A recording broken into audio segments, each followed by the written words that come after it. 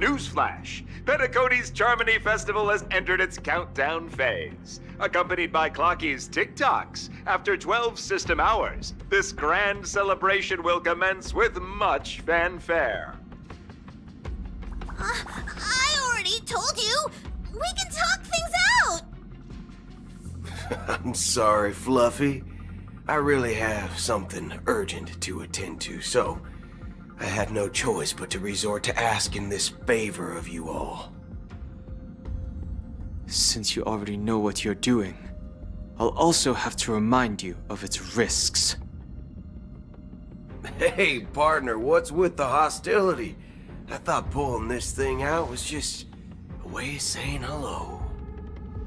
For the last time, state your identity and purpose.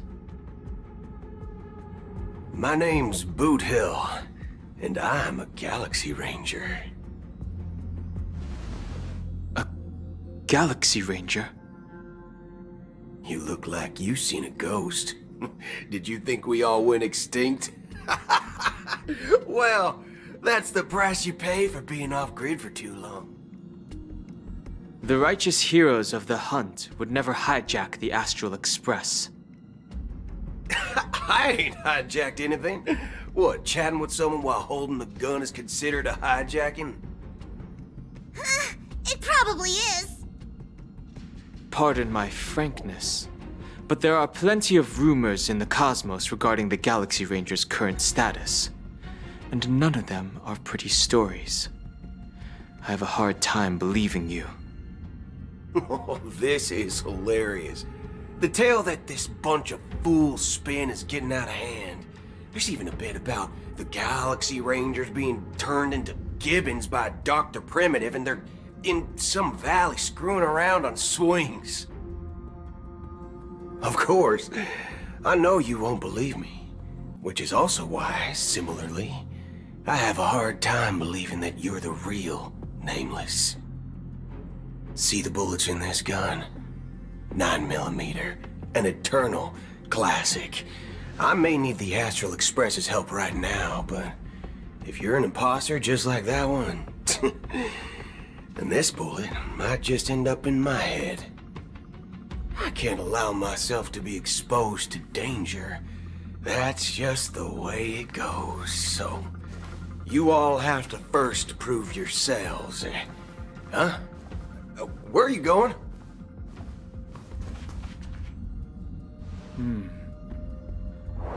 Recognize this? It's a model fudger. The Jade Abacus of Ally and Oath. The CN Joe really gave this to you guys? Model fudger? This is the Jade Abacus gifted to the Express by the Shenzhou Luofu's general, Jing Yuan. Its presence on board serves as the Shenzhou Alliance's official recognition of the Express. Is that enough? Not bad, kiddo. And across these sprawling stars, a gentle squeeze is all it takes to rustle up a whole legion of Cloud Knights. Now, I reckon that'd be one fudging sight to behold. Now it's your turn. Been ages since the Galaxy Rangers had the spotlight shone on them. We ain't equipped with such fancy gadgets, but I've been around the block enough to know the way to handle these types of situations is easy as pie. All right then, feel free to toss any questions my way. Let's see if my answers can't turn your trust. If your gut tells you otherwise, still ain't too late to show me the door. And why would I play along? If I truly am a real Galaxy Ranger, you stand to lose nothing. All right then.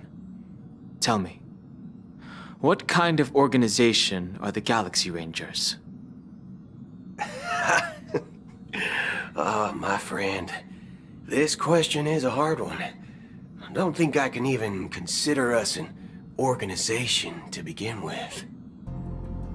Everyone's on their own fated path along the hunt, with their own resolute sense of righteousness and not so welcome among such so-called universal values. This reply does not instill trust. It only makes your predicament more precarious. I'm guessing you're gonna ask about some form of shared faith, right? But us Galaxy Rangers don't need that sort of thing. What brings us together is a shared bottom line. Never bully the weak. Never kill the innocent. These oaths aren't some lofty beliefs, but the fundamental bottom line that one must never cross as a person. As Galaxy Rangers, we strictly adhere to the bottom line. When someone crosses them, the hunt's vengeance will surely come knocking. And in this moment, the other crucial meaning of bottom line comes into play. As long as you don't cross it, you're free to do whatever you please. You catch my drift? Second question. Why do you seek trouble with the Astral Express? I already said that I seek no trouble. I must go to Penacony for a matter. But I don't have an invite. And I can't even enter the family's hotel doors. If only I could borrow the Nameless's identity. The entire cosmos knows you're guests of the family.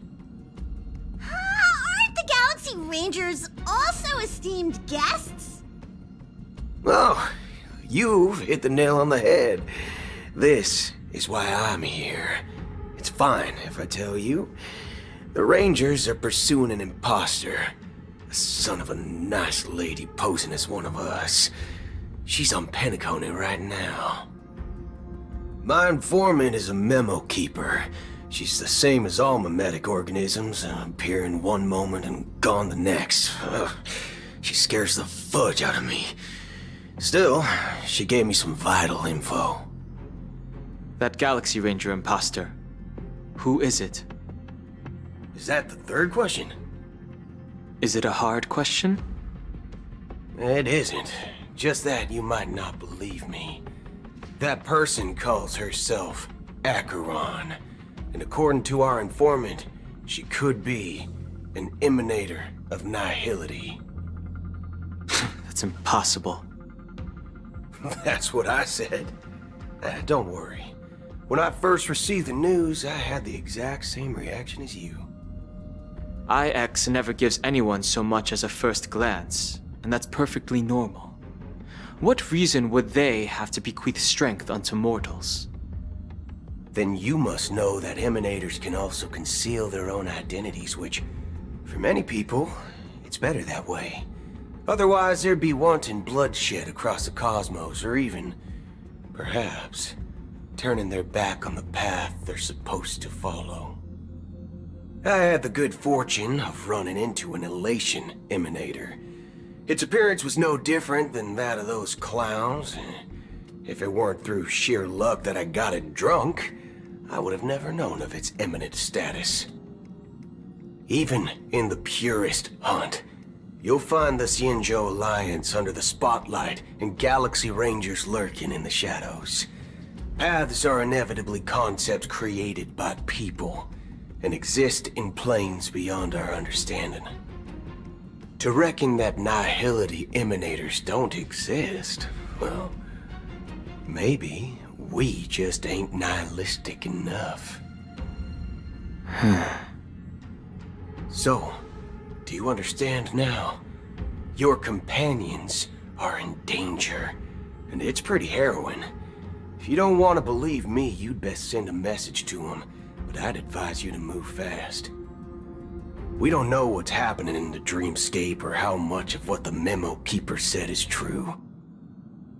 And that Acheron, who knows what she intends to do.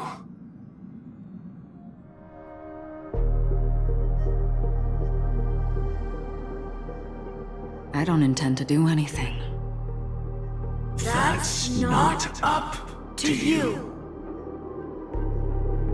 Did you know People who come to the land of dreams for the first time. They'll subconsciously stop to reaffirm that they're still walking on solid ground. And then they will unanimously raise their heads to gaze at the sky. Be it reality or dream, staring at the sky is instinctual for humanity. Since the day that the golden hour was completed, it's always been there, watching over every single night of decadence. But now this night sky has been mercilessly severed, dyed with the mist of nihility. And this whole event happened within the course of a single slash of a blade. A single slash of a blade isn't really accurate. It was actually 2 blades, just that the second one was faster. That's not the point. Many guests who weren't supposed to be invited have gathered at this banquet. Even if the harmony is all-embracing, I have no choice but to show some of them the door. For the sake of Penacony and the peace.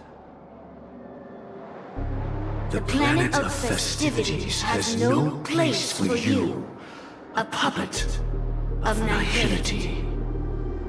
Those who live in the shadows do not bear the right to tread the illuminated stage. Speaking of living in the shadows, there's probably not much difference between us. It's only polite to reveal your true self, at least when speaking to others. Penacony's Dream Master.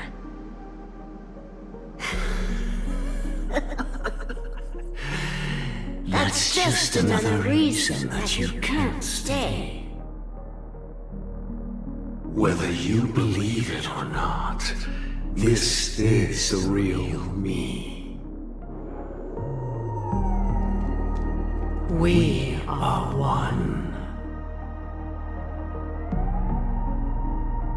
Is this the unity that the family espouses? My mortal shell has long since dissipated. The Oak family's 107,336 offspring are now my eyes, ears, and mouths, spreading joy across dreams when required. And in times of essential need, exiling evil from this haven in my stead. From the sound of it, it seems like you're asking me to leave Penacony. I am glad that you're an understanding one. Alas, I'm not asking. If you think you can. Are you threatening me? I ended it with a period. It was a statement, not a threat. Knowing who I am and still showing such malice. You're not the first, nor will you be the last.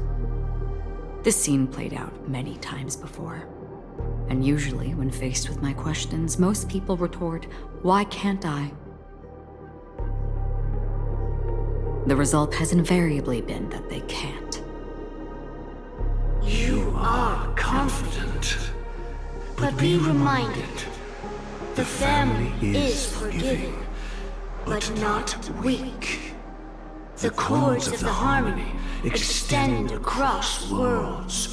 If you do not comply, when the blade is unsheathed for even a hair's breadth, you will never be able to escape the eternal Centurion's wrath in all of your lifetime. 137 individuals. That is how many heathens I have exiled since I became Dream Master. Among them were those who once severed my wings, and those who immolated my body. And here I stand again, about to add another mark to the tally. And you will die. I mean, all of you will.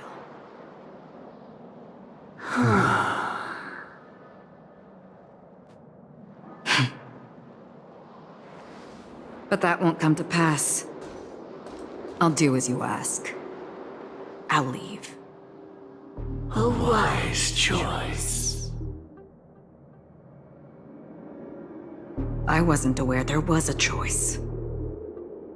To you, that surely is the only option. Please bear in mind, you and Penacony are of different worlds. Those born on the far bank cannot seek solace across the river. Leave and never return.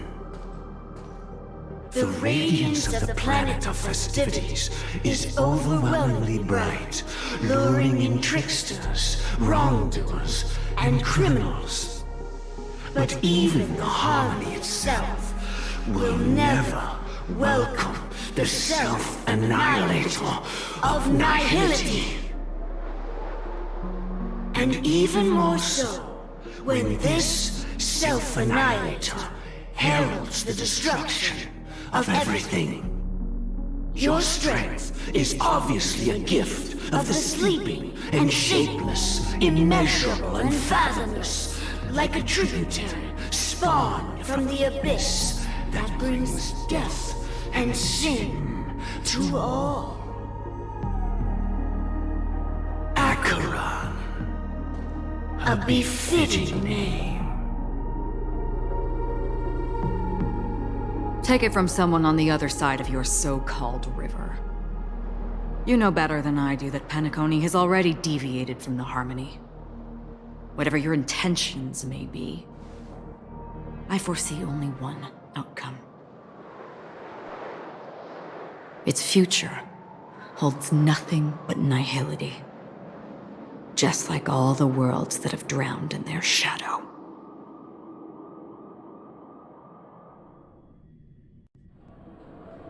Attention, please. The unusual event that occurred moments ago was due to a technical malfunction at Clock Studios theme park. The family has promptly responded to secure the area, and we're happy to report that there have been no injuries. Oh, I swear that was no movie shoot. So many chips fell from the sky, and I even caught one of them. But it vanished in an instant before my very eyes. Excuse me. Are you talking about the Clock Studios theme park incident? Yeah, what about it? Oh, Miss Robin! Am I seeing things right? No need to worry. I apologize for any inconvenience caused to your delightful dream journey. What you just mentioned about the chips really piqued my interest. Would you mind providing more details about the incident? Oh, it was just those chips you normally see everywhere. The green ones? They fell from the sky as if it were raining. And then those chips simply disappeared. It appears to be the dream sim tech the Iris family has been developing. Huh? Miss Robin, you mean those chips were all part of a performance? But I really... Shh. This technology hasn't been made public yet. It was originally planned to debut at the Charmony Festival, but it seems it's been leaked. Can you help me keep this secret? The raining chips were supposed to be part of my act. Oh, I see. Then it all makes sense now. I'll do anything to help make the Charmony Festival a success. Thank you. As appreciation, I'd like to give you a token gift. Oh, this button is... Press it at just the right moment in the celebration, and there could be an unexpected treat in store for you. All right, it looks like there are other guests who are also confused. I'll have to excuse myself. Please, enjoy the dreamscape. The family promised they would protect the guests within the dreamscape, but I witnessed a group of organic life forms making their way to the theme park. And soon after, a rip tore through the sky, and black rain started leaking out of the void. The family needs to provide a reasonable explanation, or I'll take my loved ones and return to reality. I thought the dreamscape was supposed to be a paradise. If it's not, then there's no point staying here. It appears the good sir has seen many great events. And it's true that an uninvited guest has unexpectedly entered the dreamscape. However, their target is not the ordinary guests, but the ambassadors of the IPC. The family will certainly ensure that the safety of the guests is of the highest importance. Miss Robin, I know the Bloodhound family has already sealed off the theme park and has control over the situation, but it won't resolve the problem. The family can try their best to protect their reputation, but as a guest, I don't wish to gamble with my life. But as you can see, sir, no innocent bystanders were affected in this incident.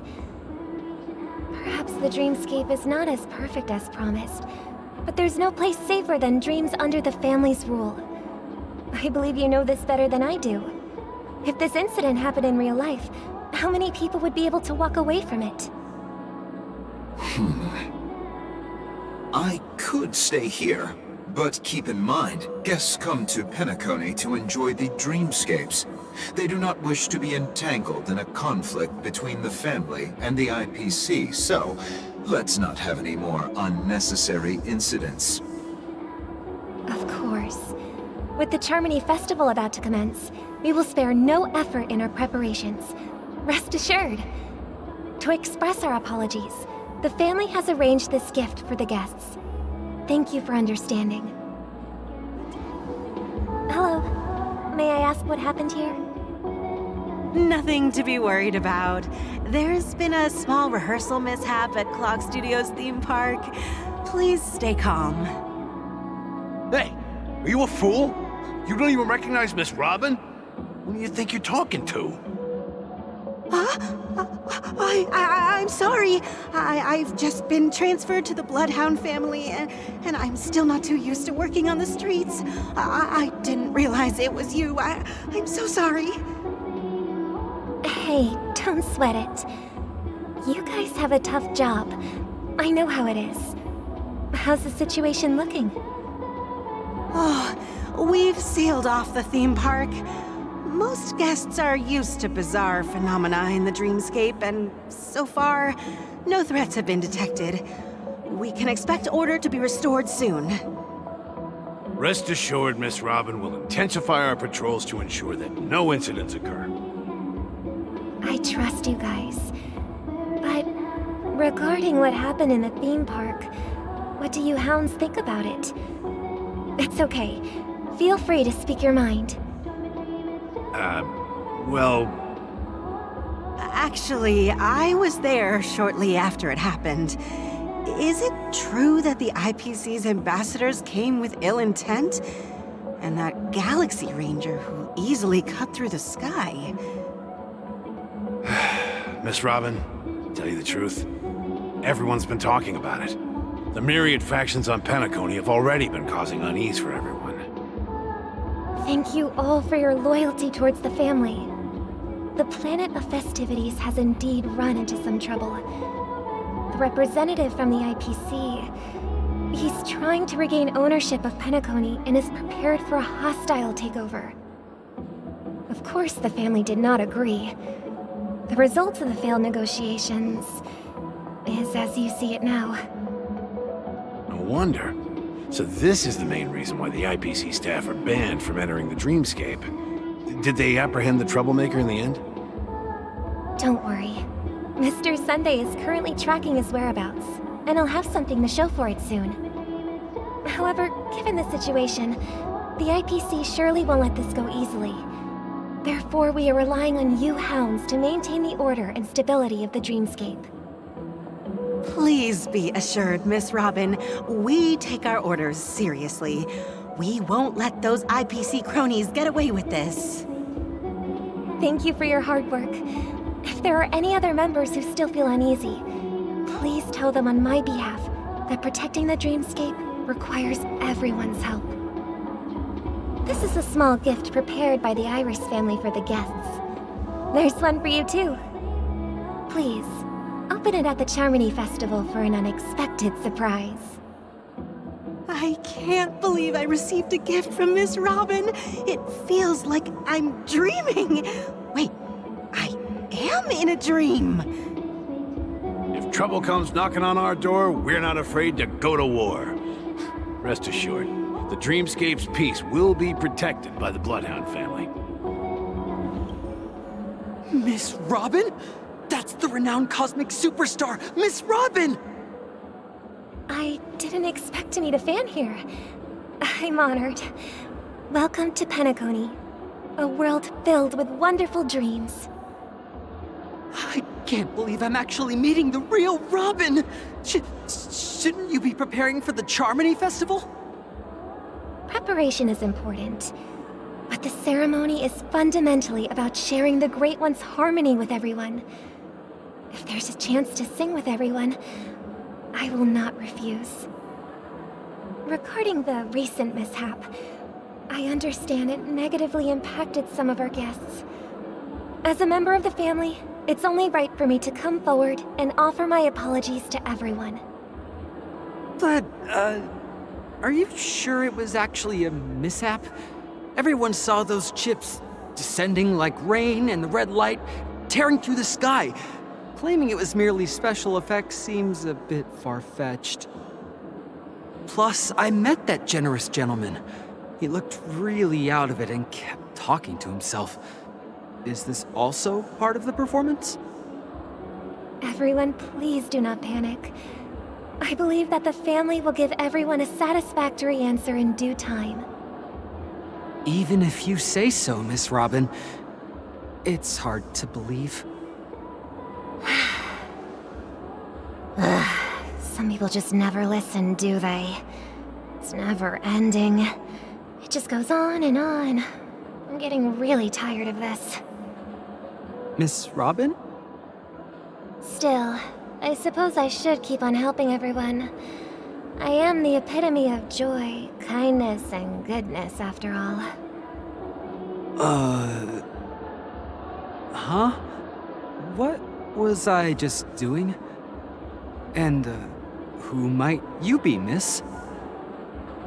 Here, take this, little guest. This gift has been specially prepared for you by the family. Make sure to take good care of it until the opening of the Charmony Festival. Then, when the show reaches its climax, press the button together with the others around you. You never know. Something very exciting might happen.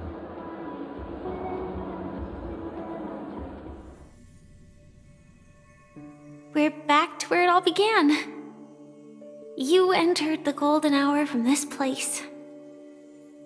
And it is also from here where you will enter the true Penacony. It is a pleasure to journey alongside you once more. But it's time I laid bare the entire truth before you. As you might have heard, I also go by another name. Stellaron Hunter Sam.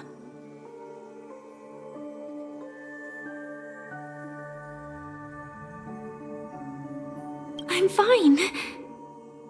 Sorry, I hope I haven't scared you. I know you have many questions. Do you remember when we encountered death in that strange dreamscape? When I was caught by that meme? In that instant before it killed me? I saw the reflection of another dreamscape in its ghastly pupils. So, following the clues in the script, I came up with some theories about the meme. That's why I instructed Silverwolf to issue invitations, drawing everyone to the Dreams Hotel. I intended to call upon death before you arrived, to solve the riddle using more direct means, and then invite you to join. However, contrary to my wishes, I couldn't defy the script. And I didn't get a chance to explain it to you. It is how you see now. I was impaled by the bladed wings of death. The heavy pressure of concentrated memoria miasma exploded in my mind as if it was actually reality. But after the momentary numbness subsided, I found that my body was absolutely unscathed. I was still alive. And it was just as I thought. I had arrived at a place starkly different from this beautiful dream. Beneath the dreamscape of Penacony lies another, more chaotic, more primal memory zone. Its name? Land of the Exiles. And so, then I returned to the hotel in the dreamscape, hoping to tell you of its existence. Yet I could not reveal my own identity. So, I could only divert your party's attention and lure you away from the battlefield. And after, all my attempts proved futile. It wasn't until not long ago, when a crimson blade of light shattered the high wall of the dream, causing you all to fall far into the abyssal depths of the dreamscape, that I was able to awaken you and your companions one by one. And that's it. That is all that's happened so far.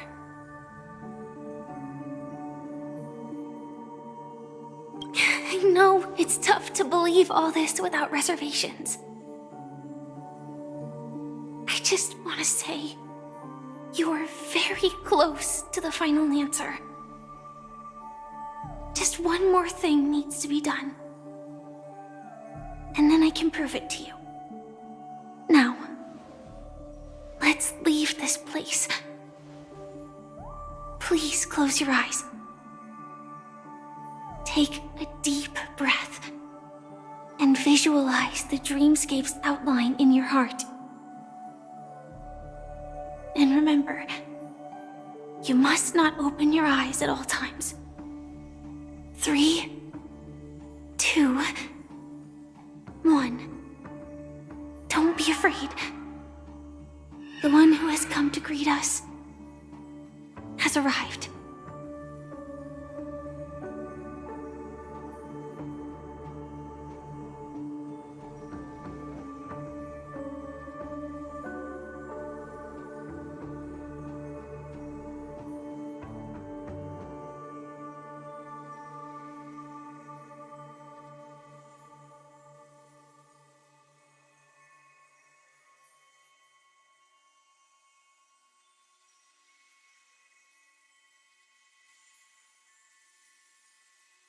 I never knew you could do this.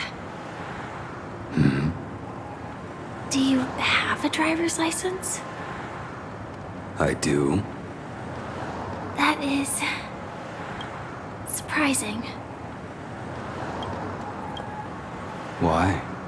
Because this is Japella, the city of sins? No, it's nothing. I'm just thinking that you haven't slept in 20 system hours. Are you sure you're okay? I'm fine. I'll survive. Same goes for you. I'm not so sure about that. Slow down a bit. Infiltration is over.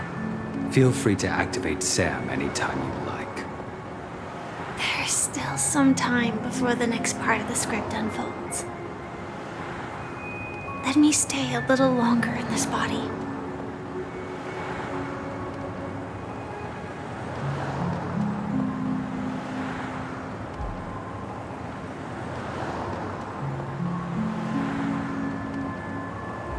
Such a long tunnel.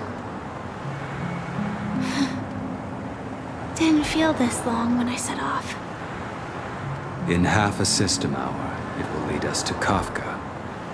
And then comes the downfall of the Japella Brotherhood. Is that also part of the script? It's in your script too. Sorry.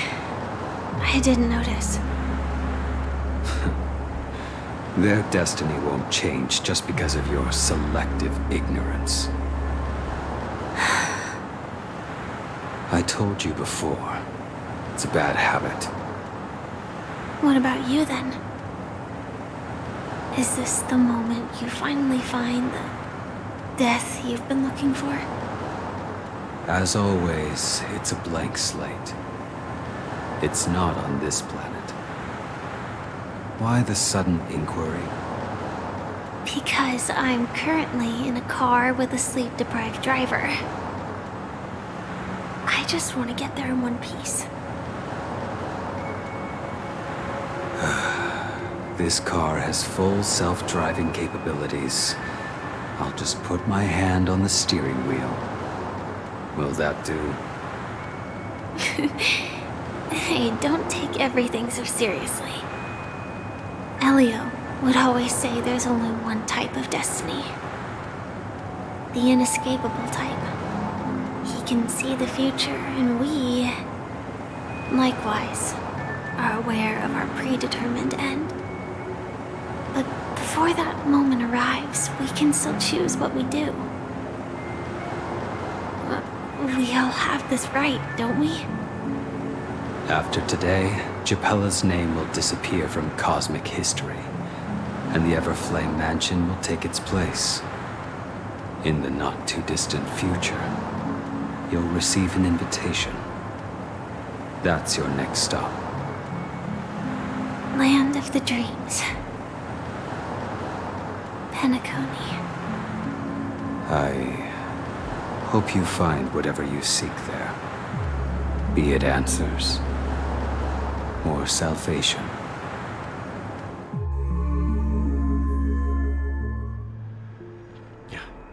Glad to see you're safe and sound. Close your eyes. This is the answer. Isn't it incredible? The monster that we have always known as Death is actually the guardian of the land of the exiles. It abides by a certain rule. Abducting people from their dreams and bringing them here. The question that has been perplexing us, does death really exist in the dreamscape, appears to be a cognitive trap. It was laid by those orchestrating events from the shadows to cover up the truth behind the disappearances and the existence of this fortress known as Dreamflux Reef. Every emergence of that meme is related to the Watchmaker. Since Dreamflux Reef is where it brings its captives, it's likely that many of our long-standing questions will be answered in this place. The atmosphere here is starkly different from the beautiful dream. There are no regulators here like the family. And they all look like they're mildly dazed. But from the whispers of the residents, they've heard a familiar name. Gallagher. It's that man again. Always in the right place at the right time. Though that does save us the trouble of looking for him. Himiko and March have already made a move. Get ready. We're about to set off. I'm really sorry for waiting until now to tell you everything. 2 reasons. Firstly, the script. In the future that Elio saw, Sam and the Astral Express's confrontation was inevitable. I tried to break the shackles of the prophecy, but this is as far as I could go. That aside, there were also my personal motives. I wished to travel with you as Firefly, and not Sam.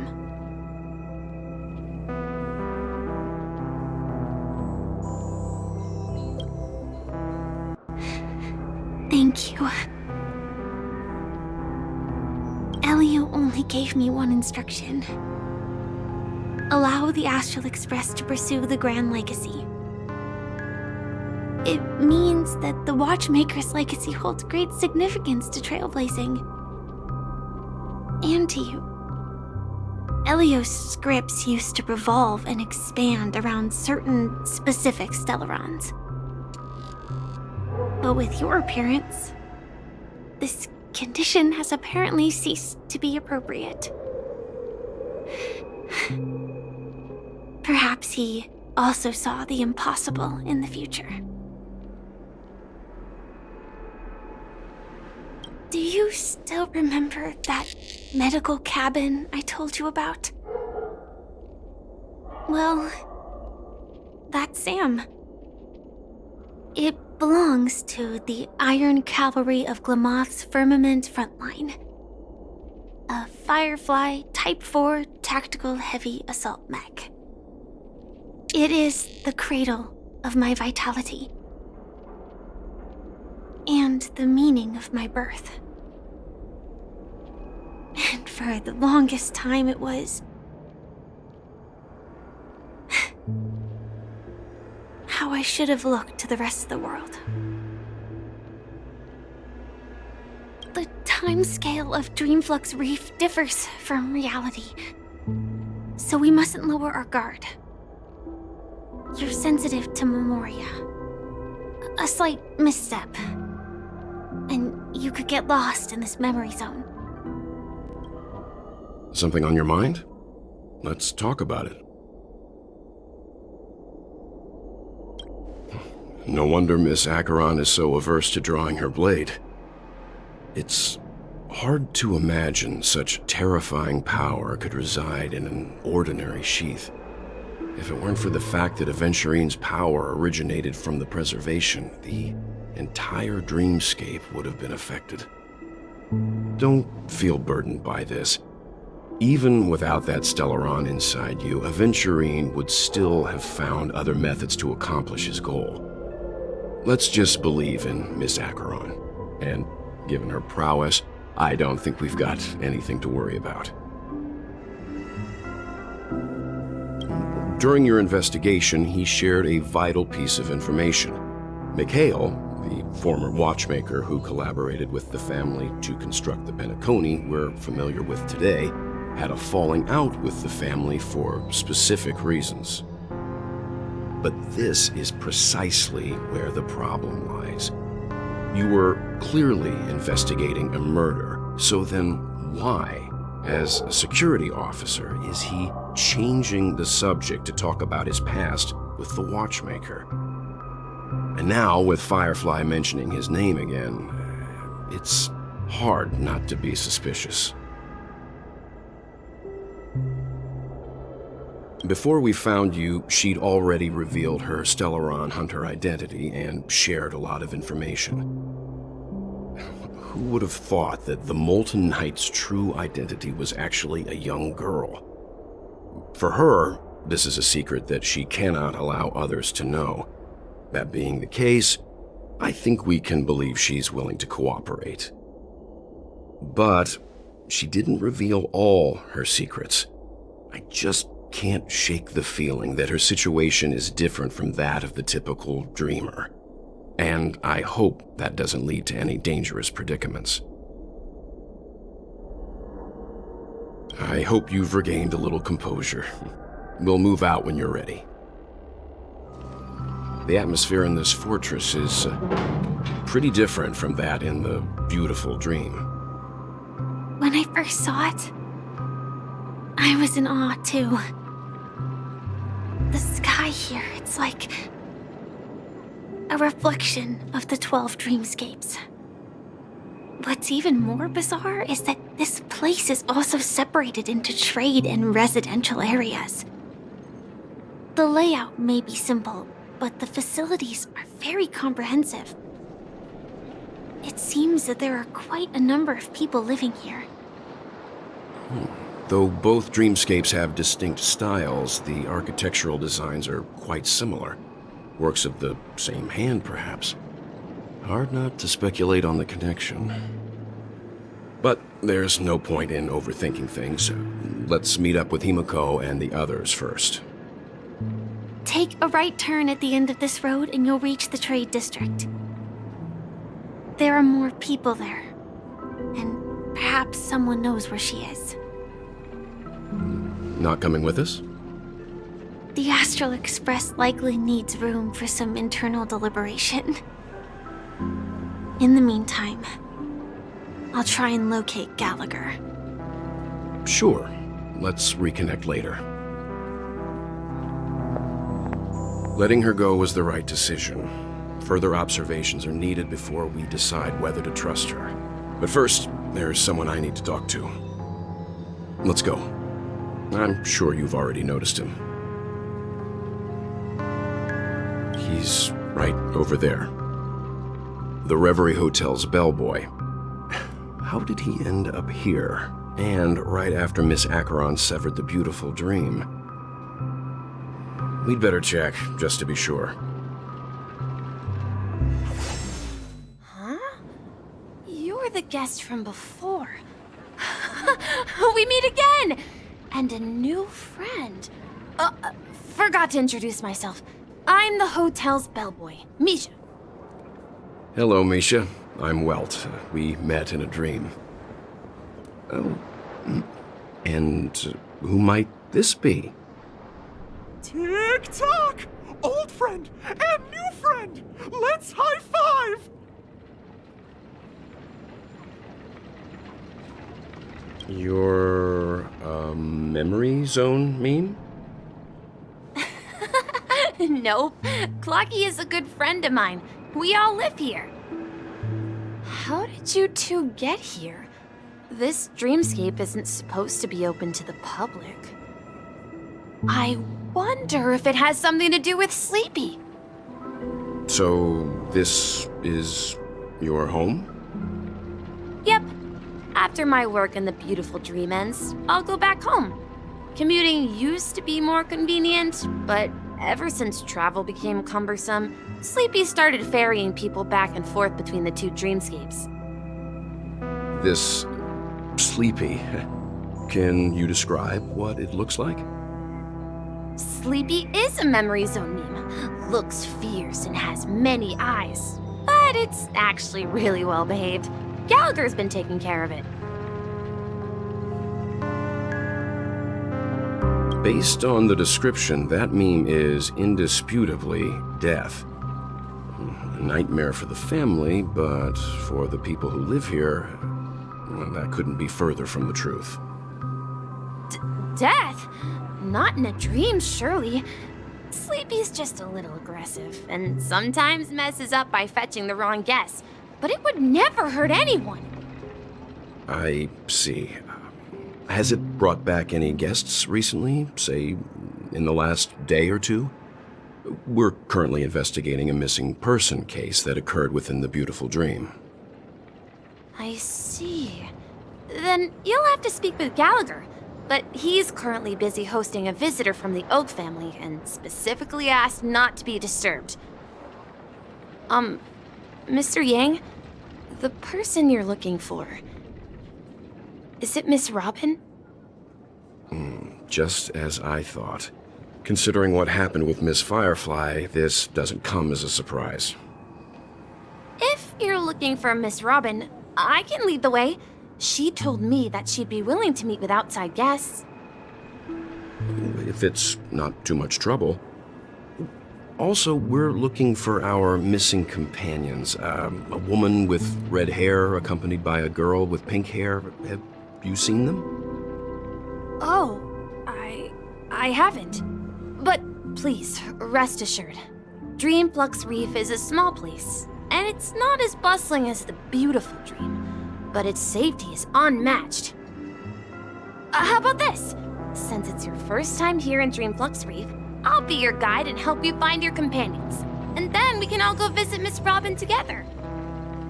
She's gone to Mrs. Grace's to visit the children. She won't be leaving anytime soon, so there should be enough time. All right then, we'll follow your plan. Well, we now know the answer to both murder cases that have caused such commotion in Penacony. As for the intentions of the mastermind behind it all, we're still none the wiser.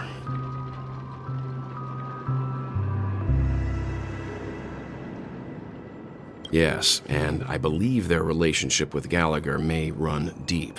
Why else would they be so clandestine about their discussion? Regardless, we have to find Gallagher. Say, you mentioned before that you saw a Clocky that only you could see, right?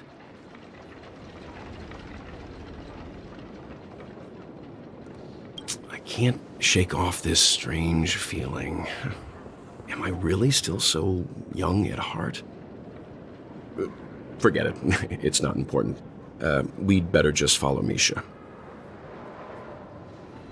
Everyone, look! From here, you can see the most spectacular view of Dreamflux Reef. A black hole? No. An accretion disk formed from consolidated memoria? Was Dreamflux Reef built on such unstable memoria? Oh, so Mr. Yang is also versed in memoria dynamics. I was just trying to figure out how to explain this huge hole to everyone. I bet you guys have a lot in common with Miss Kami. My calculations are finally done. In another 10 system hours, the above dream will swallow the dream below. My hypothesis was correct. This place will cease to exist as the dream devours everything. Who are you all, and why haven't you left yet?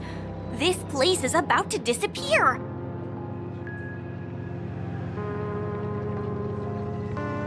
I'm Kami, a dreamscape surveyor specializing in memoria dynamics, and this is my life's work that I'm researching.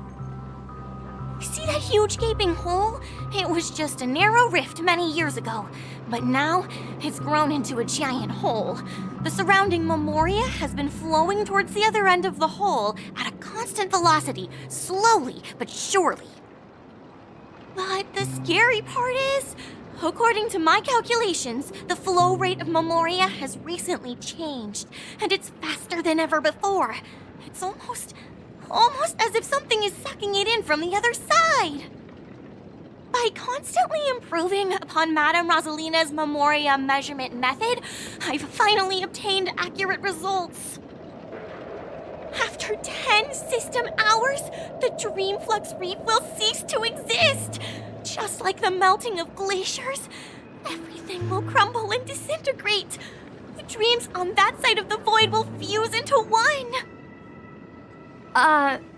Please don't worry. This sort of thing has happened many times before.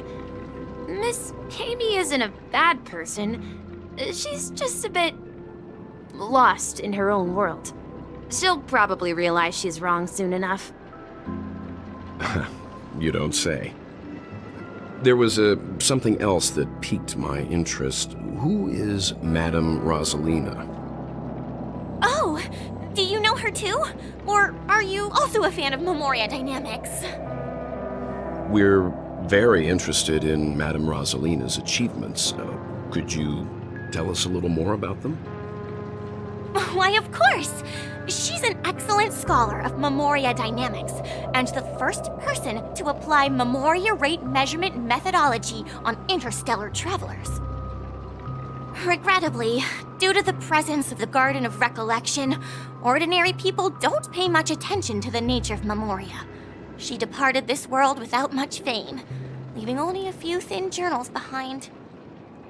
I came to Penacony to learn more about my idol, and went to great lengths to seek out Dreamflux Reef, all because this is her final resting place. Prodigies always meet their demise prematurely. If only Madame Rosalina had more time, she would have discovered a way to reverse the flow of Memoria. I felt it. The source is in the golden hour. There is a certain anomalous presence stirring the currents of the memory zone. I must uncover more concrete proof. I must convince everyone. Does the name Madame Rosalina sound familiar to you? That's right. It seems like she did a great deal of research and calculations in Dreamflux Reef before abruptly passing away. Miss Katie regularly mentions her. I hear Madame Rosalina passed away during the prison war. She could see the Penacony of today. Its people building homes in the memory zone. I bet she'd be really happy. Perhaps. Our destination is the commercial district. That's where the largest crowds gather in Dreamflux Reef.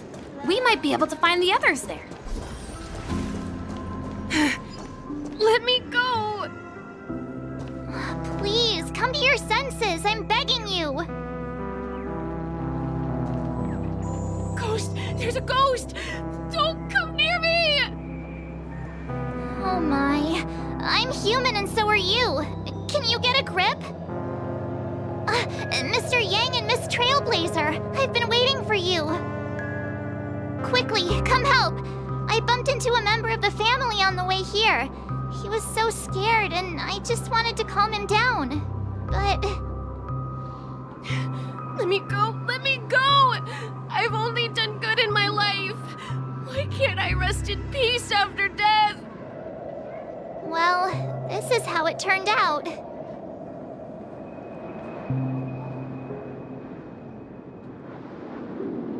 Me? A ghost?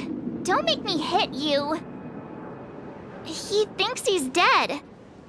Although, when I first fell in, I also thought the same. Dear guest, this is not the afterlife.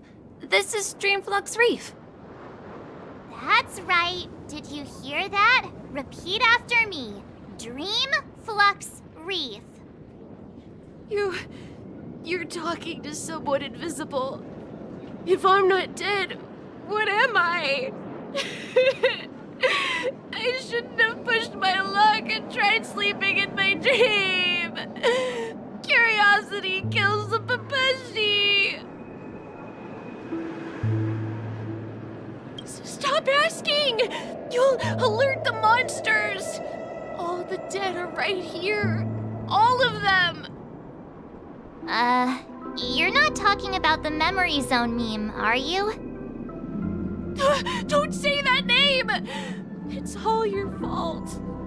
They're coming!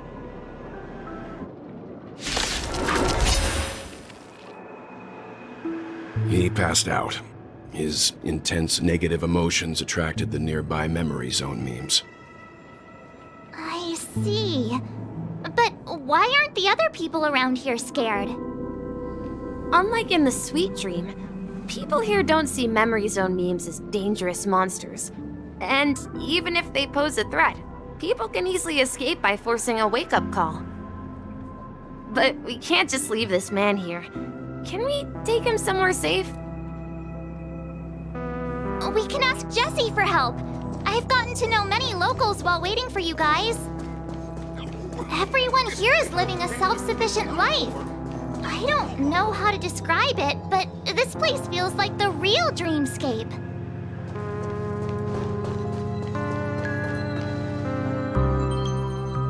Evening, Jessie. Is it evening? Welcome, Miss March. Who might these be? These two are my friends. As for the man lying on the ground, he's a scaredy cat who fainted from fright. I see. Another poor guy who accidentally ended up here. I'll take care of them. There have been a lot of new faces lately. Things must be tough in the beautiful dream. The few remaining havens of freedom in Asdana will soon face trouble. Do such things often happen here? Not really, but they're becoming more frequent now. Guess it's one of the signs of the Sweet Dreams collapse. This man has had quite the shock. Could you help me find a Halovian lady, March? Her songs can heal mental wounds. A Halovian lady? That must be Robin. She's also here in Dreamflux Reef. Huh? Robin? But I thought she... Oh, right. If Firefly is here safe and sound, then it means Robin must be okay too. Misha is about to take us to her to find out what happened. But before that, let's meet up with Himiko. You were with her earlier, right? We met some stowaways in the residential area. Most of them came from neighboring star systems.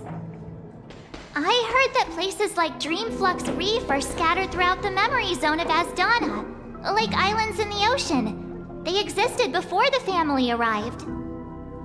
I also heard that when Dreamflux Reef took shape, it was the center of all dreamscapes in Penacony. If that's true, it's no wonder there are so many similarities between this place and the Sweet Dream. Himiko must be gathering information. Let's hurry up and get going. So that's how it is. I never imagined we'd gather the remaining details here. To borrow Gallagher's catchphrase, what an unpredictable twist of fate. Himiko, here they are. Ah, perfect timing. Now that everyone's here, I'd like to introduce everyone to Micah, who's partly in charge of the Land of the Exiles. Micah, these are my companions. It's a pleasure to meet the Nameless. You know us?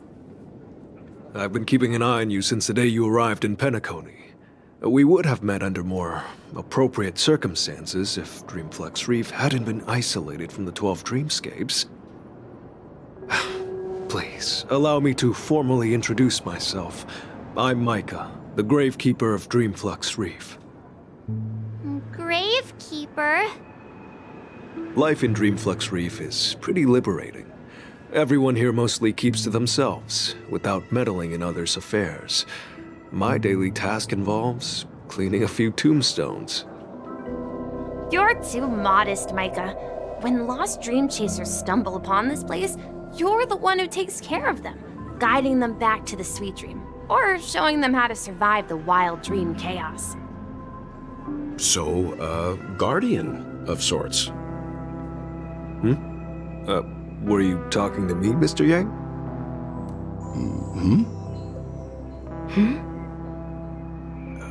On that note, Mr. Mika, which tombstones are you referring to? We didn't come across any graveyard when we arrived.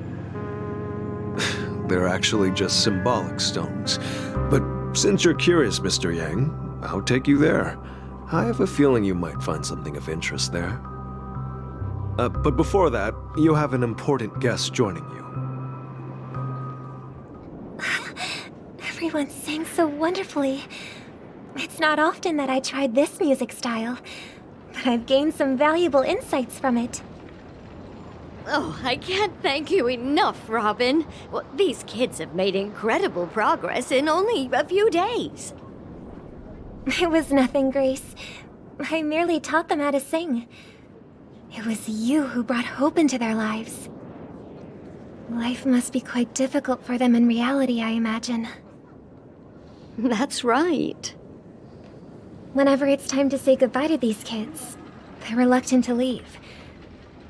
But I've explored every corner of Dreamflux Reef, talked to everyone I met, and they all told me the same thing. This shattered dream is not worth clinging to. It seems you truly are a child of the Harmony. Emma and Andy are orphans I took under my wing. Carol there, with her blind eyes, used to work at a nutrition center in the outer ring of Penacony. And And as for Gary, he's been living with autism since he was a child. They're not old enough to enter the sweet dream managed by the family. If we compare people to birds, these kids are like fledglings with impaired wings. But in this dream, well, they can fly freely. Even if they stumble along the way, well, they're still relying on their own strength. And me, an old lady with no legs. Well, without this dream, I couldn't even walk toward them. I'm glad that you found a new life here in Penacony. It's just... Don't worry, Robin. Dreams have their significance, but they aren't everything. Both the children and I understand this. No matter how long we fly through this dream, we will one day return to reality. But you know what? Emma and Gary aren't plagued by their insecurities anymore. No, and Carol is learning how to cope with her blindness. And Andy is livelier than ever. Well, even I've become more optimistic. You see, in dreams, we learn how to live. Once we return to reality, we learn how to survive. And should our feathers be damaged, then we share our wings with one another. There's no need to covet an illusory sky in dreams, because we have the right and the ability to fly towards a broader horizon. It's a relief to see you safe and sound, Miss Robin. It's nice to see you all again, Astral Express crew. I heard my disappearance caused quite the commotion out there. I'm really sorry about that. Since you're here, can we assume that you're fully aware of the situation in Penacony? Ever since I returned to Penacony, my voice started to change, until it gradually faded away. At first, I thought it was a temporary ailment, perhaps due to having been away too long. I thought maybe it just takes some time for my body to acclimate to the high concentration of Memoria and Asdana. But now it seems the root of the problem goes way beyond me. There are elements around me that don't align with the harmony. And losing my voice is just one of the signs of the Sweet Dreams collapse. The Sweet Dreams collapse. That memo keeper mentioned the same thing. So it's real. While I was away from Penacony, the boundaries of the 12 dreamscapes kept expanding outward. But whenever I mentioned the anomalies in my dreams, all the family heads refused to talk about it. Only my brother was willing to respond.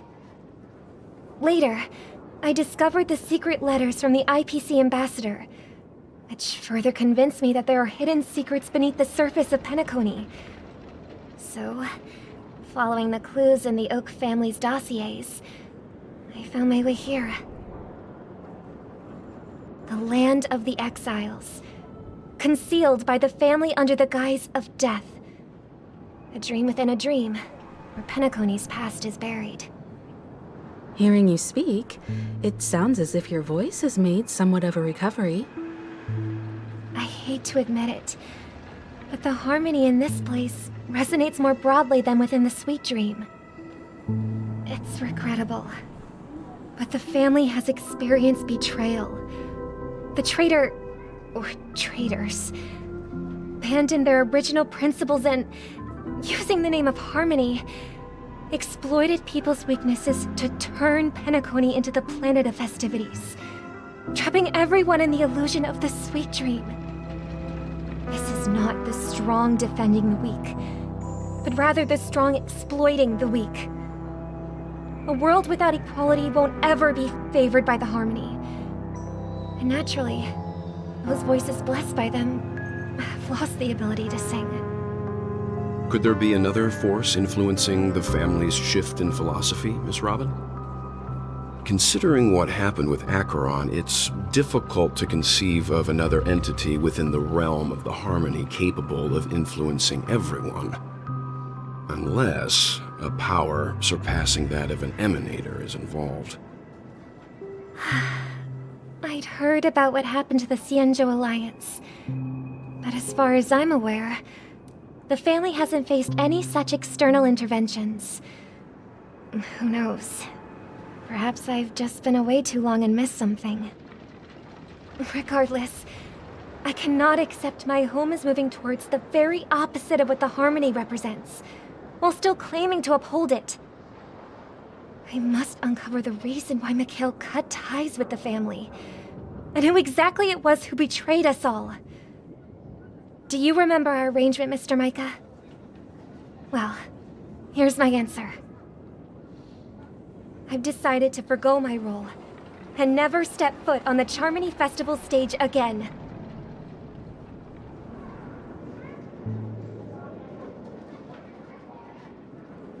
Look here, brother. A little bird. Looks like a fledgling Charmony dove. But Charmony doves don't live here. So how did this little bird get here? Maybe its parents abandoned it? It looks weak and frail. Why don't we find something soft and make a nest for it? This place is too dangerous for a fledgling. Let's take it with us. We can put it on the wooden shelf in front of your window. Okay. A bird like that must have a beautiful singing voice. But where will it live? I'll ask the family head to build a cage for it. A cage? But then it won't have the freedom to fly, right? Let's see. What is it that has captured the attention of the two best interpreters of the Great One? To the point that they've forgotten how to enjoy their dessert. Oh, poor little thing. Doesn't look like it's doing well. Do you want to rescue it? I do. But I don't want to lock it up in a cage. Why? Even if it's small and not fully feathered, and can't sing, it didn't come into this world just to be locked up in a cage. Birds, they should be flying free in the sky. That's quite the romantic idea. And what about you, a young scholar? Do you agree with your sister? I think she's right. But if we leave it out in the wild, it won't survive for more than a few days at best. Ah, I see. It seems our little scholar is still a bit unsure. Well, let me tell you youngsters a story. As you probably know, Charmony doves can fly through the air. When they fly really high, the friction caused by the flapping of their feathers against the atmosphere creates amazing lights, so that they look like shooting stars. We've seen this spectacle so many times that we think it's just something they can naturally do. But that's not the truth. Their radiant display is the result of countless struggles against nature over generations. Their ancestors were too weak to survive on the ground, so to escape predators, they started seeking new opportunities in the air. After countless attempts by many generations, one of them finally figured out how to fly. It soared into the sky and never looked back at the ground again. So, you mean birds aren't born to fly, but they find a way to do it through their determination, right? Well, that's an idealistic way of putting it. So, What are your thoughts, Sunday? I think people believe birds are meant to fly because they've never seen those birds crashing to their death. That's an interesting perspective. So, have you decided what to do with the bird now? For now, I'll keep it in a cage until it can take care of itself because I want it to live, no matter what. Well said, kids. It seems each of you has found your own answer. Your insights are truly remarkable. And I hope they come true in their own way. We will take good care of it. Won't we, brother? Yeah, but Mr. Gopherwood, there's one thing I don't quite understand. And what might that be, my son? What if this little Charmony dove never learns to fly in the end? I mean, if there are fledglings in this world that can never fly throughout their lives, should we let them go back to the sky, only to see them crash to the ground and die? Talking in your sleep, Birdie? Time to wake up.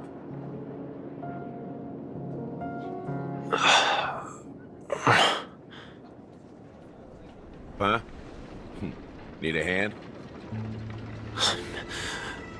I'm still alive? Yeah. Happy about that. Where is Robin? Tell me. Now. I knew that was going to be the first thing you'd ask. Don't worry, your sister is here, safe and sound. She's probably walking around the streets now. If I were you, I'd be more worried about myself. After all, right in front of you is the guy who just stabbed you in the chest with a dagger. If you wanted to kill me, you wouldn't give me the chance to speak. Just tell me your demands, lackey of the Watchmaker. So, you figured out who I am, huh? No wonder you had the guts to go against the Dream Master and the Four Families. Looks like I made the right choice. Choice? You are aware of my plan and see through my act. Time is running out, so let's drop the charades. I'm suggesting we cooperate. Cooperate? What makes you think I'd cooperate with you? The fact that the famous Robin has chosen my side. Plus, some clues about a traitor and a bright future for Penacony. Any of that catch your interest? I find it hard to believe a man who's full of deception. Fine. You don't have to trust me. What you should trust is the sense of justice inside of you. Show me Robin first. All right, as you wish. Here she is. Huh? What's your trick this time? Just kidding. I mean, this lady will lead us to Robin, right? And the crew, too. There are too many people who you owe an explanation. That'd be great. Please follow me, Honorable Oak Family Head. Now, all the actors are on the stage.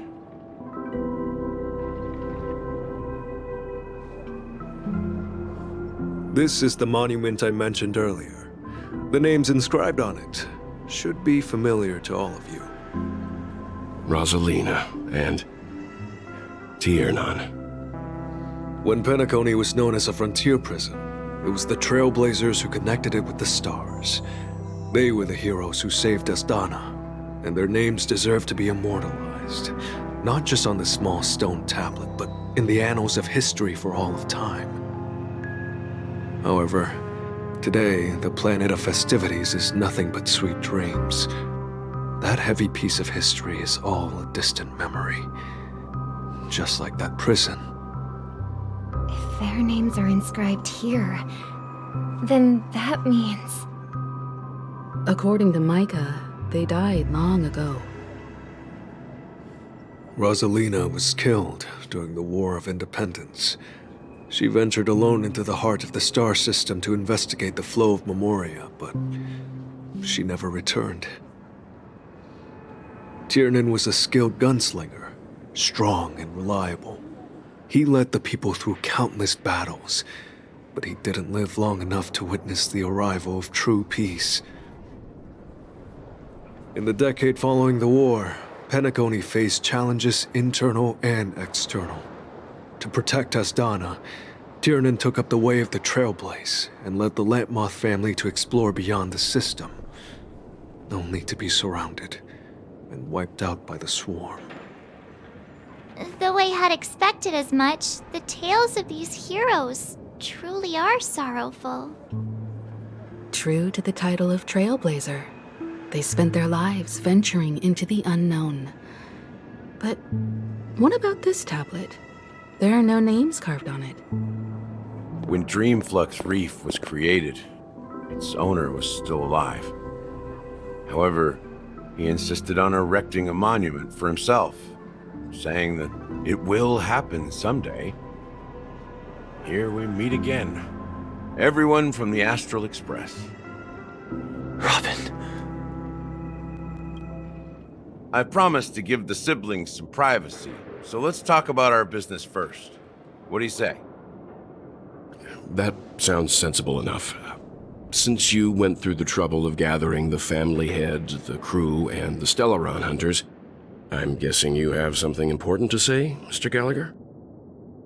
Oh? Is it that obvious? The look on your face is practically screaming, I'm the one behind all this. You're right, Mr. Yang. It is indeed time to come clean on everything. The siblings already know what they need to, and they've made their choice. But you, Nameless, arrived a bit late. So it's only fair that I answer your questions. Before we begin, let me reintroduce myself. I'm the founder of Dreamflux Reef, the deputy of the Watchmaker, and the one who sent out that invitation. As Gallagher, the history fictionologist, I humbly extend my greetings to you all. History fictionologist? So what, everything you told us was made up? Well, don't worry. Almost everything I shared was true. Well, except for the part about the family accepting me back. I double-checked with Micah, and everything he said about the family, the Watchmaker, and Mikhail is true. Thank you for your understanding. Now let's get down to business. I'm sure you're all wondering why I went through the trouble of setting up this battle for the legacy, inviting different factions and stirring up a ruckus all over Penacony. Well, it all boils down to something very familiar to all of you. The Stellaron. The Stellaron? But how is that possible? Penacony is a free-flowing interstellar hub. There are no signs of contamination whatsoever. You're totally correct. So, care to take a guess at what that means?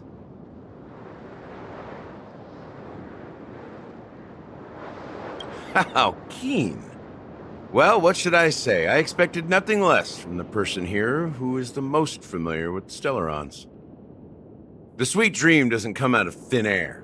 If you think of the memory zone as the sea, creating the land of the dreams is like filling that wild ocean with earth to make an island. To achieve this feat, without the help of an emanator of remembrance or enigmata, the only way is to use a Stellaron. And that's not something you can achieve with a simple wish. It requires vast quantities of knowledge, time, and manpower. I'm sure you get what I'm hinting at.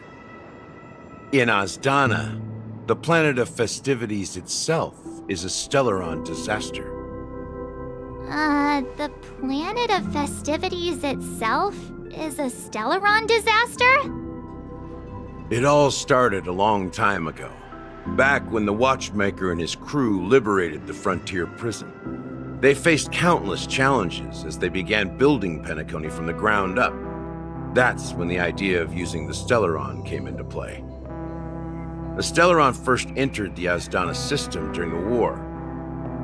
The Nameless warned everyone against the folly of attempting to tamper with such a power, and most heeded their words. But there are always people in the shadows with ulterior motives. The turning point came after Tiernan's death. With 2 of the Nameless gone, the Watchmaker had to go to the front lines. It was at that moment his rivals saw an opportunity. By the time a representative from the Montour Systems family arrived at the Watchmaker's call, the Stellaron had already been activated and was seeping into the primordial synesthesia dreamscape. And I suppose the family happened to possess the knowledge to seal the Stellaron? Not just that. They knew far more about the Stellaron than the average person. They helped Mikhail swiftly quell the civil unrest and played a part in building Penacony under the disguise of the Harmony. Those 3 eras were known as the Age of Dreaming. The Watchmaker, who had been left in the dark, sent out invitations across the universe, spreading the hype around the land of the dreams. Then, how did they turn against each other? Remember the island in the ocean metaphor? The truth is, the Stellaron was never truly sealed. It existed in a different form within the dreamscape. Think about this. What would it cost to create and maintain such a lavish dreamland? It's people's lives. The opulent dream is built upon the decay of spirits, with a toxic elixir called pleasure flowing through the dreamscape. It tempts people to indulge in the dreamscape, and gradually their minds succumb, becoming nourishment for the sweet dream. Confusion, laziness, and cowardice, weaknesses that plague humanity, were magnified and nourished by the family. Penacony became a new kind of prison, even more impenetrable than the previous one. Sadly, we realized this far too late. By then, the family had a firm grip on Penacony, swiftly quelling any opposition that arose. At my wit's end, I had to use the power of the Enigmata and sought refuge in this chaotic realm. Over the years, I created a meme within this dream for our use. Dormancy. That's its real name. We exploited a loophole. You see, regular people can't fall asleep again while they are inside the dreamscape. So this is the true meaning of the impossible. You sent out invitations in the Watchmaker's name to find forces capable of resolving the Stellaron disaster and draw them into Penacony to uncover the truth. It's not just that.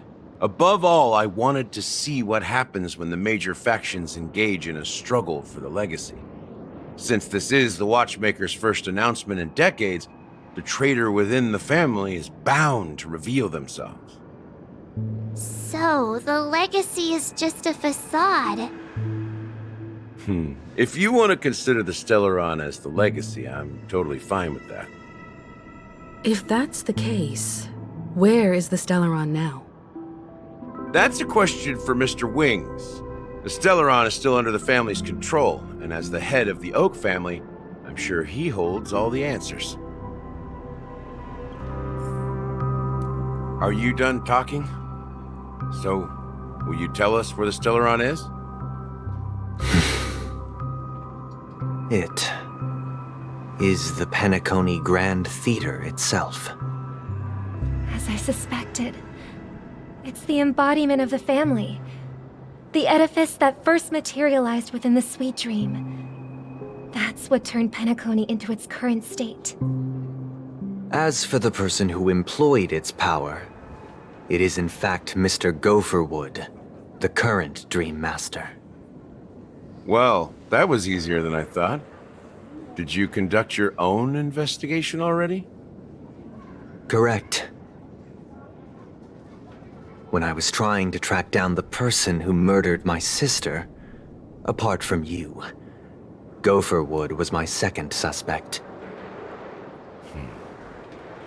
Confronting me first turned out to be a smart move on your part. I didn't have other options. The Dream Master has been elusive, and even the heads of the families can hardly get an audience with him. Moreover, Mr. Gopherwood has been kind to my sister and me. And I didn't want it all to end like this. What do you mean by that? To be honest, my brother and I are also victims of the cancer of all worlds. We grew up as orphans, and were adopted by the family when they came to help. Mr. Gopherwood recognized our potential and brought us to Penacony. But I can't just stand by and watch Mr. Gopherwood become an enemy of the Harmony. I won't use my voice to support an evil cause. I won't step on that stage and sing, no matter who the traitor is, or what orders they give me. I won't let the Charmony Festival become an event that destroys Harmony itself, or the paradise in our dreams. Indeed. For the paradise in our dreams. As the head of the Oak family, I'm responsible for ensuring Penacony's promising future. Robin and I will head into the Sweet Dream and confront the Dream Master. And if it turns out that the family has truly strayed from the Harmony, I'll fight alongside you. We'll put the Charmony Festival on hold and make sure Mr. Gopherwood pays for his blood debt. The enemies you are about to face aren't like this old dog here, who can barely even bark. Since our interests are aligned, why don't we team up? Maybe, just maybe, we'll have a shot at success. We have always been following in the footsteps of our nameless predecessors, and there's no reason to stop now. Yeah, we Nameless won't back down from a challenge. Isn't that right, Miss Trailblazer?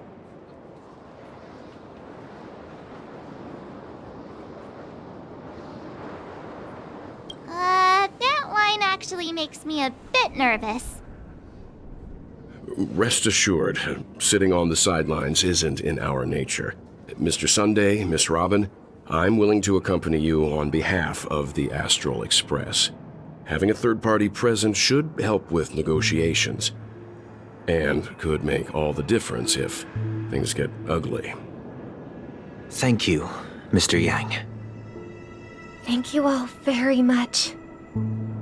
The Charmony Festival is about to start, and time is against us. We must hasten. I may have been quick to step up to the plate, but confronting the Dream Master could be a very dangerous affair. Huh? Even you're saying that, Mr. Yang? How powerful is that Dream Master? He's the leader of the families of Penacony, and he has the entire power of the Harmony behind him, not to mention the Stellaron in his possession. We must proceed with great caution. Maybe you can just stay behind this time, Mr. Yang? No, that won't do. Even if we count Robin as an ally, something felt off about Mr. Sunday just now. Although, I can't quite put my finger on it. I have to make sure he won't turn against us when things start to get dicey. You're still carrying the keepsake the IPC envoy gave you, right? May I borrow it for a moment? Huh. I knew it. As I suspected, this chip Aventurine gave to you is actually a miniature transmitter. If I'm right, he intends to use it to track your location or contact you when needed. As it so happens, this may actually be of some use in the current situation. Aventurine? Is he still alive? And what does he have to do with our mission to confront the Dream Master? Remember what I said earlier? Working with the IPC is a way to keep the family in check. If negotiations go south and the family show their true colors by going after the Stellaron, I'll use this transmitter to send a message to the IPC. It'll be just the opportunity the IPC ambassador was hoping for. The only question mark in all of this is Venturine's current status. But the IPC is always listening, especially senior strategic investment department heads like him. Getting the message across shouldn't be a problem. Good luck to you, Welt. Well, you take care too. If anything goes wrong, don't worry about me. Just make sure to seal the Stellaron. Spoken like a true hero. Even if the Dream Master is innocent, the family's corruption runs deep. I won't make the same mistake Mikhail did. Let's wish him the best of luck. Don't you have something else to tell us, Gallagher? Why would you say so? Before we departed, the conductor asked us to inquire about the 3 nameless in Penacony. We've already collected intel about Rosalina and Tiernan, so the only one left is Legwork. If I'm not mistaken, we've already met him somewhere, haven't we? It's not enough to say meet, but the answer is pretty obvious. After all, I've hinted at it in quite an evident way. I've been watching over you ever since I received the reply from the Astral Express, and I've seen the great effort you all put into linking different realms together across the cosmos. And now, after getting this far all in one piece, you have truly proven yourselves. Miss Himiko, were you the one who repaired the Express and got it sailing through the cosmos again? Yes. And you two, young Nameless, you have very interesting life stories and extraordinary skills.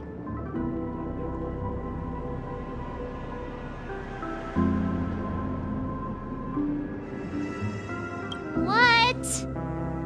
Hey, you can't just make up titles like that. You're full of energy. Please send my regards to the conductor, Pom Pom. Please let them know that their friend had fond memories from his time aboard the Express, which he reminisced on every time he had a good drink.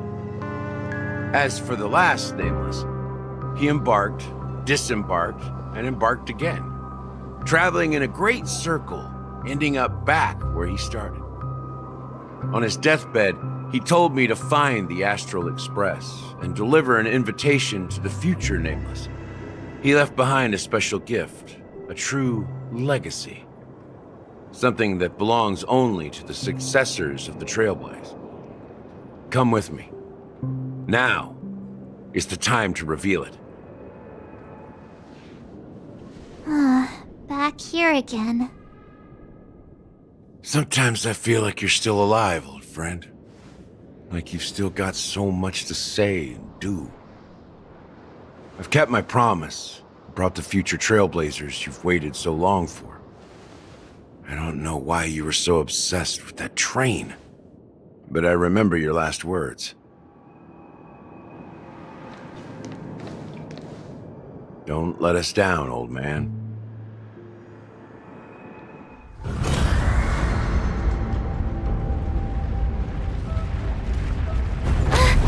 What's happening?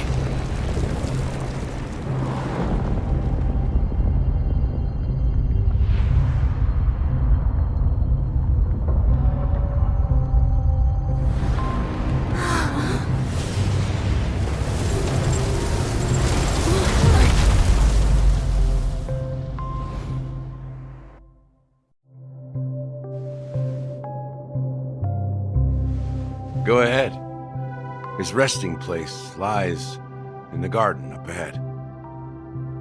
The first and last Nameless of Penacony. Mikhail Char Legward, the Watchmaker.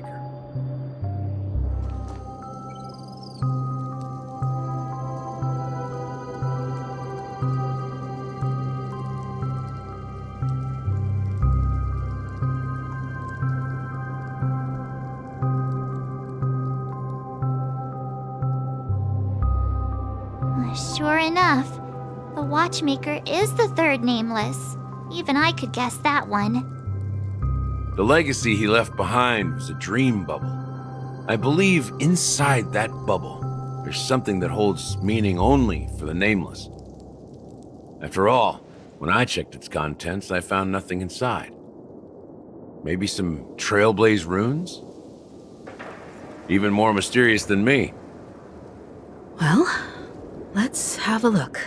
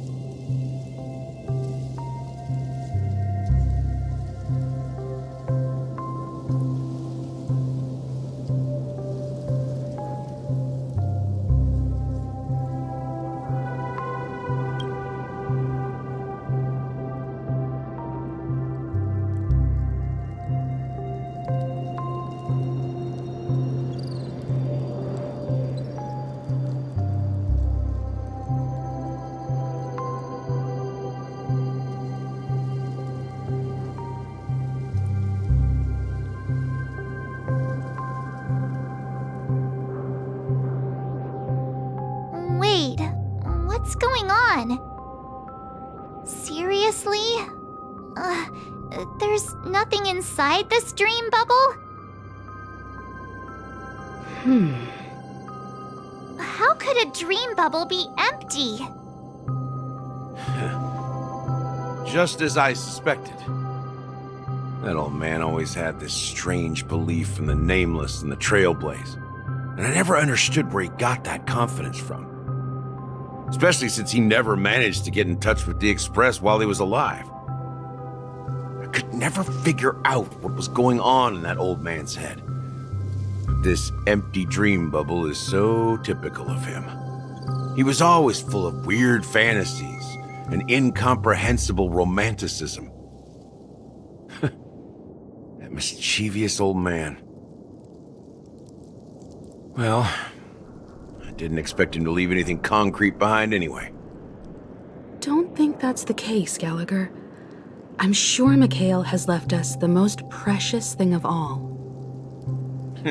Don't start getting all philosophical on me, all right? Just as Mikhail believes in the nameless of the future, we unconditionally believe in the nameless of the past. How could they leave with regrets for the future when they were ready to dedicate their lives to the land they loved? There must be something contained in this dream bubble. It's just we haven't figured it out yet. You also have faith in the Watchmaker, don't you, Gallagher? Well, I'm a follower of the Enigmata. My philosophy forbids me to have faith in anything. That's why I understand what faith means in the path of Trailblaze. And I also want to know what he left behind. I'll leave it to you guys then. Can I borrow your pet? I need to make a trip back to Golden Hour and check something at the Dreamscape sales store. It's for Mikhail, and for the future of Penacony.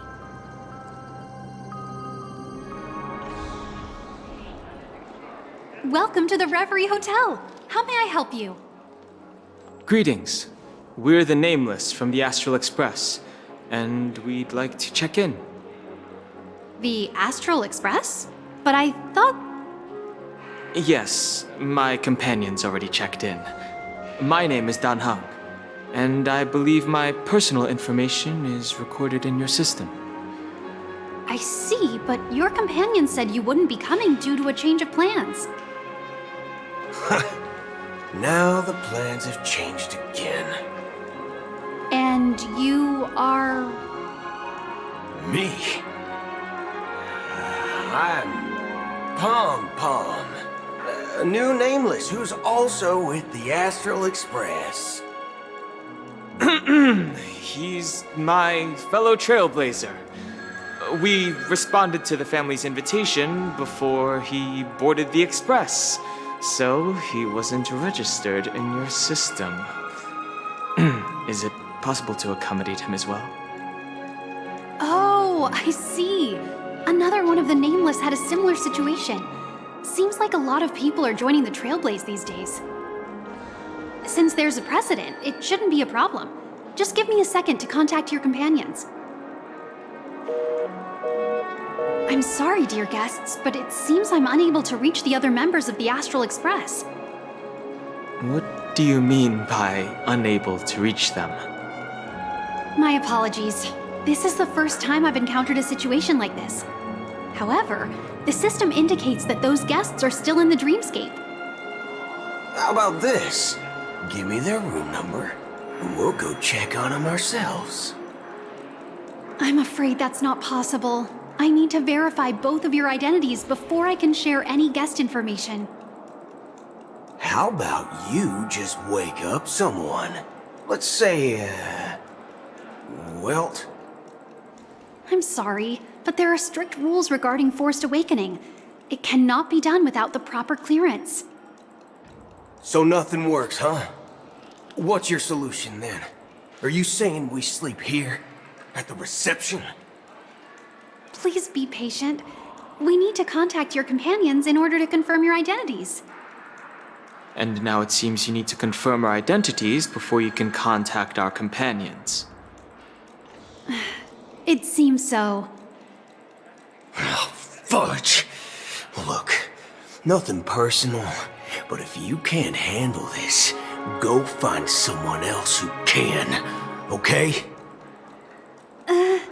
Please calm down, dear guests. I do recall that Mr. Sunday, the Oak family head, personally handled this issue earlier. Oh, please wait a moment while I contact him. I don't think she's trying to give us a hard time. She really just doesn't know what to do. I have a bad feeling about this. You tried to contact them on the express earlier, but they didn't respond. Something doesn't seem right. I need to leave for a moment. You can stay here with the receptionist. Sure thing. Just don't keep me waiting forever. Don Hung seems pretty worried about his companions. I should give him some space. Stressing out about it won't help anything.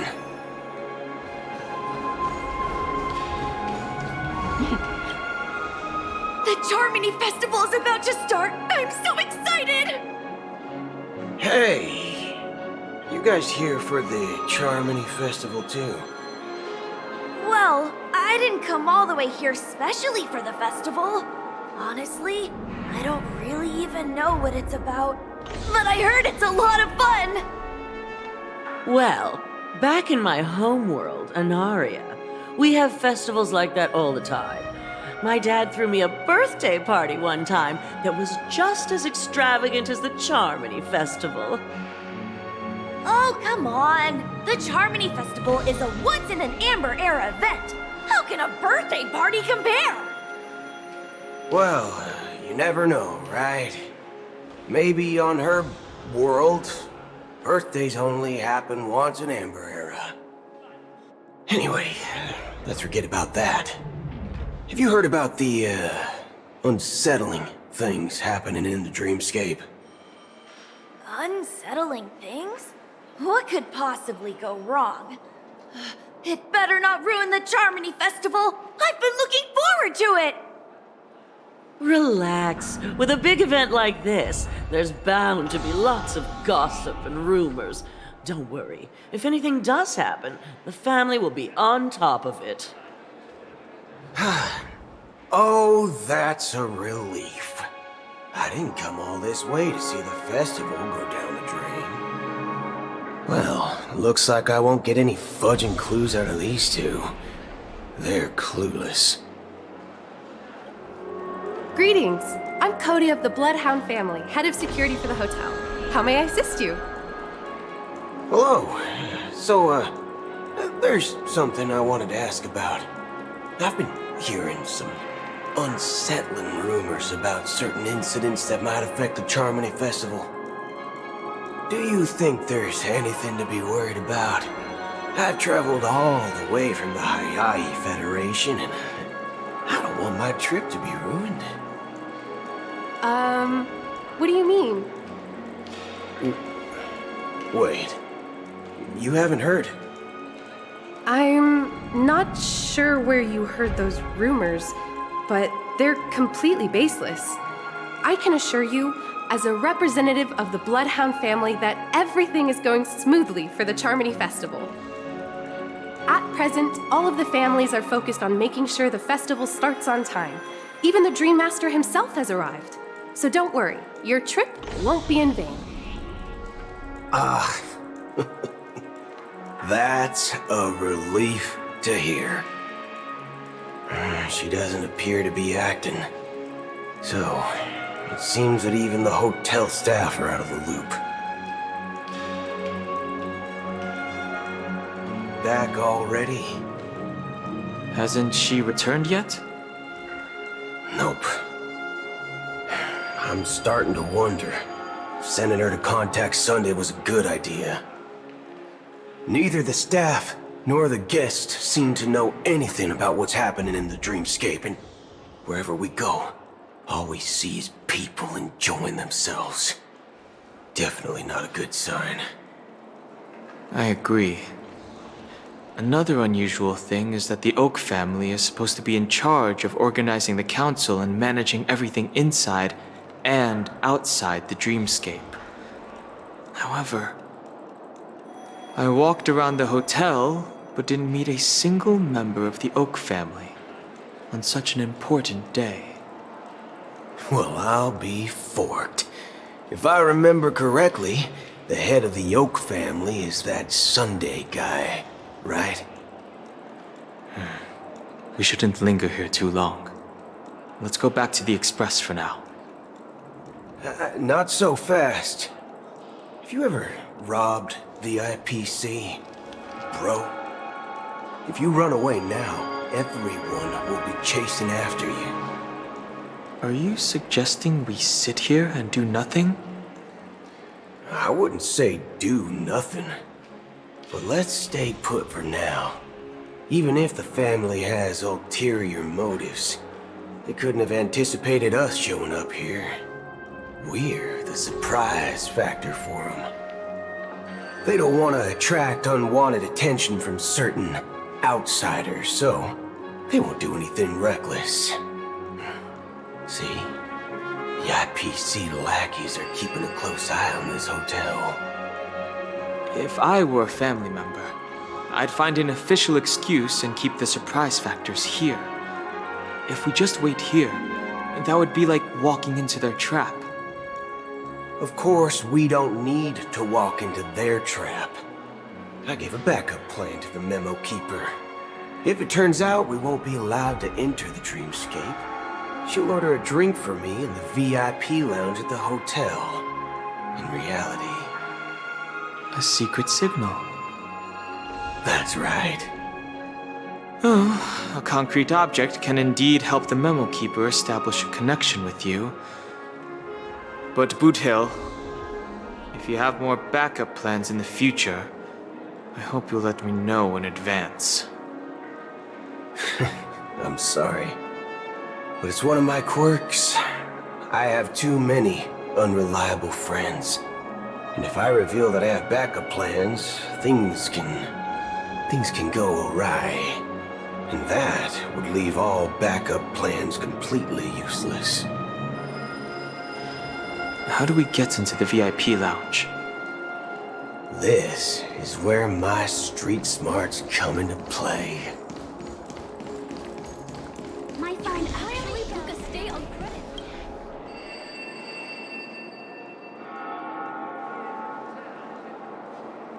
You're the lobby manager, right? Yes, I am. How may I assist you? We're the Nameless from the Astral Express. We wanted to check in, but there's something wrong with your system. The lady at the front desk said she would contact the manager, but now she's nowhere to be found. Now, we've been waiting here forever, without any food or water. What the fork, man? Is this how the family treats its guests? Is this your idea of street smarts? Starting an altercation? It's called standing up for your rights. I apologize for the inconvenience. Please wait while we try to contact Mr. Sunday. I'll arrange 2 premium seats in the VIP lounge so you can rest there while you wait. See? Just like that. Just don't call yourself nameless next time. Wow, this bar's something else. Certainly worthy of the planet of festivities. One deep soul glad? Shit. Good evening, gentlemen. Hey, I have an order for a bottle of Hasdana's White Oak. Can you help us find it? Hasdana's White Oak? I think there might be a misunderstanding. We don't serve that here. Oh, no way. Are you sure you're not mistaken? If someone had reserved such a beverage, I would definitely remember it. It sells for hundreds of thousands of credits per bottle, after all. I couldn't afford to cover for such an item if it were broken or lost. That's strange. Well, could it be that the memo keeper couldn't afford it? And what should we do now? Oh, no need to rush. Well, let's grab some drinks first. Maybe I arrived too early and he hasn't come yet. Now, let's see what kind of juice malts you all have here. Well, give me a glass of Heenum Valley, 40 years. I'll have it neat. No ice.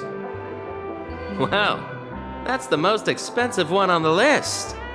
You have a taste for the finer things. It's on the house, anyway. What can I get for you?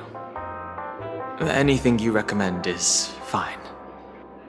Then I would recommend today's special, Glass Village. It's classic Soul Glad mixed with Laboom juice. It's refreshing and suits your cool demeanor. Just 1 minute.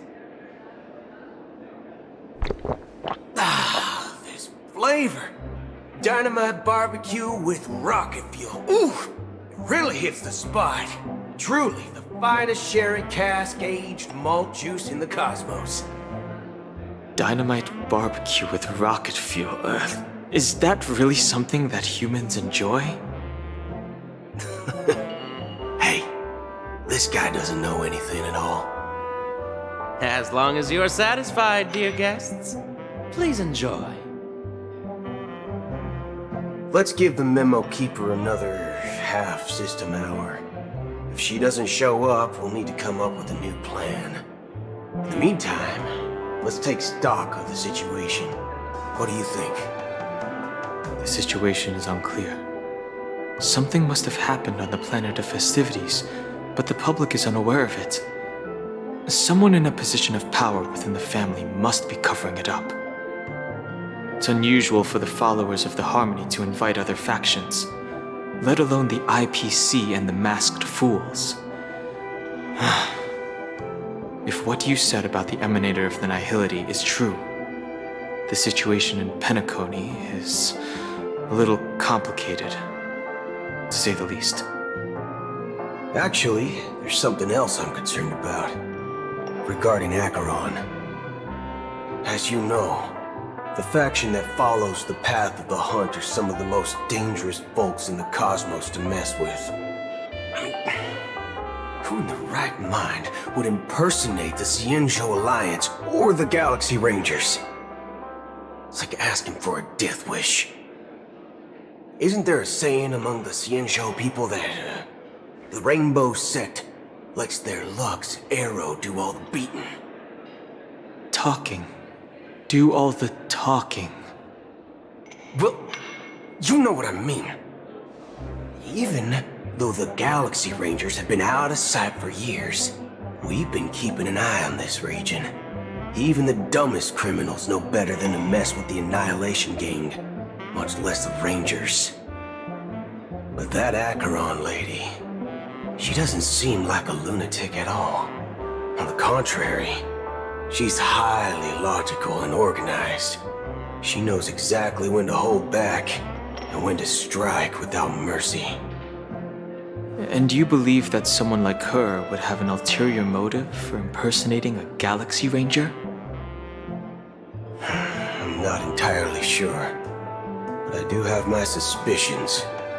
Maybe she knows a Galaxy Ranger, or perhaps she's trying to lure us out for some reason, which I can't figure out.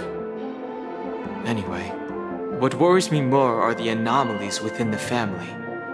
They've summoned followers from various paths for the festival. No matter how generous such a gesture is, this move seems highly unusual.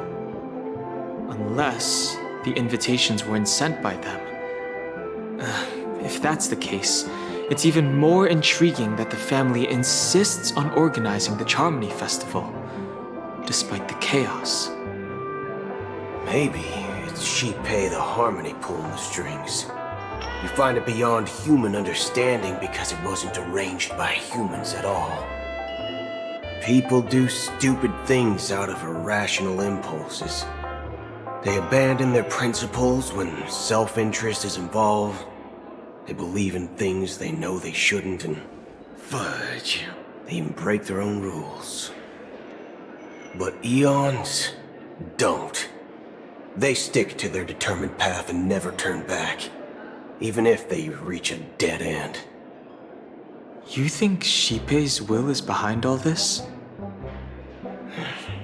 It may not necessarily be Shipei, but there's definitely some higher entity involved. I know it may sound pessimistic, but if human free will were reliable, why would we even need Galaxy Rangers? It's much simpler when you boil it down to the eons and paths. Like how Lon always follows the path of the hunt, or how the Express stays true to the Trailblaze despite Akavili's disappearance. But in my opinion, Akavili's fall holds significance for the Nameless. Oh, so you're saying the Nameless now have to take responsibility for their own choices because their absolutely right leader is gone? Exactly. I believe the purpose of the journey isn't just about following a path that's always considered absolutely right.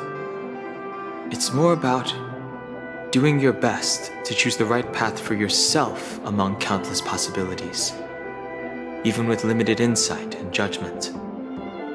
I don't know what you've been through, but I agree that people must take responsibility for their choices, because no one else can do it for them.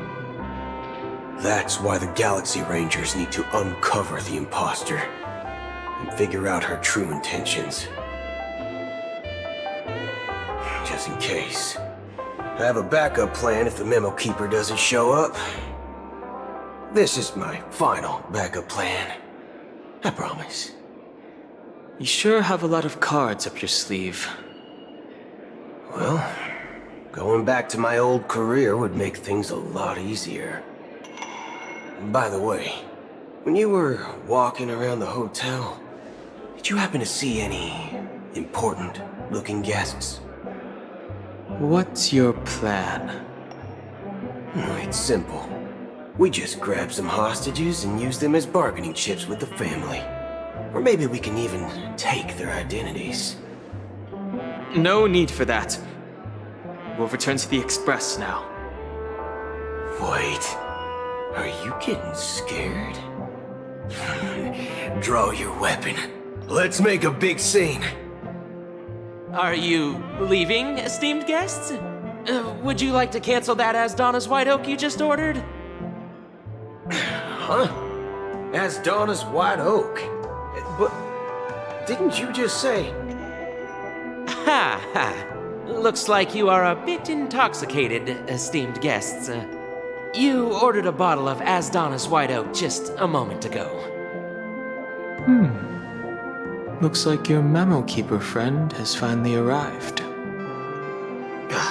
Oh, right. Sorry, my memory's not the best. You know, too many modifications and all. Anyway, let me check. Well, fork me. It says Donna's White Oak, all right. And there's a note. I'll be waiting for you on the Astral Express. No mistake, that's her message to you. She knew the hotel wasn't safe, so she suggested we find another place.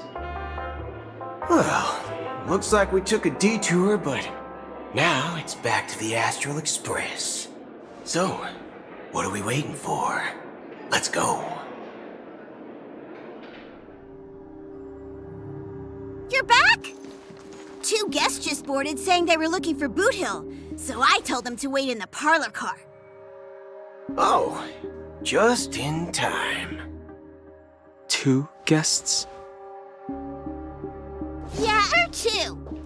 Look, we welcome all passengers on the Astral Express, but sneaking in like that, you have no regard for etiquette. My apologies, conductor. It was an oversight on my part. I assumed you were already acquainted with the garden. Given the chaotic situation in Penacony, the Nameless are the only ones we can truly trust right now. You are the memo keeper. Pleased to meet you, Dan Hung. I've seen you in others' memories. And as for Boot Hill, this is our first face-to-face meeting. I hope you enjoyed that bottle of Astana's White Oak. You sure have a refined taste. Finally, Memo Keeper. Well, let's cut to the chase. Spill everything you know. That's precisely what I intend to do. But before that, please allow me to introduce myself. My name is Black Swan, and I serve the Garden of Recollection as a memo keeper. As for Acheron's story, I'm sure she knows it better than I do. Greetings. I'm Acheron. What? You Garden of Recollection shirtbag! You betrayed me! I apologize, but she did that at my request. Due to certain reasons, I have been exiled by the family. Thankfully, this memo keeper came to my aid and helped me escape their surveillance unnoticed. To be honest, it was more like stalking than helping. And the process was far from unnoticed. But we did escape. I asked her to guide me to a place beyond the family's reach and to contact a few trustworthy individuals, namely all of you. Trustworthy? Son of a nice lady, you think I'm dumb or something? How about this? I'll put a few bullet holes in your head and see what secrets spill out. Then, we can talk about trust. It doesn't have to be like that. I'm willing to answer all your questions, but not right now. If my cover hadn't been blown, we might have had more time, but at the moment, we don't have any other options. No other options? What do you mean? This is the only way I can ensure everyone's safety. I kindly request an immediate warp jump out of the Astana star system.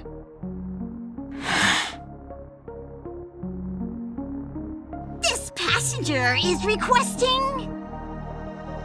As far as I can tell, she's not a threat and seems to be telling the truth. I've briefly traveled with your companions and know their whereabouts, Dan Hung. Please rest assured, your nameless companions are safe, but they need our help. As for Boot Hill, you may have guessed. I've been waiting for you. Galaxy Rangers are known for their elusive nature and limited contact with each other, so this was the only way I could reach out to you. Only by doing this can I find a true Galaxy Ranger and fulfill a long-standing promise. To return his relics to their rightful owner. Someone once told me that every rainfall is like a gift from the heavens, a sign of their mercy upon the world. Raindrops are said to be the tears of the gods, shed in response to the sorrows of the world. Their constant pouring is a reminder that the gods haven't abandoned us yet. So, how long has this rain been going on for? I used to believe, just like you, that it would eventually stop. Years and decades passed. And in the end, such hope faded away before the rain did. Looks like the god you mentioned doesn't exist after all.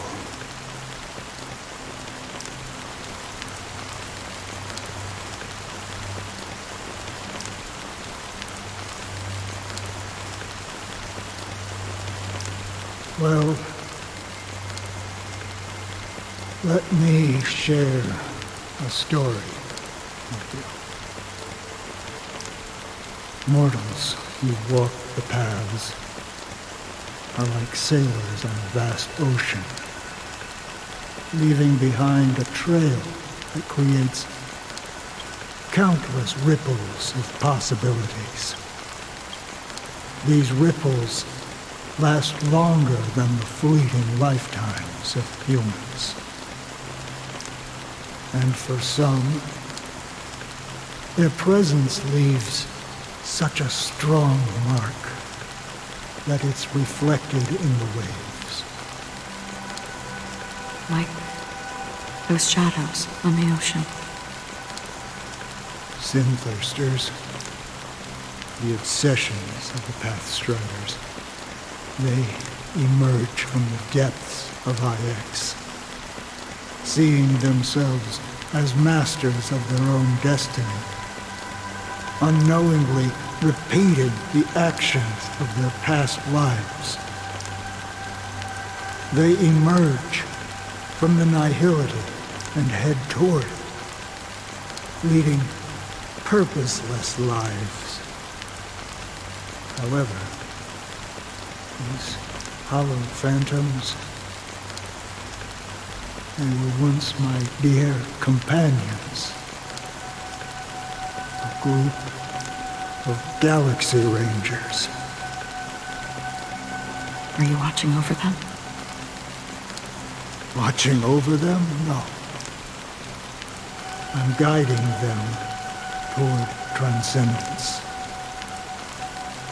It was a brutal war. A crusade that shook the universe. The universe witnessed the fall of Zulo, the Lord Ravager, but it came at a price. A price so hefty that only those who were there still remember. The unwavering determination of the Hunt followers persists even in death. So someone must guide these lost souls to their life beyond. They were heroes in their time, and they shouldn't be reduced to mere puppets of nihility. As for me, I've suffered too many losses on that battlefield to advance any further. And that makes me the most fitting person to carry out this task. But you know, these Sin thirsters. They're not who they used to be. Does this seem pointless to you? Well, some tasks have to be done, even if they are pointless.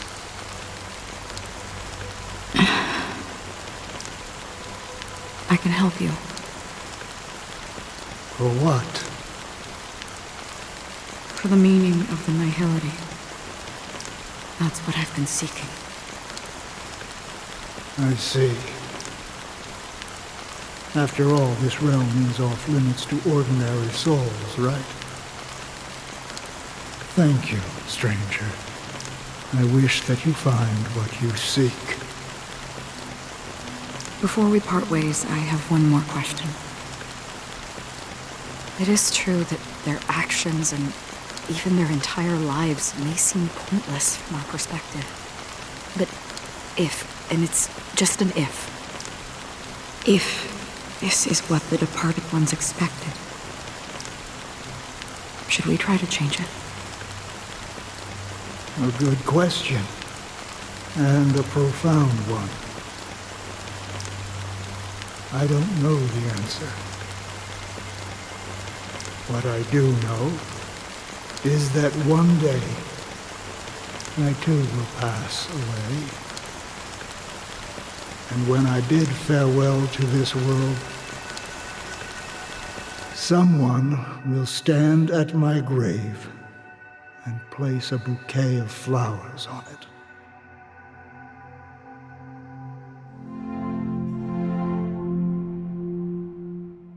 When I appeared as a child, my speech, mindset, and soul reflected immaturity and innocence. As I grew into adulthood, I left behind my childlike side.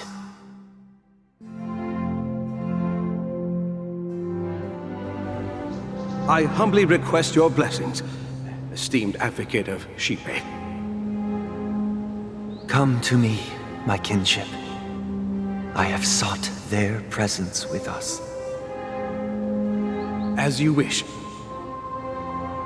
I have faithfully served the Alfalfa family for nearly a decade, promoting the path of the harmony to the best of my ability. However, I made a mistake yesterday. While I was preparing dinner for the family head, I accidentally dropped a prepared dish on the floor. Out of laziness, I lied and claimed that everything was ready. Although the head has dismissed me as punishment, it has been tough to sleep with the guilt still gnawing at me, as I worried that the seeds of evilness may have taken root in my soul. So, I confess to you now, to seek atonement for my sins. Do you sincerely repent and vow to change your ways? Yes. Have you examined your soul and confessed all your sins?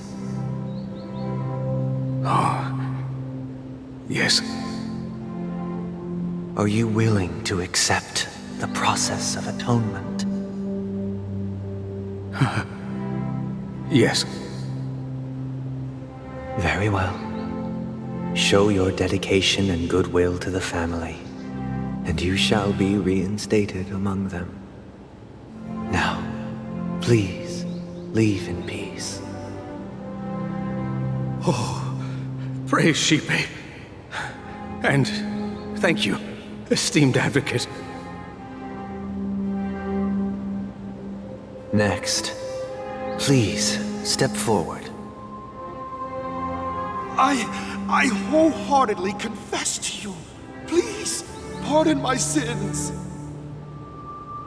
Rest assured, I have implored their presence to be with us. As long as you are sincere, absolution will be granted. Oh, great. You know, I arrived in Penacony as a stowaway. I sold everything to get a ticket. My house, my land, and my 2 children. I see. Please, go on. My children were starving, and I hoped they'd have a chance at survival if they became slaves here. If I can strike it rich here, I'll lift them out of that situation and give them the life they deserve. But the Bloodhound family got wind of it. They're on my tail, hunting me down. I thought I could bring my kids here. It was all my fault. All my fault. The family is ready to forgive all sinners. I'll ask the Bloodhound family to cease their pursuit. You don't need to live in fear anymore. Oh, thank you. Thank you. I'll work my hardest to redeem my children and make them part of the family. Praise the harmony! Next, please step forward. Hey! Long time no see, Mr. Sunday. The most esteemed individual in Penacony, and the next leader of the Oak family, right? I have sought their presence with us. Let us proceed. Sure, let's just get this over with. I have sinned, please forgive me. I wasted half a pizza at breakfast, and a bottle of Soul Glad. That's it, nothing more. Can we wrap this up? I've got a robo-ball game to catch, you know? Do you seek to atone for your sins through good deeds? My sins? Starting to sound like a saint, huh? Well, let me tell you something. Neither the family nor you have the right to judge me. You think nobody knows what your precious family has done? About the watchmaker? Huh? Don't kid yourself, Featherbrain. Those dream chasers might be fooled by your act, but don't fool yourself. Before you start spouting off your holy verses, answer me this. Where does the power of the Oak family come from? And your power?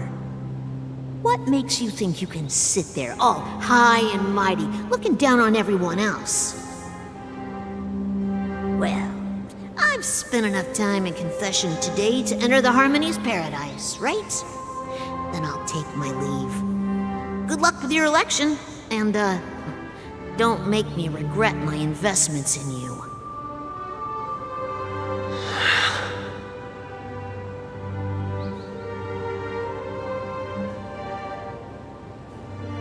Oh, revered triple-faced soul, hear my doubts. Who can judge the strong when their power hides their crimes? Who can vouch for the weak when they will pay any price to survive?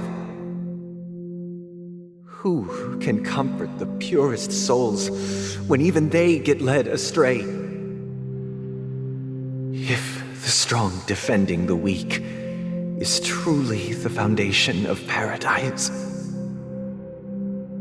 then who is responsible for the suffering and anguish in this wretched world?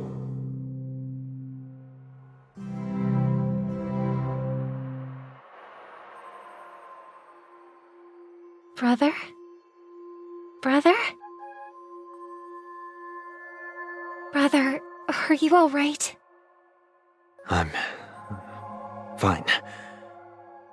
I've been working long hours, and I just made a trip to Dreamflux Reef and back, so I'm a bit out of sorts.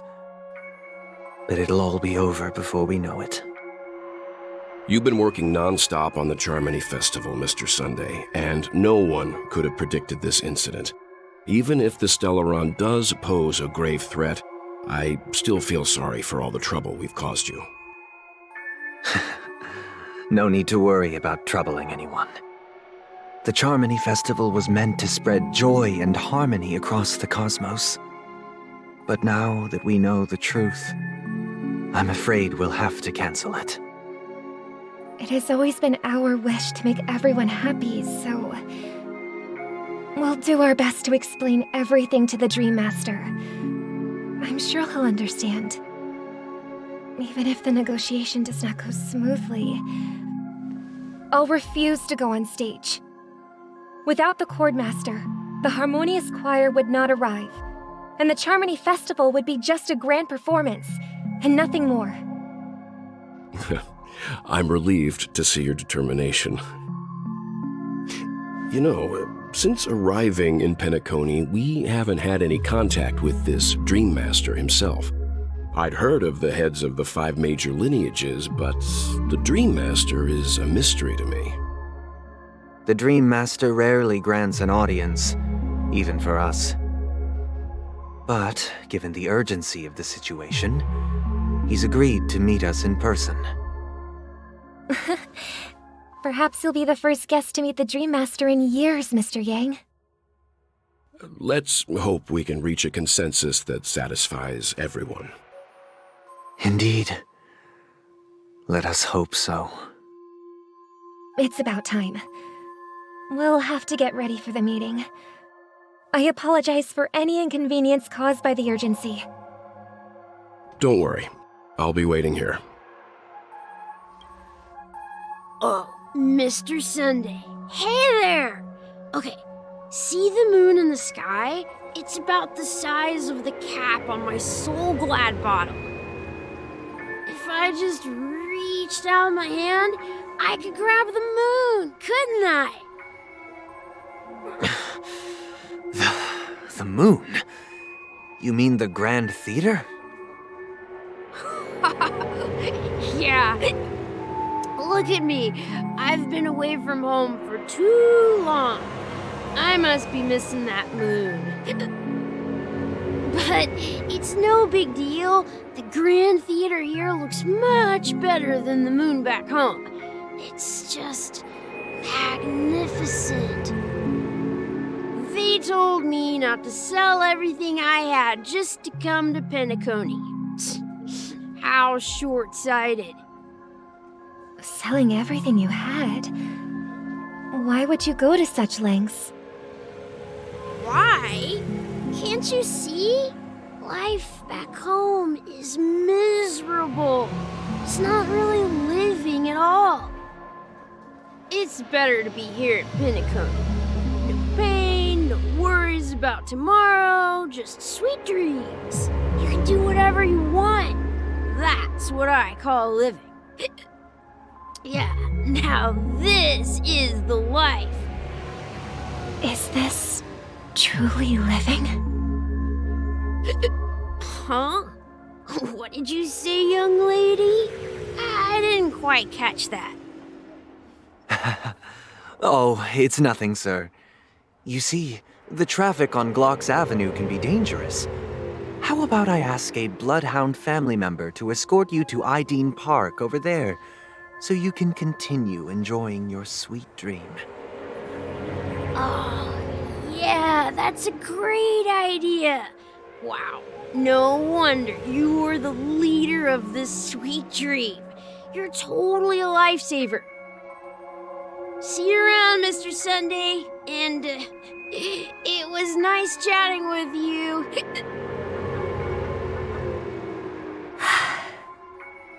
What's up, sister? This is the land of the dreams. But why do they live like this? The man we ran into, he doesn't seem happy at all. Even though sweet dreams are nice, they're just illusions. But for him, they're the only way to survive, even if it means giving up on reality. That's not really living at all. I suppose you have a point. But, in my opinion, that's how most people live their lives. Why do you say that? You think that man is not actually living, but that's not quite accurate. Even without Penacony, people create their own illusions called self-value. People believe they have a predetermined value to fulfill. Gaining value means gaining power, and those deemed worthless are seen as the weak. However, value doesn't come out of thin air, and there's a limit to it. To accumulate value, people have to take from others, so the weak get exploited and oppressed. Are you suggesting that this is not how things should be? Exactly. But, ironically, people don't think there's anything wrong with it, because they uphold the illusory notion of self-value, and even the weak believe in it. The survival of the fittest.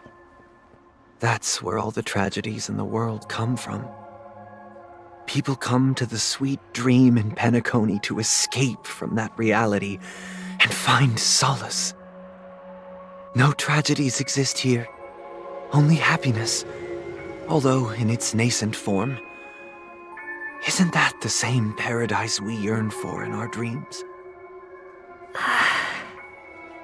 Perhaps that man is just an exception. Let's not jump to conclusions. We should experience the dreamscape ourselves, just as I did at Dreamflux Reef. Yes, seeing is believing. I'll accompany you. The Dream Master hasn't shown up yet, so we have some time for a stroll. Glad to meet you again, Robin. How are the preparations for the Charmony Festival coming along? We're all so excited about it. It's going smoothly. Thanks for making the trip to join the festival. You're too kind, Robin. It's a pleasure to have guests from all over the universe celebrating day and night. I can't stand being lonely or bored, so this jubilant dreamscape is perfect for me. But if this went on forever, would it get boring too? Nah, not at all. Who would get tired of having so much fun? Every day, you get to wear fancy clothes, explore all sorts of dream bubbles, indulge in delicious food without gaining weight, and you never get old or sick. As long as you can afford a room, this place is the ultimate paradise. But you know that only a few things can be brought back from the dreamscape to reality, right? That's exactly why I don't plan on bringing anything back.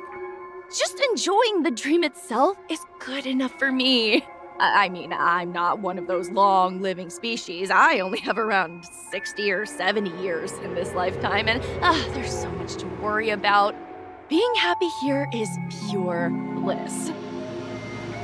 Only in this sweet dream can I truly feel like I'm in control of my life and fate. Who would want to go back to reality after experiencing this bliss? I see. I genuinely wish you all the happiness in the world. And I wish you a fantastic performance, Robin! I'm off to the Blue Hour for the ball. See you later.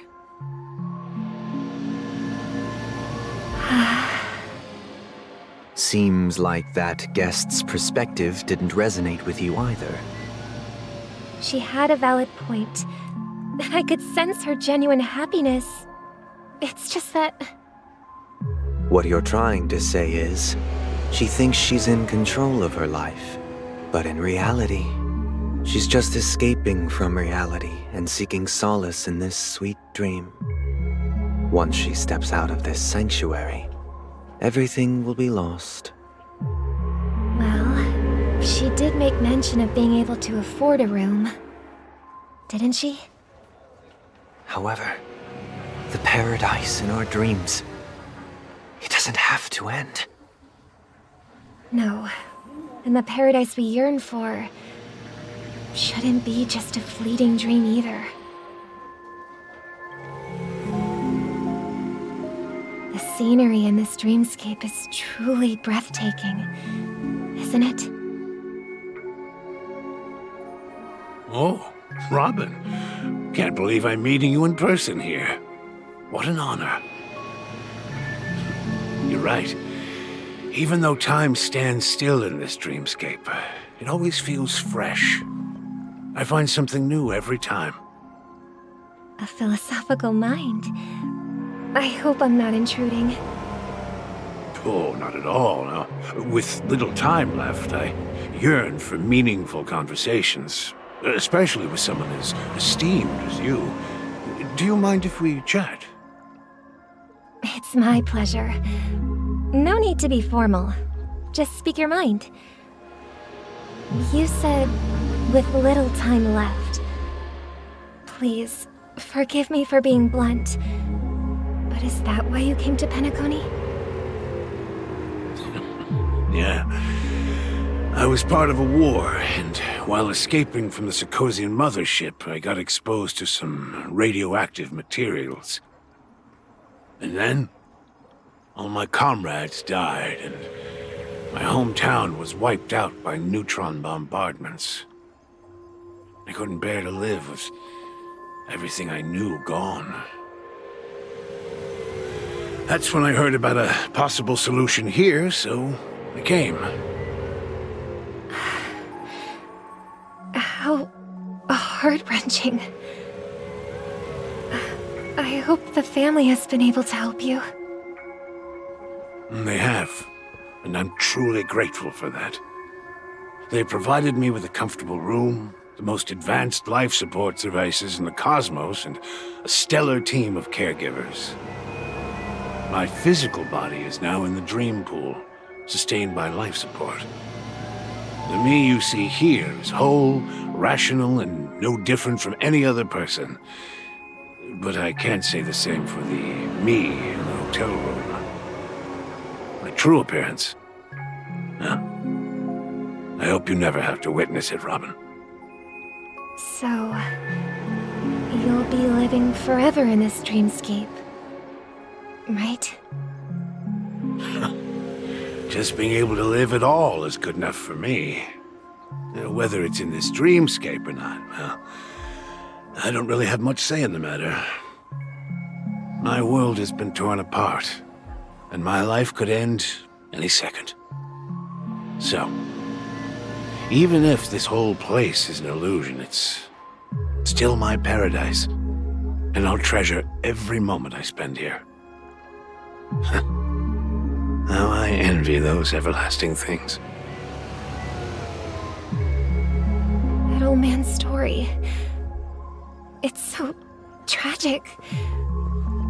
Fortunately, this sweet dream gives him joyful memories to hold on to for the rest of his life. That's precisely why this sweet dream in Penacony exists. However, even this sweet dream has its limitations. While it provides solace to the disillusioned, it can't completely eliminate pain in reality. There will be a way out. Penacony is already on the right track. Look what we have here. A lovely young lady. Wait, is that me? Brother, what a surprise to see you again. Show yourself. Your trick won't work on us. I've heard that a skilled mass fool received an invitation too. That must be you, right? Did you enjoy yourself? Barely. The people here are way too gullible. A little bait is all it takes for them to bite. And they run away at the slightest hint of danger. In other words, they're naive and cowardly. Now that you've had your fill, it'd be wise to leave before it's too late. The music of the harmony doesn't tolerate discord. What? Now that you have the real Robin, I'm useless? Oh, how disheartening. I've done so much for the family. You should be thanking me, because if it weren't for me cleaning up this mess, Penacony would still be in shambles. Don't you think? That was a personal request from the head of the Iris family, and it has nothing to do with us. Step aside and stop causing trouble for the Charmony Festival. The Charmony Festival? You think you can scare me? You think I have no idea what you're planning? I don't care what you're thinking, Chicken Wing Boy. But I'm pretty sure lovely Robin won't be appearing on stage. After all, you're well aware of what a sorry state this dreamscape is in under the banner of harmony. Penacony, the land of the dreams. Is this truly the paradise you desire? Stop it. What's the rush, Chicken Wing Boy? Did I get to you? Our paradise is none of your concern, masked fool. Leave now, or the family won't tolerate you anymore. All right. I'll go. But Robin, I suggest you seriously consider this. Do you really believe those living in dreams can escape pain and find true happiness? Well, I've done my part, and now I'm simply waiting for the fireworks to begin. Here, the last 2 gifts for both of you. And don't lose them. If by some unfortunate chance the Charmony Festival starts against all odds, remember to use them during the show. And it'll be thrilling. Bang! Let's wait here for the Dream Master to arrive. Okay. By the way, brother, I heard you no longer have a sweet tooth.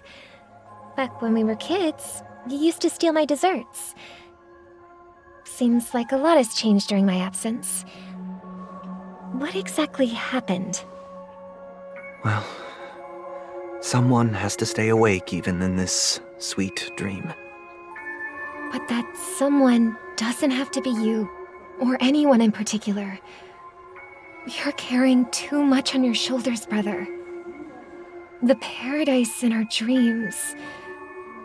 It shouldn't be like this. Penacony is nothing more than a dream. It can't erase the worries and pain of reality, or bring true happiness. It only offers an escape from reality. Nothing more. Remember the old man we met earlier? Without this dream, he might have completely lost himself.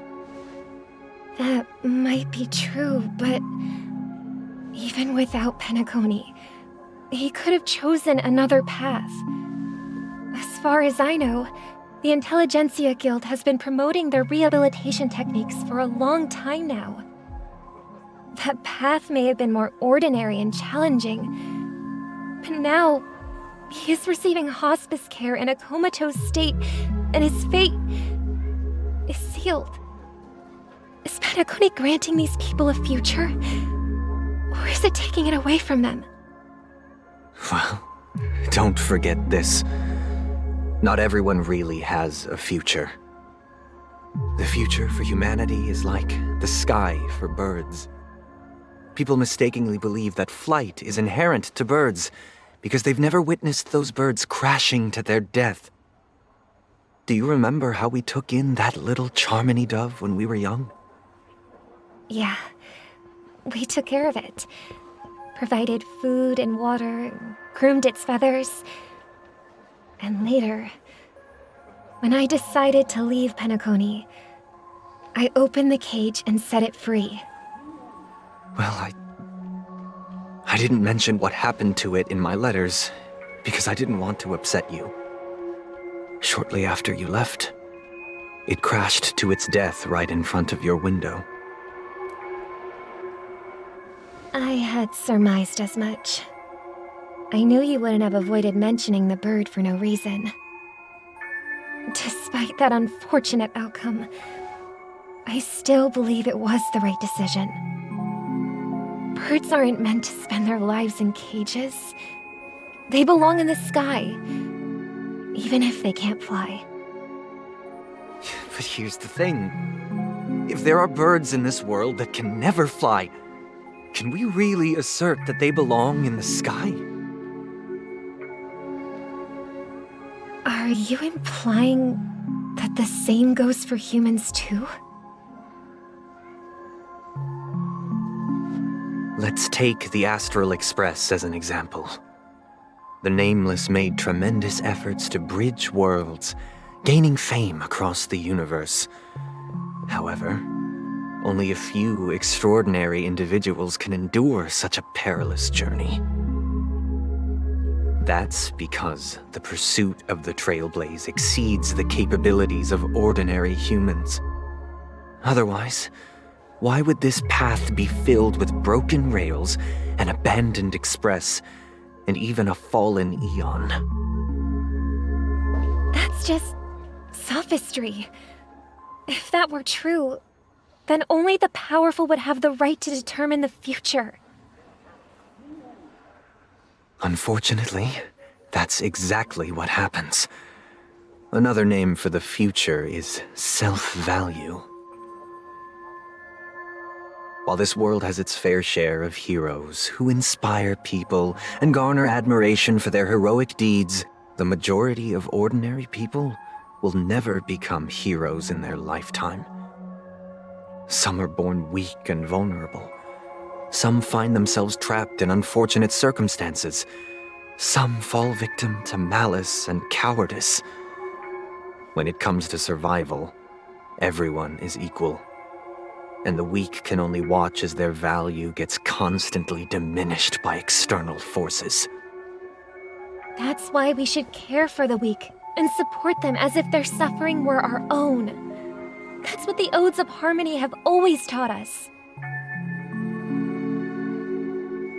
While the Harmony holds noble aspirations, the strong will always be strong, and the weak will always be weak. Even in this carefree dream. Human nature contains greatness, but it also harbors inherent weaknesses that can't be eradicated. In the end, if people can't even secure their own survival, they won't care about the illusory future of equality. As long as the law of survival of the fittest prevails, there will always be fledglings crashing to their death. But if people don't live for the future, do they merely exist for survival? If even you, my brother, don't believe that the Harmony will save the weak, then which Eon can make our dreams come true?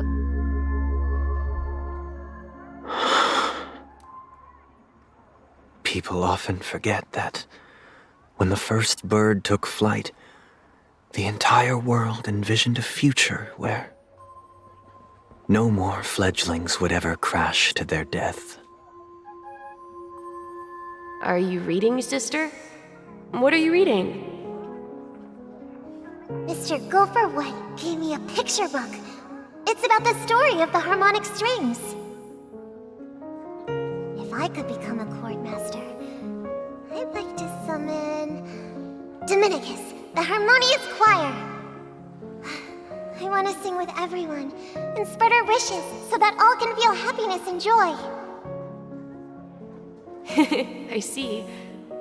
Then I would summon the harmonious choir too.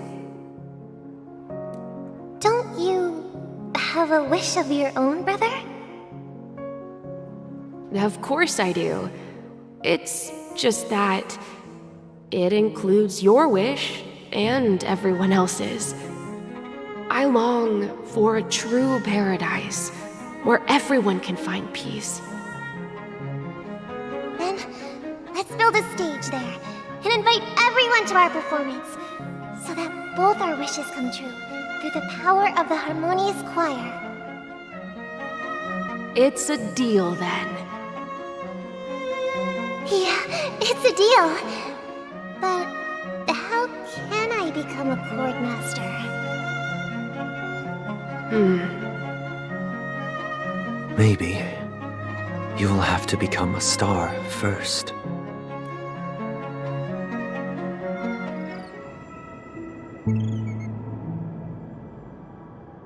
You're back sooner than I thought. Any results? Yes. And now, it's up to us to forge ahead. Since he's already carried out his last wish, my final mission is complete. But pardon me if I sound curt. It's good to have determination. The path Mikhail left for you is not an easy one to tread. Why else would he have chosen to sleep in solitude, staking everything on some nameless in the future? But you have the numbers, and in numbers comes strength. So that might just delay your inevitable a little more. Got any more encouraging words? As I see it, relying on Welt's negotiations alone is far from enough. Regardless of whether the other party will be compliant, negotiating simply allows us to meet them as equals and won't grant us an upper hand. Penacony is our rival's home turf, and we already have very few chips left to play with. Rather than idly sit around while the family's got us blocked off, an offensive approach might be a wiser course of action. We're more familiar with the Stellaron's properties than most, and since it's the key to stabilizing the sweet dream, it's vital to the family's interests. By attacking their core interests, they're bound to retaliate hastily. And as the saying goes, haste makes waste. That's right. As long as we pose a threat to the Stellaron, either with words or otherwise, we have a chance at gaining the upper hand. But the problem is, on the eve of the Charmony Festival opening, how exactly are we going to get close to the theater? Family security will be airtight, and if we brute force it, even if we succeed, it's too risky. So, no one's gonna say anything? Then I'll raise my hand. I know the answer to this question.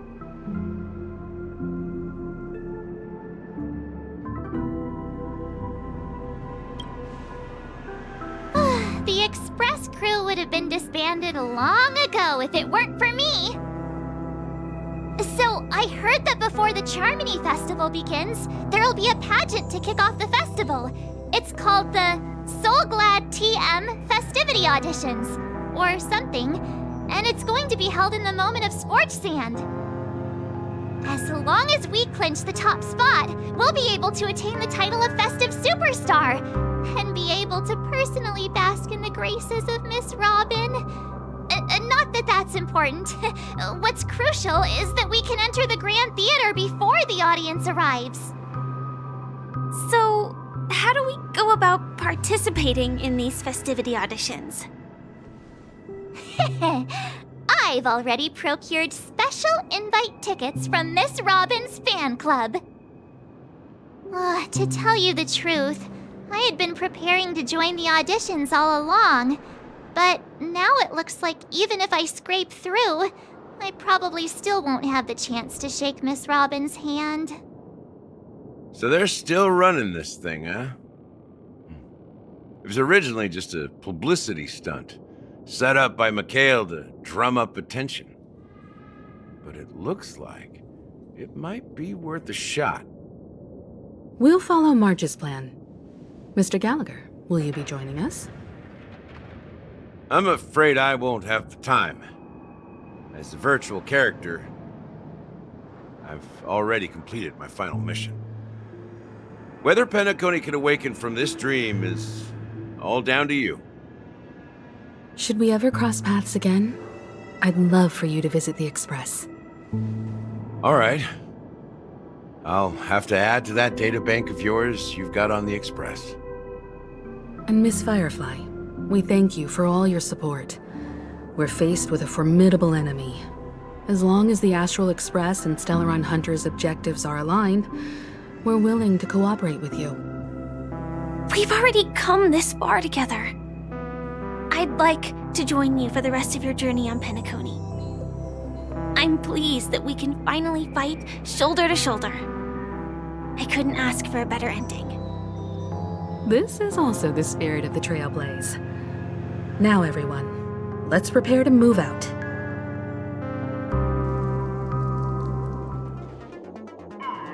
Ladies and gentlemen, welcome to Scorched Sand Hall. This is where challengers thrive and dream chasers shine, all under the watchful eye of the entire universe.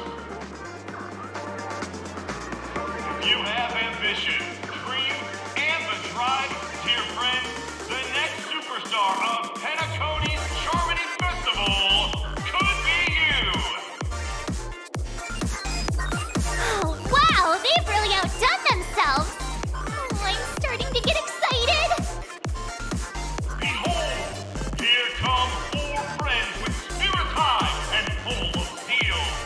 Are you aspiring to be the superstars of the festival? Is he talking about us? Yes, you! There's no doubt about it. I see you have all the potential of a superstar in you. Excuse me, you 4. What are you hoping to get out of all this? As the last group of contestants, how confident are you in overcoming all of the challenges?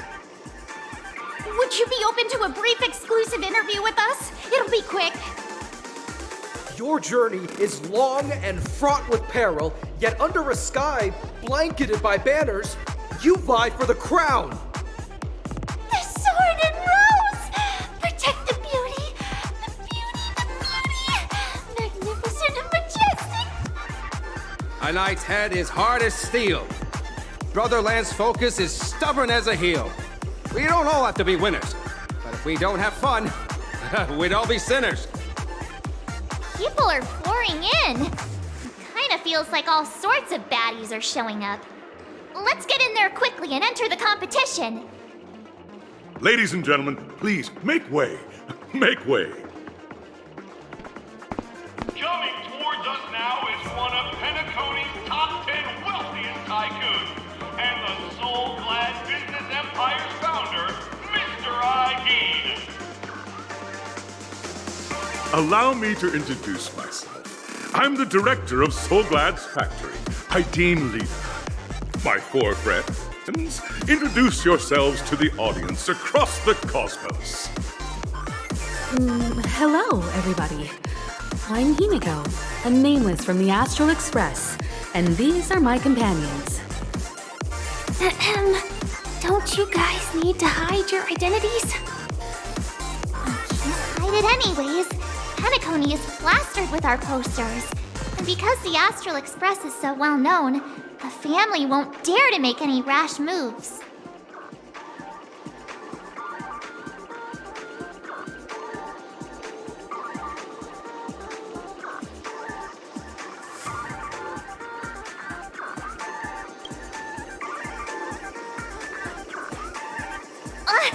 Don't expose my net handle to everyone! Hello, everyone! I'm March 7th. I'm an ordinary girl who loves adventures. Hello, everyone. I'm Firefly. I am also an ordinary girl who enjoys adventures. So it's a bunch of nameless guests. This final face-off is bound to be spectacular. Time is precious. My 4 friends, come with me. Grab a bottle of Soul Glad and make your dreams a black.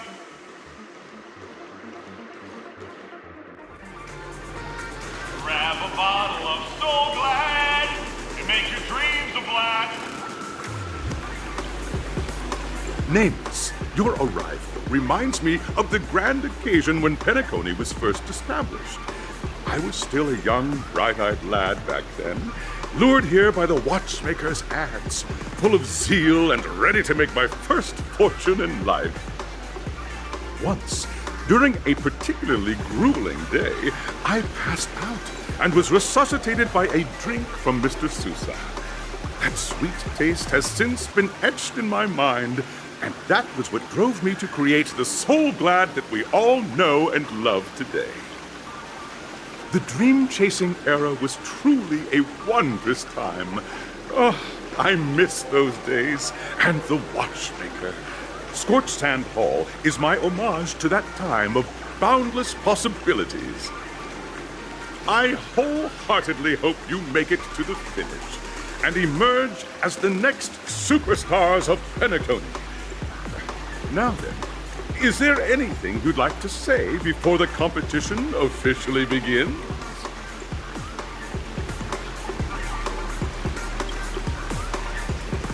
Ha! That's the trailblazing spirit. How about you, Miss March? Hello, everyone! Next up, get ready for the Mega March 7th Adventure, where I'm going to break the speedrun world record! Trailblazing into the uncharted and challenging the limits. That's Miss March 7th for you. How about Miss Firefly? I hope that by the end of this journey, everyone will have achieved the outcome that they hoped for. Ah, a wonderful wish! Miss Himiko, what are you expecting from your team? Safety first, everyone. Simple words, but full of warmth. Waiting for you are 3 stages, each connected to that era. The first 2 stages offer 2 distinct paths to choose from, with unique challenges on each route. And in the last stage, you will face off against a champion who has defended the title to this very day. A beloved contender whose noble virtues are unrivaled. Those are the rules. Simple. Everyone clear? Now, I hereby announce that the 33rd Scorched Sand Festival of the 20th season, sponsored by Soul Glad Enterprises, has started.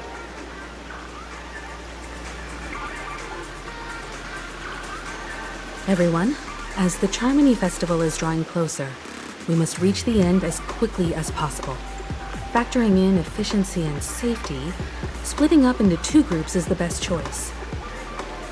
March and I haven't known Miss Firefly for too long and aren't overly familiar with her. It'd probably be better if the 2 of you paired up.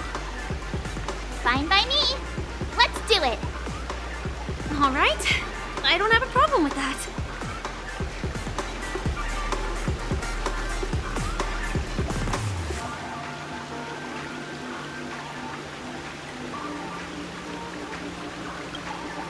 We'll split into the assigned groups then.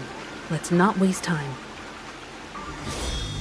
Welcome to the first stage of Soul Glad Enterprises' 33rd Scorched Sand Festival of the 20th season, Dream Play Fantasia! In this stage, you can choose between 2 challenges, the School of Acting or School of Action. In the School of Acting Challenge, you have to complete 3 performances from 3 scripts and move the panel judges. In the School of Action Challenge, you have to defeat 3 groups of enemies convincingly and reach the end. Now, make your choice.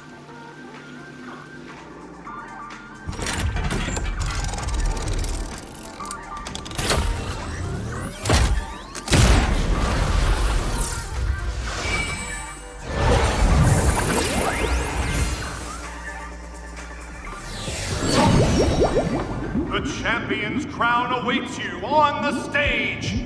Welcome to the Arena of Action Stars. Please make your way to the stage and vanquish those malevolent scoundrels with your dazzling fighting techniques.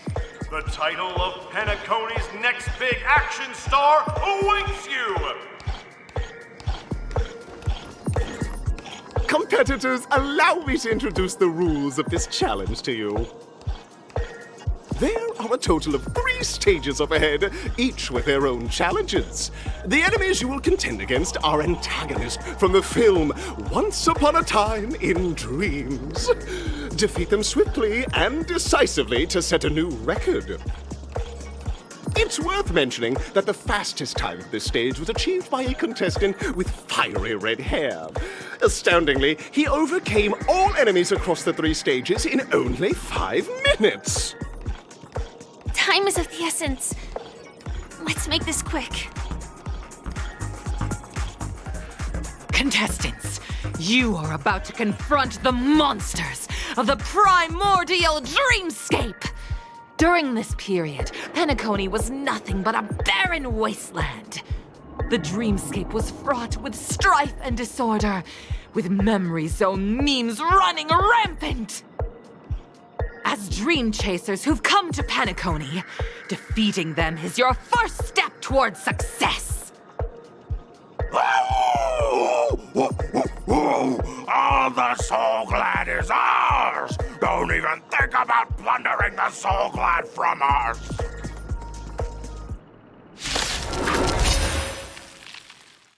Soul Glad! My Soul Glad! Pretty simple. I just hope these tests don't take too long. Congratulations on becoming the first group of Dream Chasers!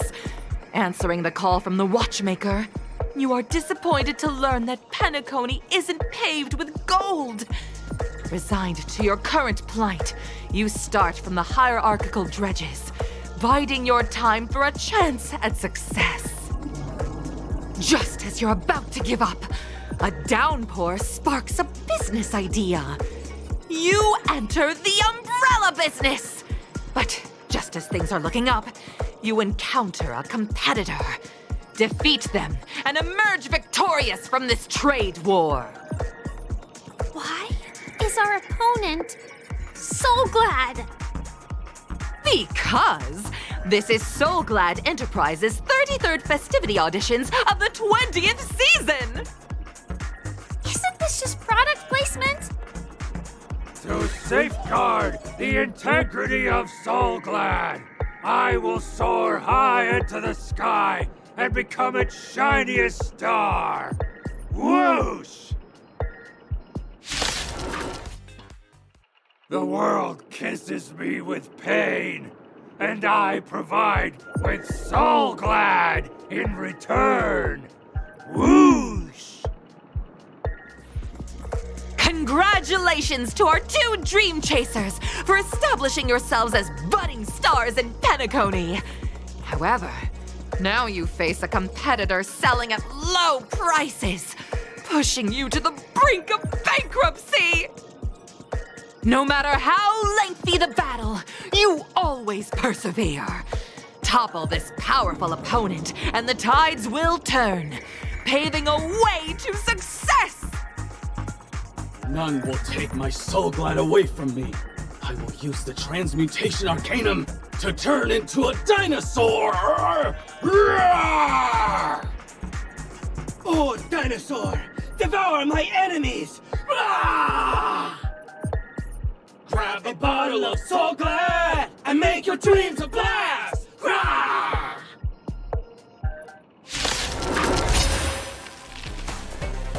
Roar! The body withers, but the Soul Glad name shall not. Ah! You truly are a beast! More than I can ever be. That should do it!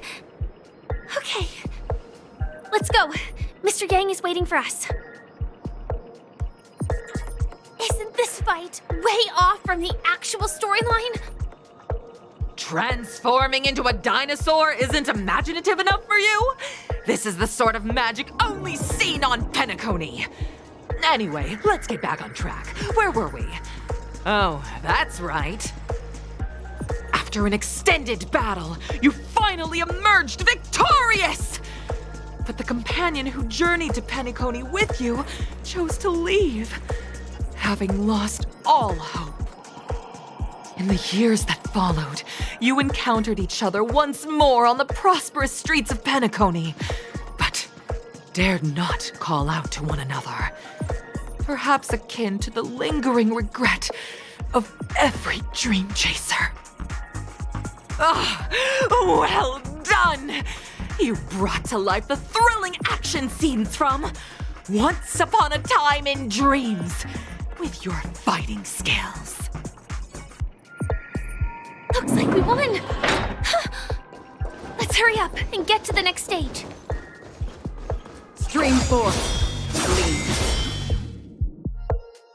Congrats to both of you for clearing the stage, but more importantly, are you having fun? Fun is more important than success. Look at the time! You finished much faster than that red-haired contestant did. That red-haired contestant. Who is that exactly? You'll find out eventually, but only if you clear the next test first. Welcome to the second stage of the 33rd Scorched Sand Festival in the 20th season, sponsored by Soul Glad Enterprises. Gunfire time! You have the option to choose gunfire and undergo Brother Hanu's trial, or time, where you'll face Clucky's trial. And now, make your choice!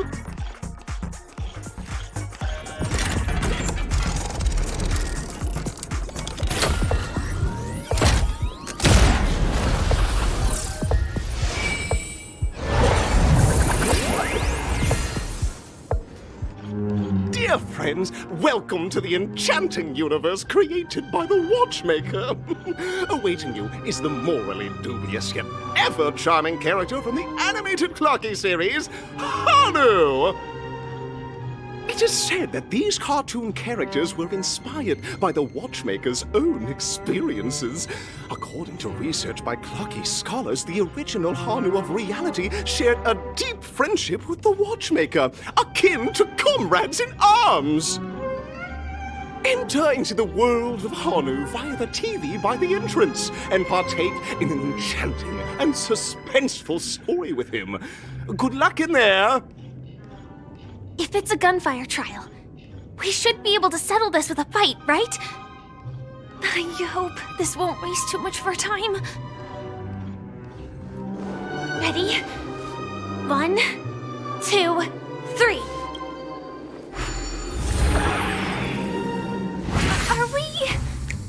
Are we both in control of this Hanu character? Very good! Looks like you've got the hang of it! In this Hanu's Adventure episode, Boss Stone has gathered his battleships for an assault on Dreamville. Old Buzzfly, Cousin Wolf, and Bombhead are all raring to go. The brave Hanu must thwart their advance and protect his home. Alas, Hanu presently is ill-equipped to fend off the malevolent mischief makers, which is why he is preparing to seek out the Puzzle Gentleman's aid. Go forth and speak to him. Oh, brave Hanu, you look like you could really use some help. Long time no see, Hanu. You look pretty stressed out. How about an intense and thrilling game of Dream Jigsaw to blow off some steam?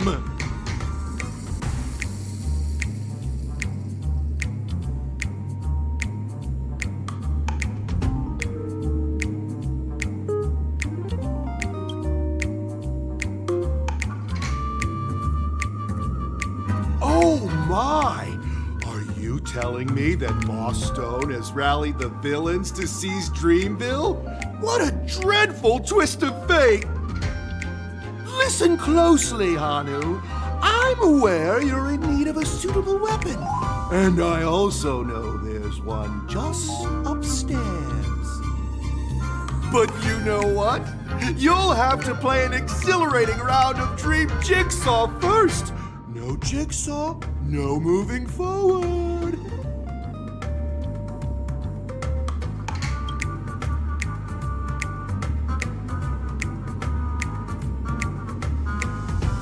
Now scurry along, Hanu, but tread carefully. Two ne'er-do-wells are also eyeing those jigsaw pieces. Either outsmart them with a quick knockout, or ensure they don't catch you in the act. I can't wait to see you finish the Dream Jigsaw. Best of luck, Hanu. Let's stay stay alert and make sure those monsters don't spot us. Oh my! The exquisite sensation of perfect alignment! My organizational itch has been quite thoroughly scratched. Hurry now, Hanu! Touch that TV set and transform back into your old self. Then head upstairs. Your weapon awaits you there. Are such haphazard instructions really okay?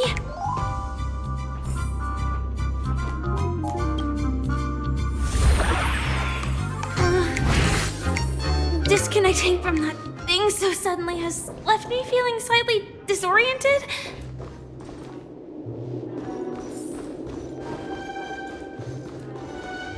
Is that Hanu?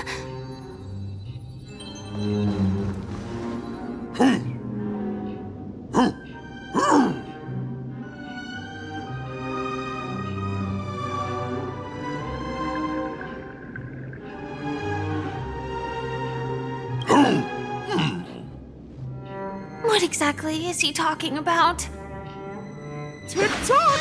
It's time for me to make an appearance!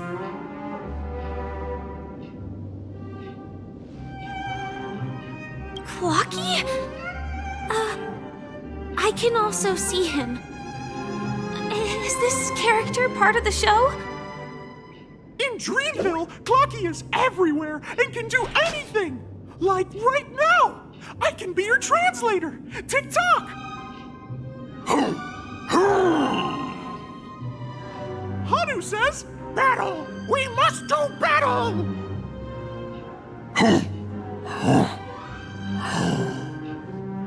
The enemy is at our doorstep, and we have no path of retreat for the future of Dreamville! Touch that suspicious-looking TV right now! So they just jumped inside that TV. Sheesh. Logic in this plot and dialogue is really being pushed to its limits. Well, here we go again. Ready? I am gradually getting used to this. Huh. Who knows? I might even be able to perform some high-level moves with Hanu. Oh, did someone say high-level movies just now? That's right, pal. The upcoming script is just exploding with all sorts of high-level shenanigans. Last we saw, Hanu was preparing for battle. Suddenly, he hears heavy footsteps coming from the hallway. Malevolent mischief makers have broken into his home. But brave Hanu won't go down without a fight. He instantly sprints for the storage room, ready for a do-or-die showdown against the baddies. But we still don't have any weapons in hand. Guess what? Hanu's favorite bazooka just so happens to be in that storage room. So there's a move on. What a coincidentally convenient plot twist. It'd be even more awesome if the organizers allowed me to wear armor. The storage room. It's behind the shelves, right?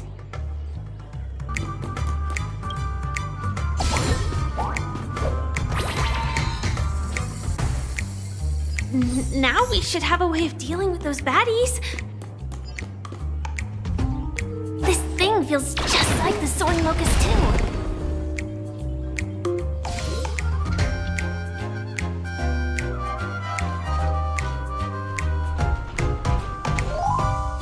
Careful.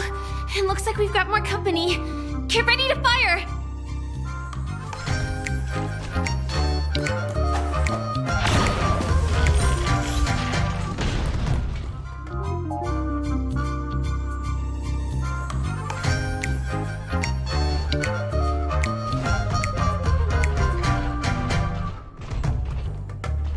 Here we go again.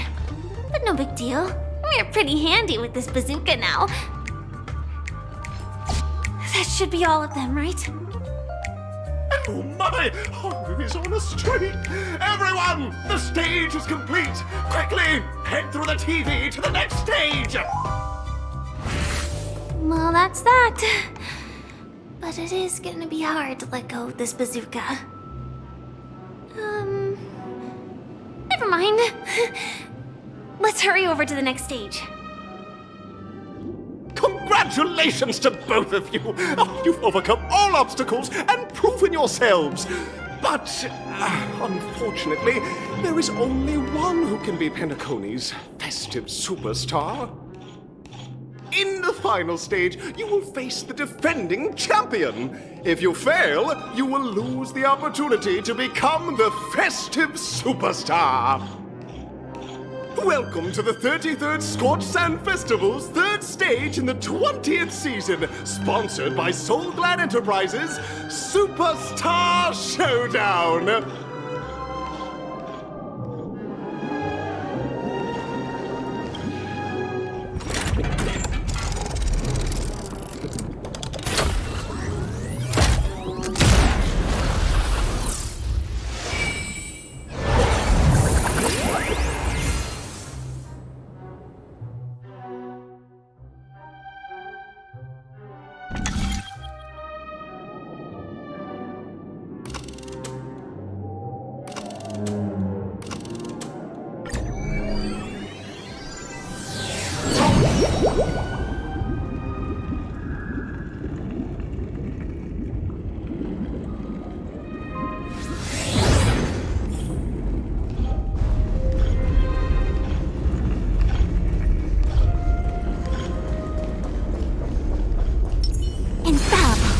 No way. I think I just saw someone.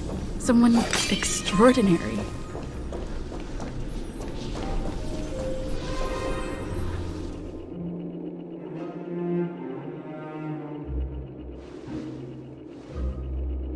Are you a Knight of Beauty?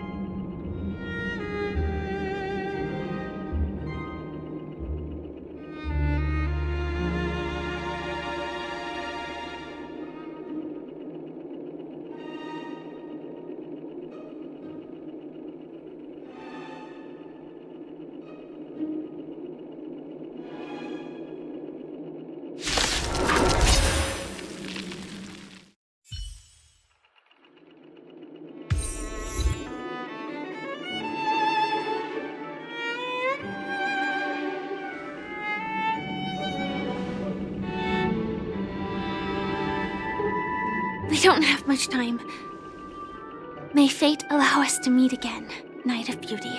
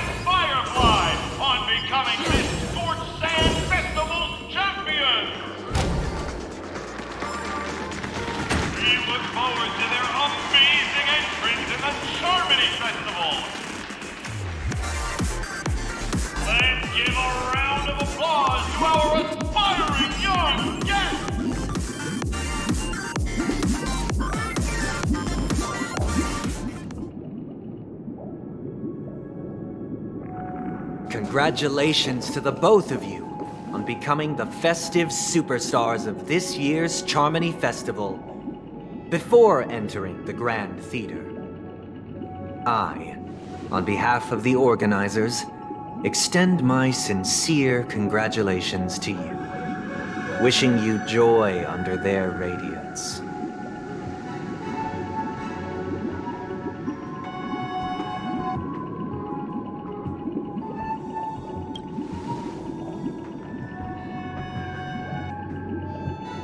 As previously promised, my sister, Mr. Yang, and I have met with the Dream Master.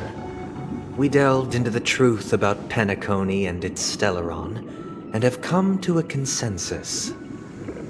Both I and the Oak family cannot acquiesce to your request. Just as expected. We acknowledge the perspective of you, Nameless. Penacony does require change, but not as you propose. The planet of festivities cannot and will not revert to a place characterized by chaos, disorder, or anarchy. Through your journey of overcoming obstacles, you must have glimpsed the essence of that era.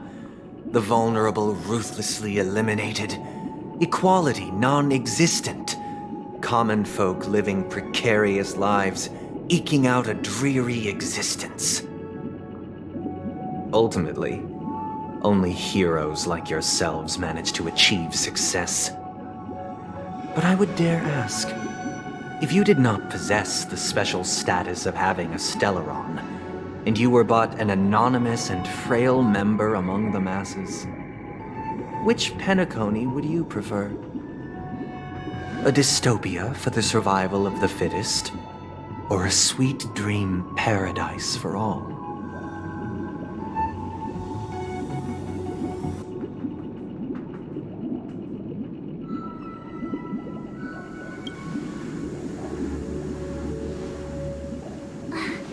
That's not the point! Don't let him mislead you! Mr. Sunday, even if the members of the Oak family can't fully agree on what to do about the Stellaron, now's not exactly the time to be holding an extensive discourse about Penacony's past and future, is it? The Stellaron issue concerns the life and death of everyone on Penacony. If anyone has a better suggestion, the crew is more than willing to listen. Also, it'd be best to tell us the ins and outs of that meeting. This way, we'll at least know what Welt and Ms. Robin are dealing with, and the reason why they failed to make our appointment. Ah, Navigator. That is precisely my intention. With all present, let's begin by discussing the details of that meeting. Let's talk about our tribulations and choices, our ideals and beliefs, and our final course of action. The only path to take.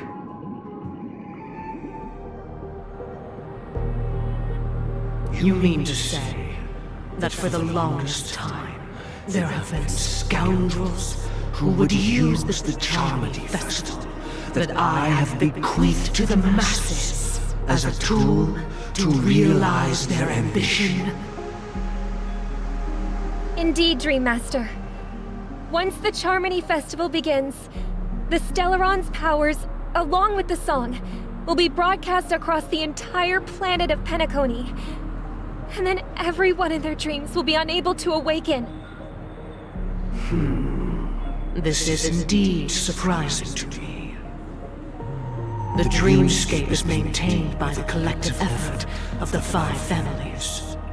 If someone were to use the Charmony Festival to recklessly disseminate the power of the Stellaron, this individual must hold a position of great authority.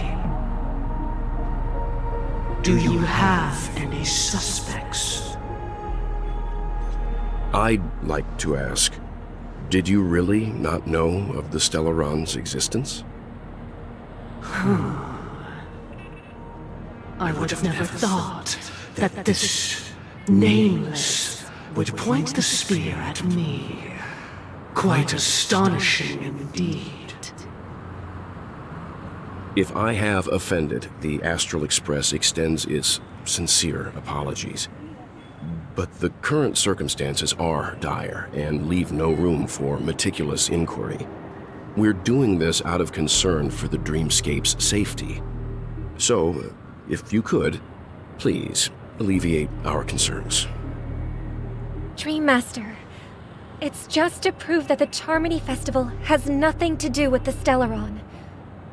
If we're being overly cautious, I will return to the stage to offer tribute in song, just per the arrangement.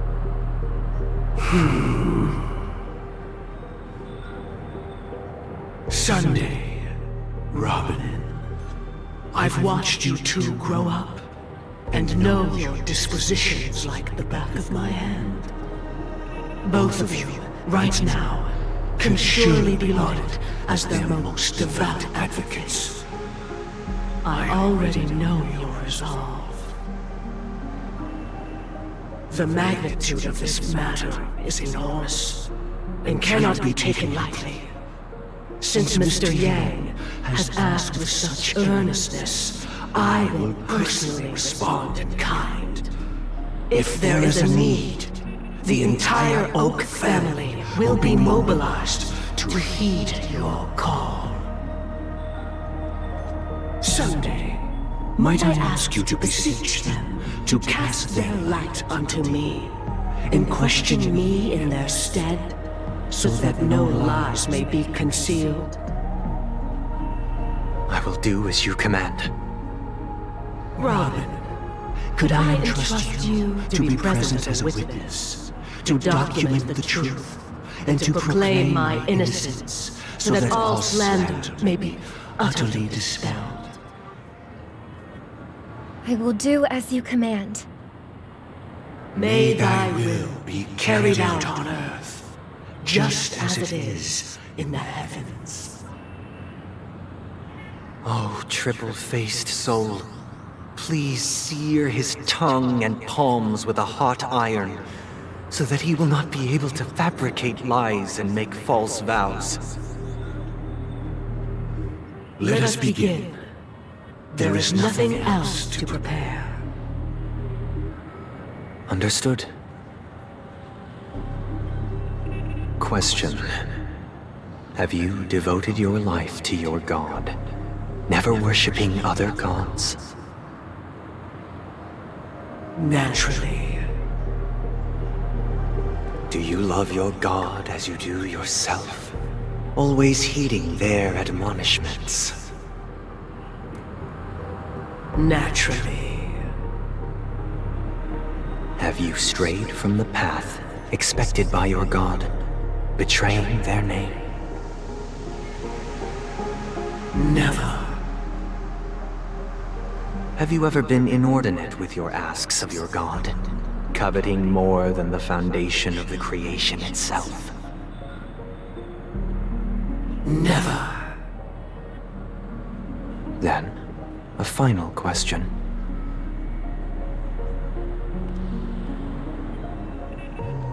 Do you swear to fulfill all vows, past, present, and future? With the Eon as my witness, if I do not deliver on my words, or if I renege on my vows, may I be cursed in accordance with divine law. They have seen your faith, and have endorsed your faith. With this, it can be evidenced... Just a moment. What is it, Mr. Yang? I have another question I hope to have answered. To my understanding, the family's harmony and prosperity have never relied on so-called divine laws. The god you both mentioned, are they truly Shipe? Mr. Yang should know that those belonging to the family toil together as if they were kin, embracing solidarity and unity under their light. All duplicity is laid bare before the harmony. Such a delicate and complex symphony. Which other god could perfectly harmonize this if not for the Great One? Shibei. Perfectly harmonize. Therein lies the problem. It isn't an outsider lurking in the shadows who changed the harmony, but a dissonance that has surreptitiously emerged from within this very symphony itself. In the distant past, there existed an Eon. With one flick of the wrist, they crafted the laws of the cosmos. Their followers formed the Beyond the Sky Choir, spreading solemn and reverent hymns throughout the universe. Later, they fell. The route traversed by this Eon clashed with the harmony, ultimately being absorbed and fused into it. The chorus that once reverberated across worlds fell silent, and when it echoed anew, it was transformed into the hymn of harmony. Though an Eon may perish, paths with no masters still linger. In the all-forgiving harmony, echoes of bygone dissonance may subtly arise. Mr. Yang. Being overly astute can be a detriment. Especially when you find yourself alone and without allies. So this is how it is. For the sake of our grand cause, Sunday, please afford these two an opportunity to rest. What?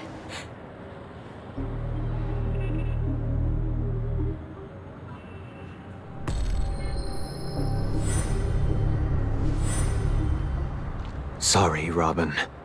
It's just you. I did not wish for you to know this. It's a pity that things have turned out this way. So, this is the true reason I can't sing? The shadow that envelops Penacony is actually... We were never children of the harmony. Our ideal paradise could not have been crafted by Shibei. True bliss can only be guaranteed by the one who transcends the many. Within the foundation of law, humanity establishes civilization, and through harmony, we obtain order. Unbelievable. To think that there would be remnants of the Order on Penacony. What have you done with Mr. Yang and Miss Robin? Don't worry. I just gave them some time alone to ponder their fates. You should know that these actions make you an enemy of the Astral Express. Should we need to stand against the Nameless, it would only be myself and the Oak family involved. But we haven't reached that point yet, have we? Your efforts for the justice of Penacony are evident to everyone, and have been widely observed.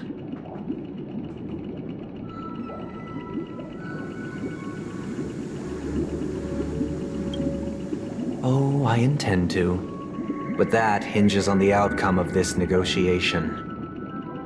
If it is the Order that drove you to imprison Welt and Robin, and you're using them to coerce our compliance, then there'll be no point in entertaining any type of discussion. You're mistaken, Miss Himiko. They are in very safe hands, and just as the family has always proclaimed, no one can be harmed in the dreamscape, least of all in the beautiful new world belonging to the Order. Penacony and the entire universe have witnessed far too much innocent bloodshed. The strong wield their blades against the weak, and the victors push the vanquished to the brink of life. Natural selection. The world abides by this principle, establishing the well-being of humanity atop the corpses of the downtrodden. Only we, or rather, I, possess the power to put an end to this farce. So you've decided to resurrect a dead Eon? No one's ever done such a thing. If Miss Himiko is interested, let's draw back the veil and speak candidly. I've always firmly believed that people can understand one another through peaceful means. I'm willing to divulge the unembellished truth as to the intentions of the Order's Pathstriders, so that you will make better judgment for the Astral Express, for Penacony, and for this stretch of the universe. Words can hardly do justice to the beauty of that ideal. So, come with me, everyone. Let us retrace our steps and see once again where this road leads. Huh? Where'd he go? Welcome. This isn't any location in Penacony's dreamscape. It's my inner world. The reason the scenery before you remains unchanged is because your consciousness has drawn on similar concepts to fill in the gaps.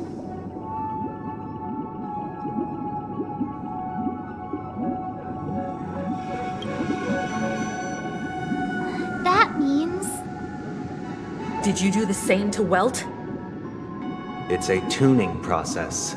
Stronger in effect and more draining on the mind. The gray-haired guest has experienced it before, so she should understand what it entails. Tuning allows you to intuitively grasp my feelings, which also means that I cannot hide anything from you. Now, everyone, please look at the huge screen. The road we once took begins here. From this point on, you will witness the numerous decisions I've faced. I've selected a portion of these to share with you. I believe after going through similar predicaments, you'll be able to better understand my thoughts. Let's begin. The first decision. A story about a baby bird. This story happened when Robin and I were very young. We were victims of the Stellaron disaster, and the family's Mr. Gopher Wood, who would later become the Dream Master of Penacony, saw that we siblings had no one to turn to and took us in. Later on, Robin and I lived a time with nary a care in the world. One day, after dinner, while my younger sister and I were lounging about in Mr. Gopher Wood's yard, we spotted a fledgling Charmony dove all on its own. That baby bird was tiny. It didn't even have all of its feathers, and it couldn't sing. When we found it, it was already on its last breath, having fallen into a shrub, probably abandoned by its parents. We decided to build a nest for it right there and then.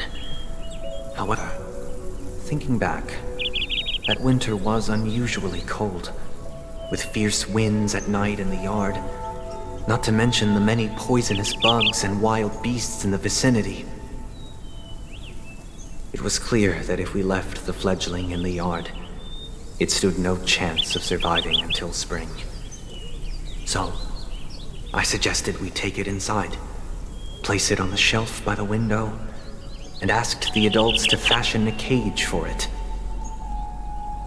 We decided that when it regained its strength enough to spread its wings, we would release it back into the wild. The tragic part, something that we'd never considered, was that this bird's fate had already been determined long before this moment.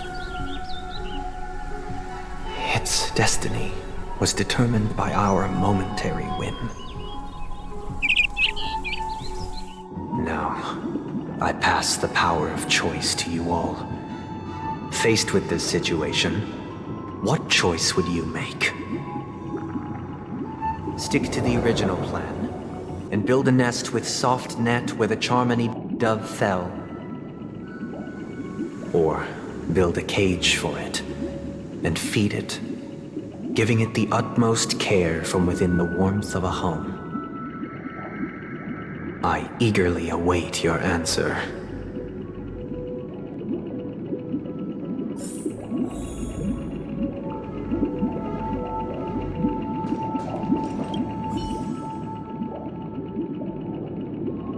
I can't decipher his intentions right now, but based solely on that question, I would probably choose to build that dove a cage.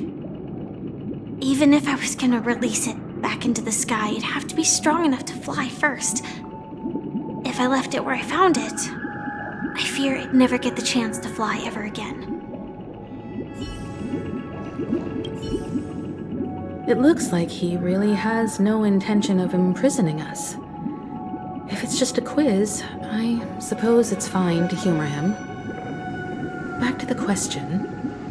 I would personally choose to build the little Charmony dove a cage. No special reason. I do think that a fledgling should have the right to fly into the sky. But if it can't even live to that point, then there's nothing to talk about to begin with.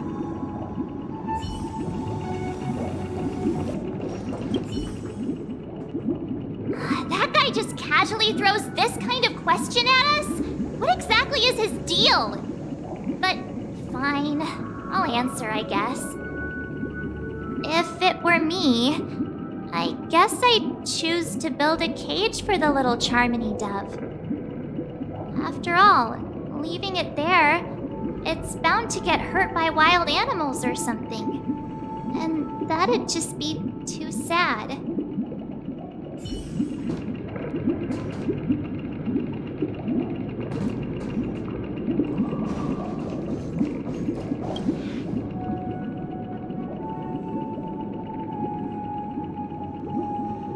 I'm happy to see that you made a choice similar to ours. If your mind is made up, let me reveal the outcome of this choice. We passionately nursed it back to health, preparing only the best food for it every day. We even preened its feathers.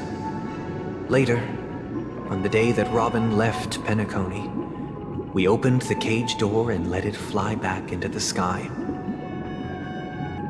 I watched it for a long while by the window, probably about 3 or so days. In those 3 long days, the little Charmony dove tried again and again to spread its wings to fly into the sky, but fell to the ground, only to keep trying. Finally, on the 137th attempt, it succeeded. But its attempt did not go perfectly. After flying unsteadily for a while, it fell to the ground, unable to grasp the direction of the air currents. The fall shattered its wings. It writhed helplessly in my embrace. But it was all for naught, finally succumbing to a painful demise. And in that instant, our tender care, our given love and hopes, they all became the inevitable push that sent it to its death. I deeply regret the choices we made. Next, let us head to the second decision. This time, it's the story of a dream chaser. This story happened when I was appointed as Bronze Melodia, a position exclusive to the Oak family, charged with listening to the problems and vexations of Dreamscape residents, and providing them with the relevant guidance. It was during that period that I had the opportunity to hear voices from all corners of the Dreamscape. Joy, sorrow, arrogance, regret. The complex tapestry of human nature that formed the world. And I was fortunate to catch a glimpse of it. He was a dream chaser, and an illegal stowaway. Just like the rest of them, he came to Penacony in search of a better life, except that, to most people, the price he paid. I suppose you could say it was everything. He told me I sold everything I could at home. The house, the land, even his 2 children. He said he could not afford to raise them, and that at least they could eat if they lived as slaves. He had a plan in place. He would buy back his children once he had made his fortune, and enjoy Penacony's beautiful dream with them. Alas, his plan to smuggle himself was somewhat clumsy, and he was sniffed out by those pig-headed hounds. After hearing the Dream Chaser's story, I immediately appealed to the Bloodhound family to cease their pursuit. That way, at least he could live peacefully. But I was still too naive to the ways of the world. I did not anticipate that what I thought was a kind gesture would later lead to dire consequences. I'll tell you the outcome soon. For now, I'd like you all to make a choice. Will you do as I did, and try to convince the Bloodhound family to stop their pursuit, so that the Dream Chaser may live peacefully and realize his wishes? Or will you remain silent, leaving him to languish while the hounds are hot on his heels, until his inevitable judgment arrives? I look forward to everyone's decisions. Who knows? Perhaps they might even alter the outcome of this tragedy.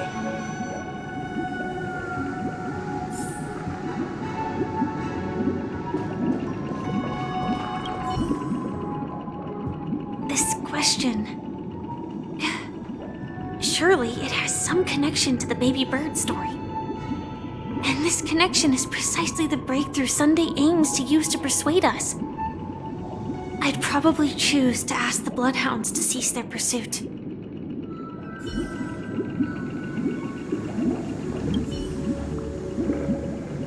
A Dream Chaser story. If I acted out of kindness, I would probably ask the Bloodhounds to stop their pursuit and lend him a hand. But what cruel repercussion would this choice result in?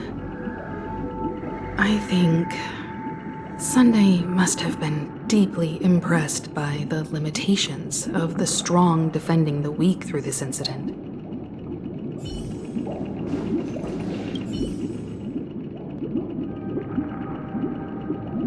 It seems illegal stowaways are really quite common on Penacony.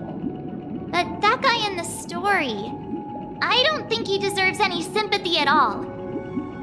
He sold his kids to chase a dream. Even if he intended to go back for them, it's still insanely irresponsible. With that thought, there's only one choice. Let the Bloodhounds send him back home. This person deserves to be punished.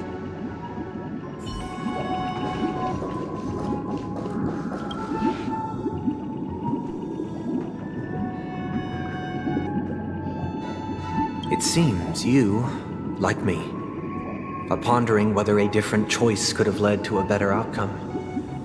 Sadly, his fate would only be more tragic. Say he never gets caught. He would only die from delirium. The methods with which illegal stowaways enter dreams are unorthodox, not flawless like the hotels. Living in the dreamscape would be a mere pipe dream. Should he be apprehended, could the hounds afford to turn a blind eye? The answer is a definitive no. They couldn't bear the resulting consequences, and thus wouldn't dare extend a helping hand. As to your choice, I once again offer my heartfelt apologies. Next comes the third and final decision. And the story this time is my own. This story happened the day I was appointed the Oak family head. At that time, Mr. Gopherwood was the current Dream Master, and as per his wish, we had a private conversation.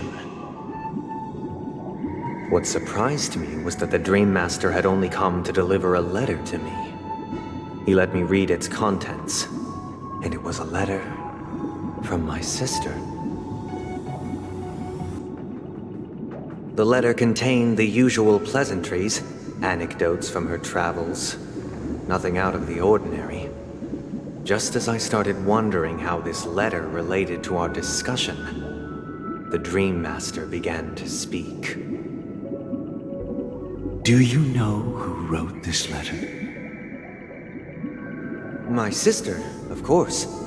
But why would you personally visit me to hand me a letter from my sister containing mere trivialities? To help you grasp the full scope of this issue. Do you know where Robin is at this moment? From what the letter indicates, she must be in Caspolina 8, correct? She's touring there right now. Correct. Has she mentioned anything about a stray bullet? A stray bullet? What? A war has broken out on that planet. It is because of this very reason that Robin chose this destination. To spread the word of the Harmony. And to save the lives of that planet. She personally made for the front lines.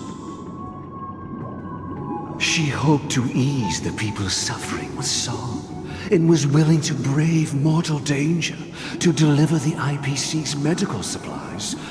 Unfortunately, stray bullets show no such compassion.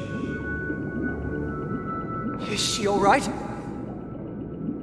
If the operation was successful, she should probably be recovering in the field hospital.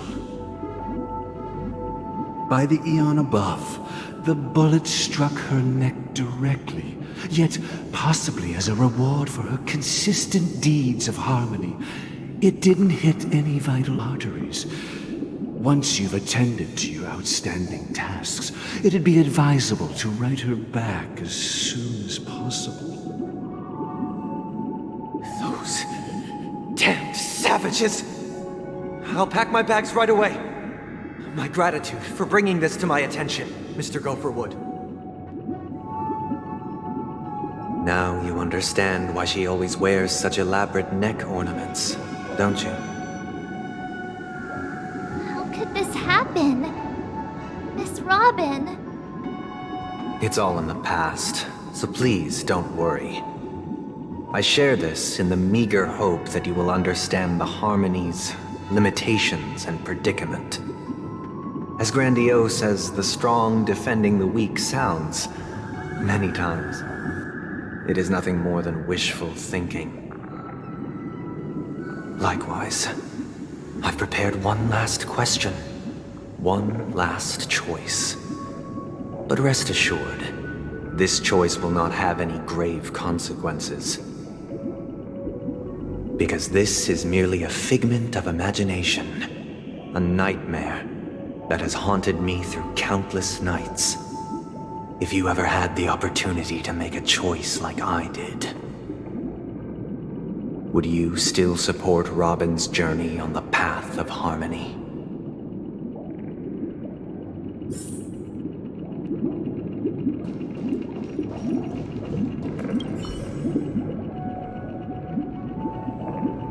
Miss Robin's courage is admirable.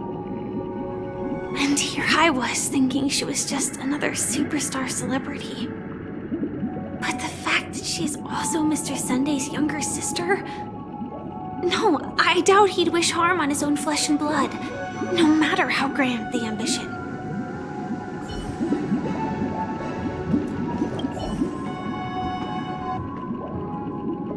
I often feel like I've dreamt of similar scenes on certain nights.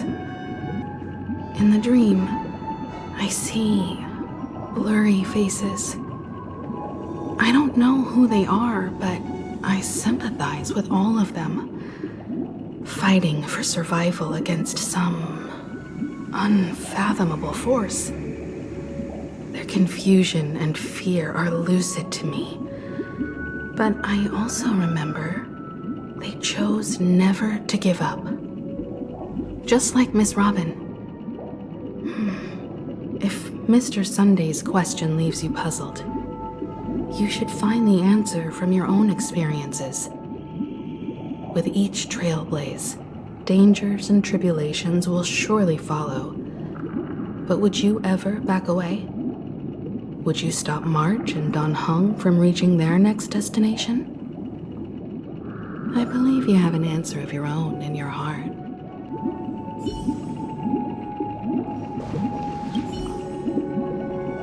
I can't believe that happened to Miss Robin.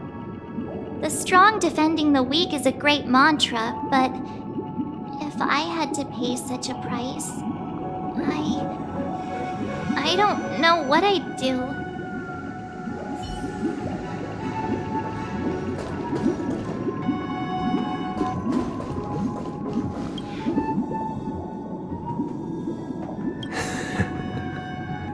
I see. I am now aware of everyone's stances. Raising these questions merely serves to illustrate one point. The plight of Penacony cannot be salvaged by the Harmony. The true foundation for a sweet dream paradise can only be established through the Order, where the strong govern the weak. I know the suffering of being tormented, the turmoil of losing your way, how sorrow and even despair set in when matters don't work out. All of this causes me unending pain, because this is not what happiness is at all. We must teach the weak how to live a happy life. And this life isn't some noble propriety that the upper crust preaches, but in definitive terms, a way of survival that belongs to everyone. So what is your definition of living a happy life? Good question. Human consciousness is fundamentally an illusion, a cage known as self-worth. People lured in by this illusion make mistakes, yet still ask that external influences bear the burden. When one mistake after the next permeates the masses, they become impossible to trace.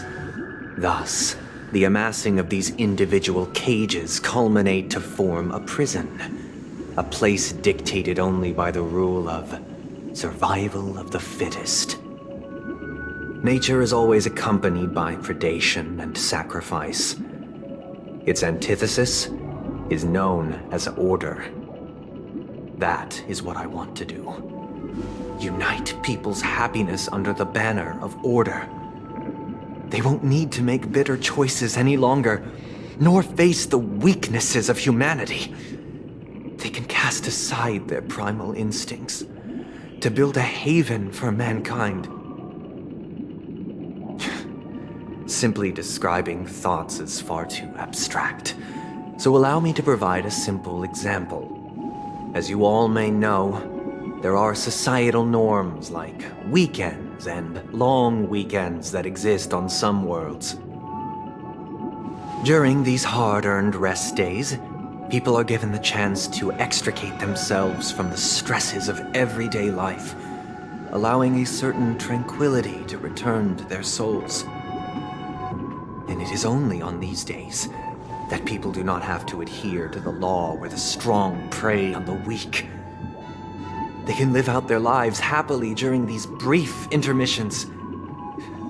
It's just a pity that 2 or 3 days are still too fleeting compared to the span of a lifetime. From where I stand, society's ideal system should be 7 rest days. Following Sunday, there should ensue a 2nd, a 3rd, and indeed an infinite procession of Sundays. This should be the face of the new world. Idyllic, eternal, peaceful days. And thus, every person can return to their base selves in this utopia. Some gaze in reverence at the stars, pouring their whole beings into calculating the distance between us and the isolated world of Pagana. Meanwhile, some seek refuge in quiet corners, holding one another, unencumbered by the chains of unwelcome obligations. There would be no need to bear the hardships of reality. Only in this way can humanity face the inevitable end with the purest of spirit, living a life of dignity.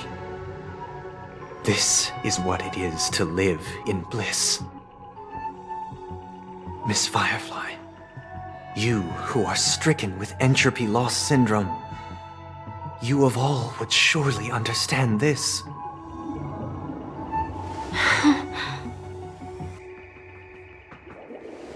It sounds like a flawless theory.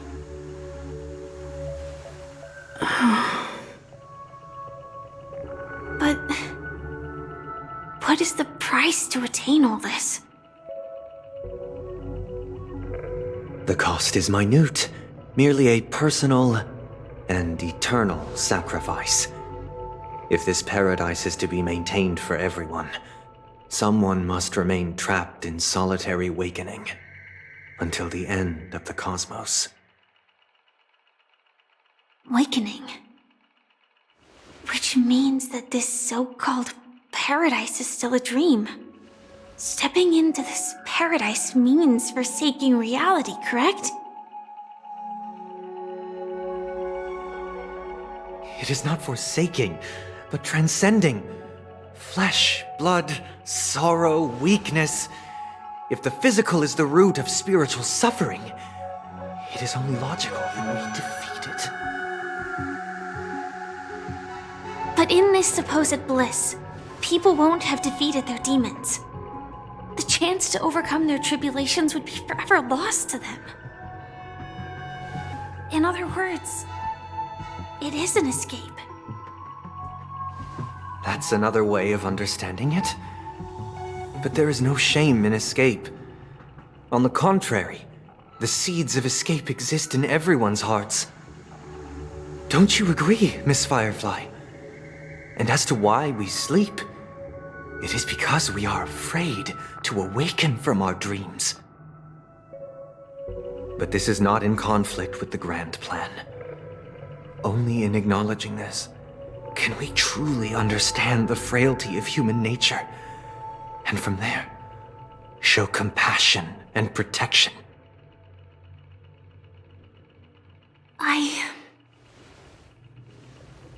I admit that you are a born leader. Your perspective on humanity brims with pessimism. Yet you express compassion for all, even when your heart pities them. But unlike you, I live for the self. From my perspective, individuals making choices for themselves is their birthright. The want to escape may be innate in the weak. But whether they are weak or not, it is not up to another to decide. Perhaps in your mind, you also view me as weak?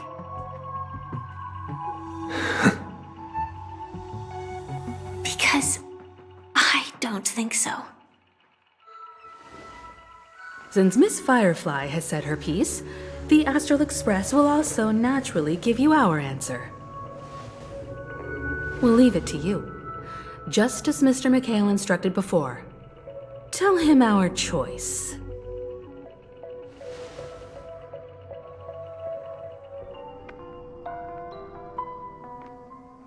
What is this place? Does this place ring any bells, Misha? I don't know, but I feel a sense of deja vu. What is this place?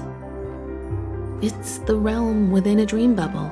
This was left to the Astral Express by a nameless, but weirdly, when we entered it, it was completely empty. Dr. Edward from the Dreamscape sales store told me that dreams are formed from memories, and a dream bubble can't take shape if its core is empty. So I thought you might be able to help us in unraveling this mystery, Misha. As a hotel doorman, you know Penacony best among us. I don't know much about dream bubbles, but if you want to figure out what this mansion is, I'll do my best. I'm counting on you then. Himeko, I still don't get it. Why were you so sure that Misha had a connection with this dream bubble? I wasn't sure. It was just a hunch. But since Misha feels familiar with this place, my hunch might be correct.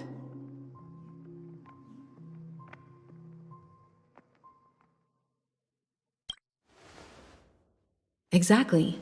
This is where you and Firefly encountered death, which we now know as dormancy. Considering its connection to Dreamflux Reef, it's not surprising it appeared here. The question now is, who brought you here? Based on the clues we have so far, it's unlikely to be that masked fool, so identifying them is crucial to us. We're drawing closer to the truth once more. Let's give Misha some time, as I believe he'll unveil the secret of this dream bubble. All right, but there are doors all over the place. Which one should we choose? Do you have any idea, Misha? I guess... maybe this way? I'm not entirely sure, but... let's give it a try.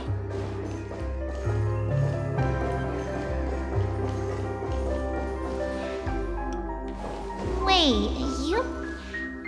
Weird. This place is quite different from the hotel. But I feel like I've been here before, and even lived here for a while. If I remember correctly, there should be a fireplace down that hallway. Clocky and I used to sit by the fire, listening to the crackling of firewood. And the room on the other side was the toy room. I loved spreading out all the toys from the box on the floor and making up stories for each of them. Hold on. This doesn't make sense. Didn't I grow up in Dreamflux Reef? So, what is this place? This could be a case of amnesia. Don't worry, Misha. It's common for everyone to forget certain aspects of the past. Those memories haven't vanished. They're just lying in the depths of your mind. We can surely get them back. Since this place seems familiar to you, why don't we explore a few more rooms and see if you can recall anything more? Yeah, then let's check out the rooms I just mentioned. I heard some noises from the room. Origami Bird? That's a friend of mine. You and Origami Bird are friends? Yeah. It's a member of the Compass crew, just like Clocky and Miss Mirror. And there's more than just one Origami Bird. They are a big family with lots of brothers and sisters who look the same. They follow Miss Mirror's orders and handle all sorts of jobs on the ship. They're the best sailors. Sailors? Can Origami Birds be sailors? Could you tell us more about the Compass, Misha? The Compass is a ship bound for the New World. Clocky and his partners travel through layers of fog to the depths of the sea. Whenever there is danger, Clocky will use a compass and guide the ship in the right direction.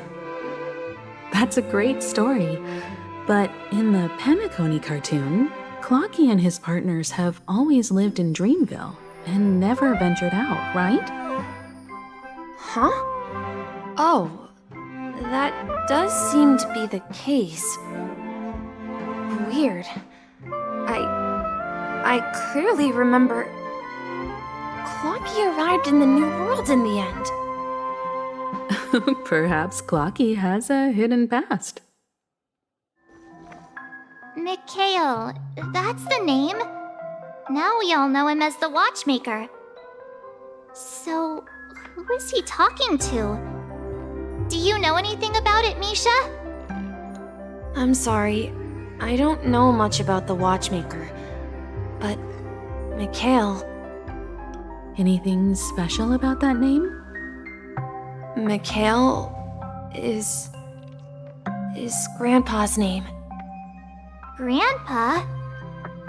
Do you mean you're the Watchmaker's grandson? But we haven't heard anything about the Watchmaker having descendants. And the name Mikhail is not rare. Perhaps it's merely a coincidence. Could you tell us more about your grandpa, Mikhail? Yeah, sure. He was a seafarer who fearlessly ventured into mysterious seas and storms. He was always on the sea and had lots of friends who accompanied him on his travels. He didn't want me to call him Grandpa because that would make him sound old. He believed he was still young.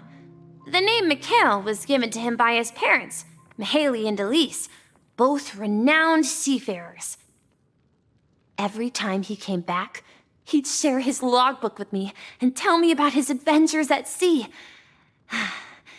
I want to become a great adventurer, just like him. It appears that the seafarer has nothing to do with the Watchmaker. So, perhaps it's just a coincidence? So, where is your grandpa now? He went off on a new journey, and it's been quite a while since I last saw him. I think I hear the sound of water. You once mentioned there's a magnificent fountain up ahead.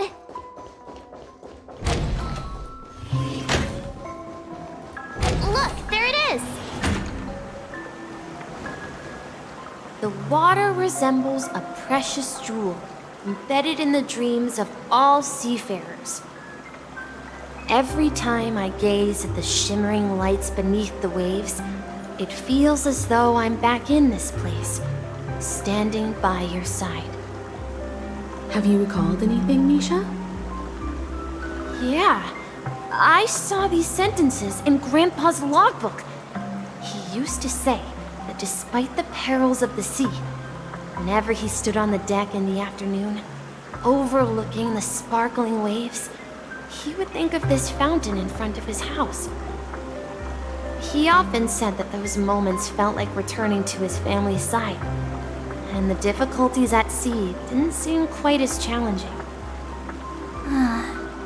You know, I quite understand such sentiments.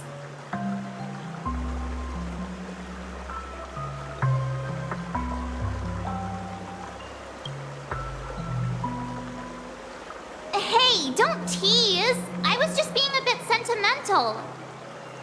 Perhaps every adventurer far from home carries a fountain within their soul. Even though the other side of the sea remains shrouded in the unknown, the fountain in front of his house serves as a compass, leading him back to his cherished ones. Yeah, while Grandpa was at home, we would stand by the fountain and place the compass, a toy boat that I made, into the pool. Back then, I would ask him when I could go on adventures like him, and he would always laugh and say I was still too young. It seems this Mikhail is truly a seafarer and has nothing to do with the Watchmaker. Yeah. Based on Misha's recollections, the scenes in the dream bubble appear to be his childhood memories. But this raises more questions. According to Misha, he was clearly born on an oceanic planet and led an ordinary life, with no connection to Penacony at all. Could this be some sort of metaphor? Perhaps the sea refers to the memory zone. I'm sorry. I don't know, but my memories keep pouring out uncontrollably, like water flowing from a fountain. Perhaps I'll remember more things if we go further. The atmosphere in this room feels totally different. Misha! You finally come!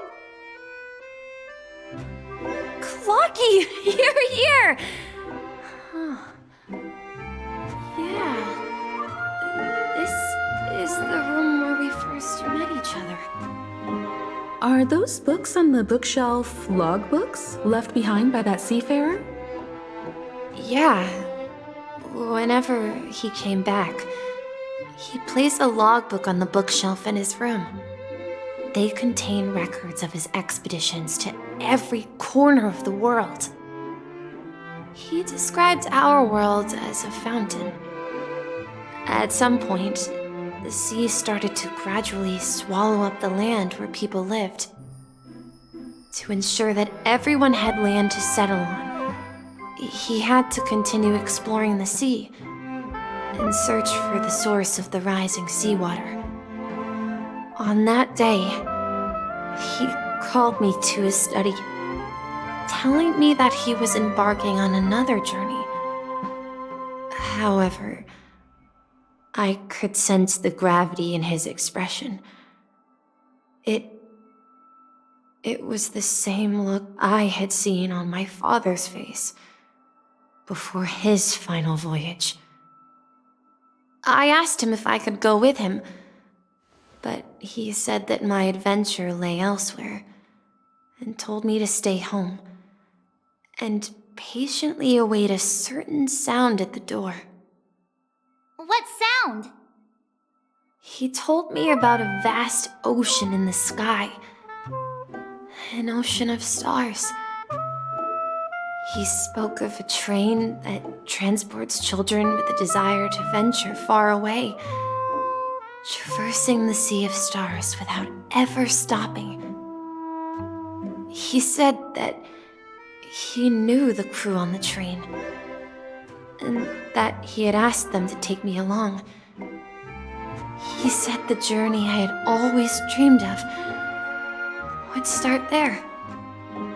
A train? Could it be? It's the Astral Express. I remember now.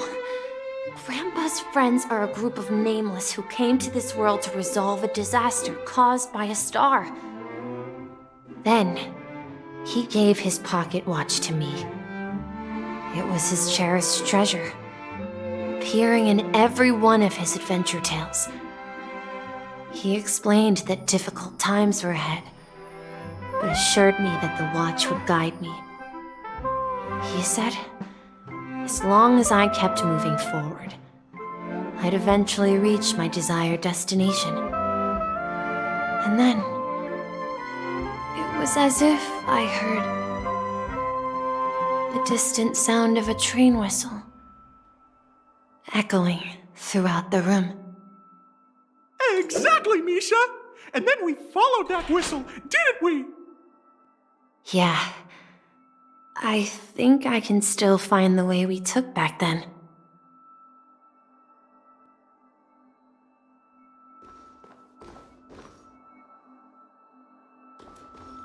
This is the dream jigsaw, right? So we're supposed to find the exit.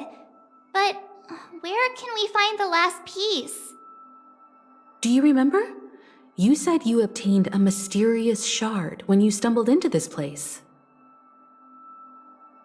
Hey, the shape seems to match. So this shard is also connected to Misha? Looks like we're just one step from revealing the truth. Let's get to the other side and investigate.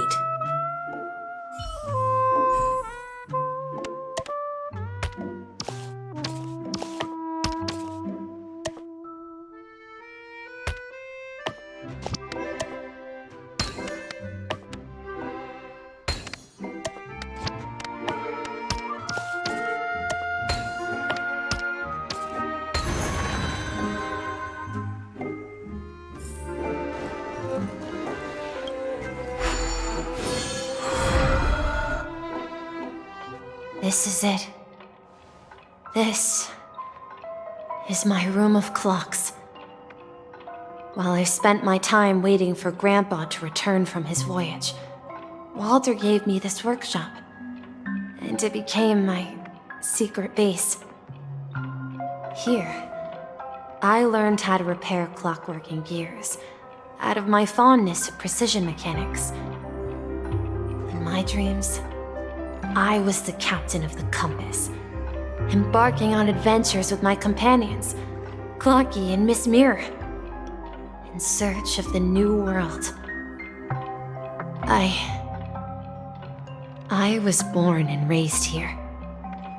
So, this building in the dream bubble is your childhood home? Yes, but not exactly. To be more precise, this dream bubble itself is my home. Looks like you've remembered everything now. Wait. Why does it feel like everyone else knows something I don't?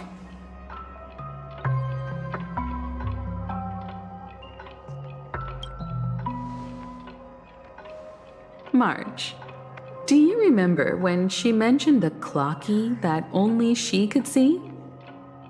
Yeah, the little guy here, right? But we all saw him in Dreamflux Reef, right? And Mr. Yang even greeted him.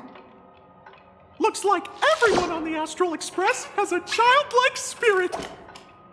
The answer lies in the Astral Express. Her experience shows that neither Firefly nor Acheron can see this clocky. And when we were in Dreamflux Reef, you may have noticed that for some reason, nobody outside of the crew had ever talked with Clocky.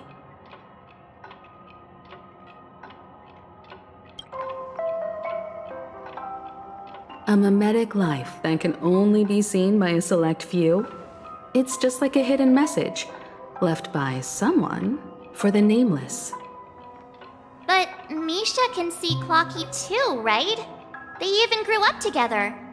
But Misha hasn't started the way of the Trailblaze yet. That's the key to the mystery, March. Now take a moment to recall. Have you ever seen anyone outside of the crew interact with Misha? Wait. No way! That's the answer, March 7th. This dream bubble is the place where I was born. And I'm a dweller in this dream. Just like a memory zone meme. I should have stayed here and waited for you. But when reality and memories merged, I unconsciously pushed open that door and left the bubble with Clocky. So it's not that the Watchmaker's dream bubble is empty, but rather the stuff inside ran away? And the whistle you heard was the sound of the express arriving at Penacony? That's one way to see it, but I believe there's a longer story behind all this.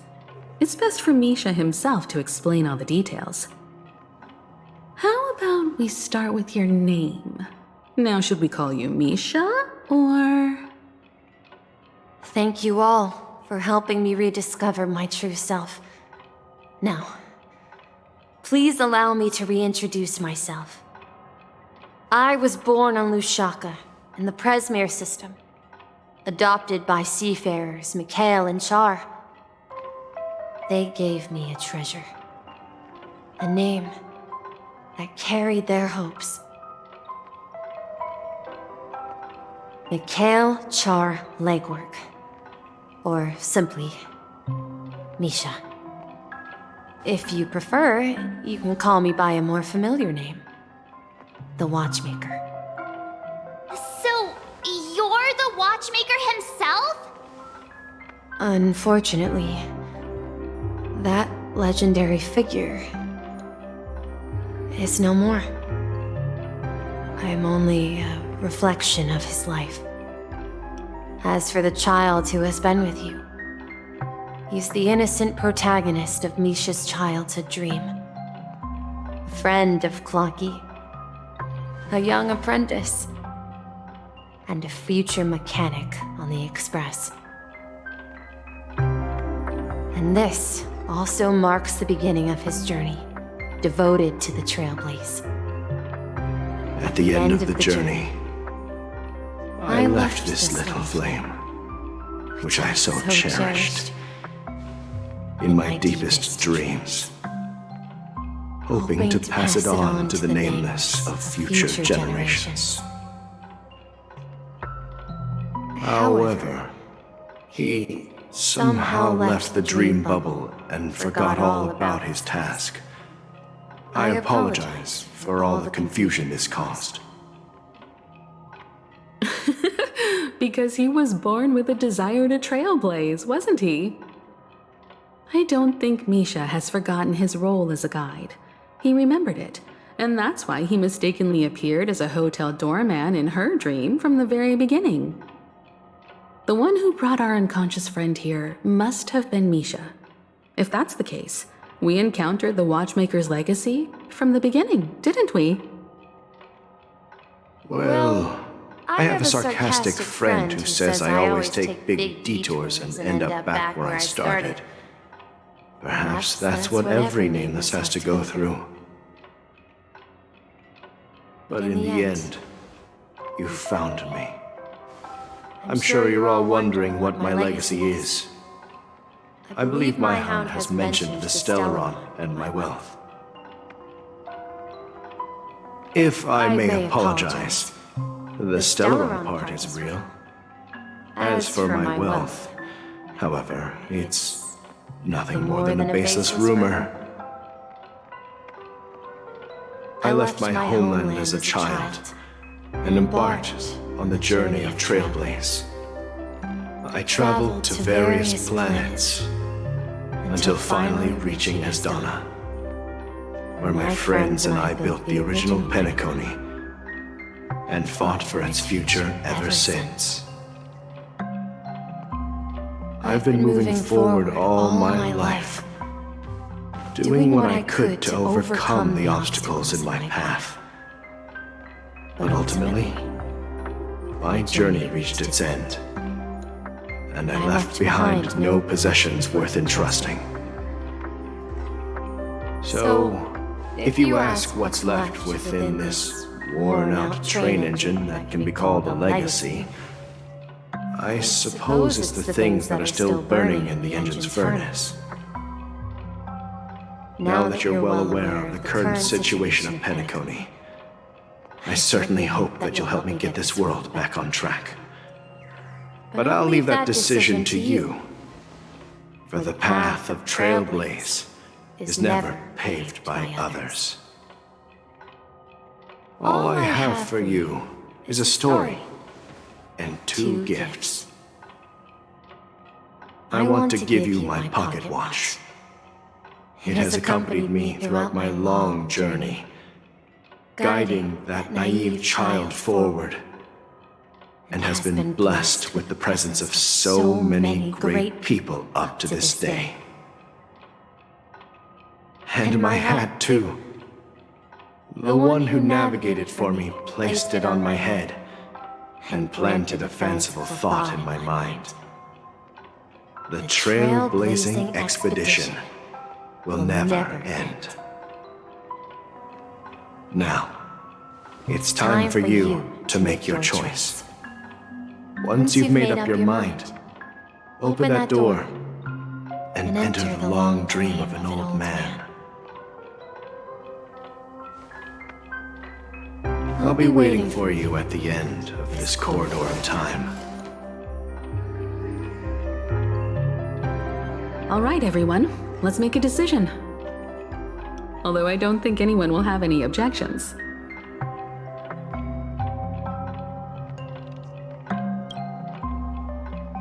Of course.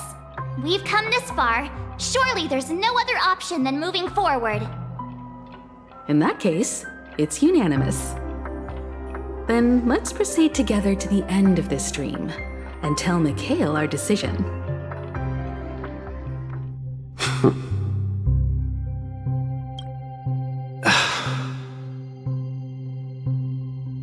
Mikhail, where are you going? Someone has to step up and save Lushaka. So why can't it be me, Misha? Please don't go. And if you must, please take me with you. Don't leave me alone. Even without me, you know how to proceed forward, brave Captain Misha. The compass is waiting for you. Haven't you always wanted to be a better adventurer than me? Now go, board that train and start your journey. Where are you going, Mikhail? I'm going to clean the floor in the parlor car. I've promised the conductor. Wait, first tell me, did you fix this watch? Yeah? I know what it looked like before. Its chain was broken, the back case torn, and the marks on the dial all worn out. How did you manage to fix it? Well, it's hard to explain, but I knew it could be fixed. It's the hands, Mr. Amundsen. Its hands were intact and pointing in the right direction, so I knew there would be a way to fix the rest.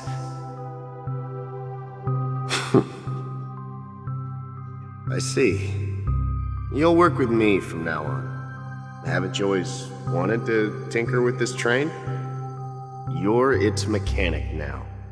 As for the conductor, I'll do the talking. But I only know how to fix watches. Don't worry. You've got what it takes. I'll teach you what you need to know. Where are you going, legwork? It's time to head to our next stop.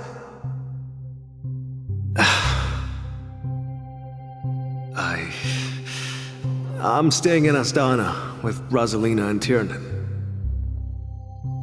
I see. This place reminds you of home. The people of Astana have only achieved a tiny victory and still have a long way to go towards true freedom. Hanunu needs us. Don't worry, not all journeys lead to the stars.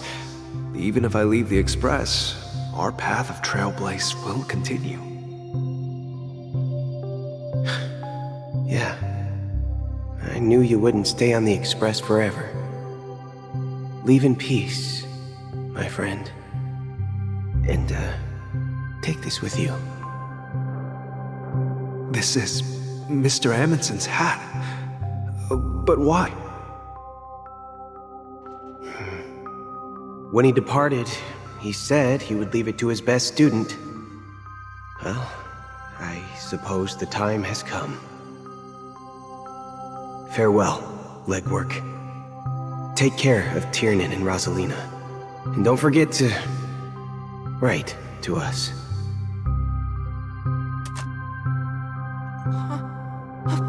Where are you going, watchmaker? Don't worry, Micah. Just going on a little trip. Someone has to be at the forefront of the interstellar frontier, and I'm the only former nameless in Penacony. So why can't it be me? Because you're all we have! Have you forgotten about Tiernan? The cosmos is way more dangerous now. What will happen to Penacony if we lose you too? But what will happen to Penacony if we don't find a way out? Tiernan. How could I ever forget him? I've spent countless sleepless nights asking myself why I didn't go with him back then. We Nameless won't stop. Don't worry, Micah. It's just a matter of getting back to my old profession. Just wait for me to come back. But if, and it's a big if I don't come back in one piece, then you'll become the next watchmaker. Where are you going, old man? Oh, you're here. Answer my question. What are you up to? Relax, Gallagher. I just came up with a great idea. Wanna hear it? Oh, come on! Aren't all your ideas just ways to get yourself killed? I may be blunt here, but you're the last remaining hero in Penacony. If you die too, the secret of the Stellaron will go to the grave with you. Yes, I'm afraid there's no way out in Penacony, so I'll have to consider alternatives beyond Asdana. We'll organize a festival using the Watchmaker's legacy as a facade and send invitations to the entire cosmos to gather people here. So, a desperate struggle against the family? Desperate? Don't we have you here, my friend? This task is challenging, but what hasn't been challenging for us along the way? Well, whatever you do, remember, make sure to send an invitation to the Astral Express. Misha! Where are you going? Oh, it's you, Clocky. Take me to Dreamflux Reef. Last night, I had a long dream about the day we met. I want to write down that dream. Write it down? Why? Oh, so I won't forget it. Do you remember how you got your name, Clocky? Of course! You told me that when you were a kid, you lived in a room full of clocks. Those wall clocks and pocket watches grew up with you and were your best friends. Yes, but what I didn't mention was there's a funny misunderstanding behind it.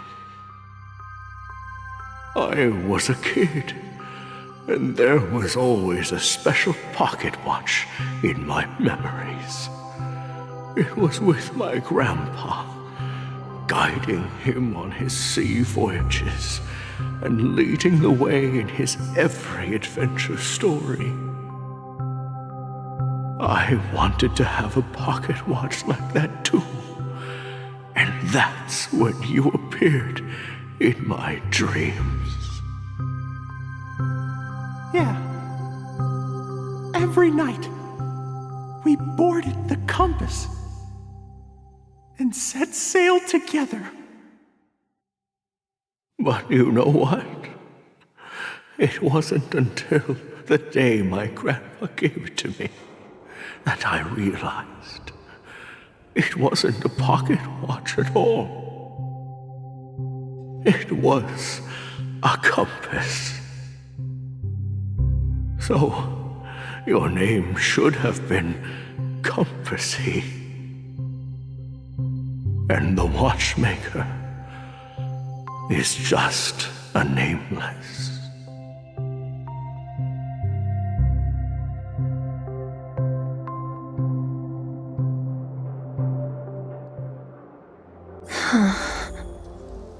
We've arrived at Dreamflux Reef. So, where to next? You know, Clocky, I don't think I'll be going anywhere else.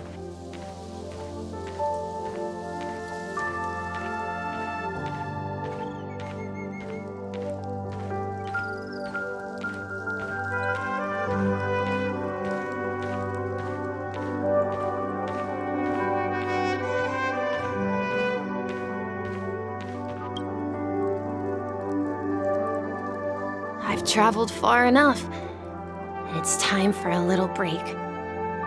Oh. So, we'll set out again. When you're rested? No, I'll stay here. And then, this is where it ends. This is... where it ends? What do you mean, Misha? You told me that the trailblazing expedition would never end. Yeah, that's what I said. So now, it's up to you to decide your next destination. My next destination? What's that supposed to be? I've been following you. Misha, you're acting weird today. If you're feeling down, we can just do what we usually do. With the clockwork. No, I'm not feeling down. As for clockwork, yeah, it resolves all problems in this dream. So, do you know what clockwork actually is? I'm not quite sure. Well, everyone gets lost at times. They may hesitate and doubt which way to go. That happens in this dreamscape and beyond. But don't worry. Everyone goes through moments of uncertainty and hesitation. Eventually, they gather the courage to make bold decisions. Whether it's calming, joyful, angry, or sad, all they need is a little nudge to take that step toward where they truly belong. I'm leaving that little nudge with you, and I hope you'll share it with others. Such is the essence of clockwork, the will of the Trailblaze.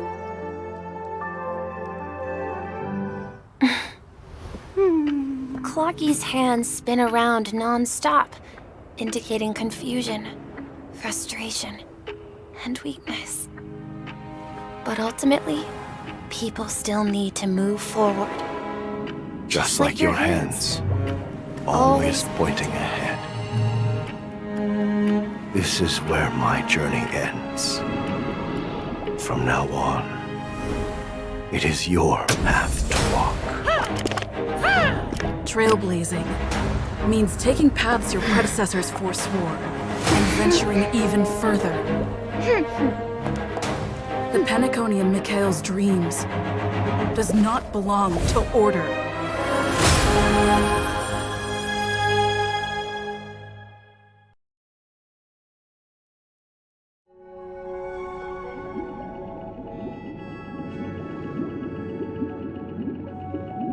I can't believe that Eon would cast a glance at Penacony at a time like this. Is it because of the resonance from the legacy of the Trailblaze? Or perhaps the bond between you is so strong that it even impresses an Eon? Well, there might be another possibility. Perhaps they want to witness, on behalf of the fallen Eons, who will hold the future of Penacony. If that's the case, on behalf of the Dream Master of Penacony and the 107,336 members of the Oak family, I'm extending a formal invitation to all of you. I'm cordially inviting you all to the Penacony Grand Theater to participate in the upcoming Charmony Festival. And, of course, you won't be in the audience, but on center stage. Since the future of the Stellaron, Penacony, and even the entire cosmos is at stake, let's draw a conclusion there, in all fairness. If you truly believe in Akavili's path, then show me their courage and determination.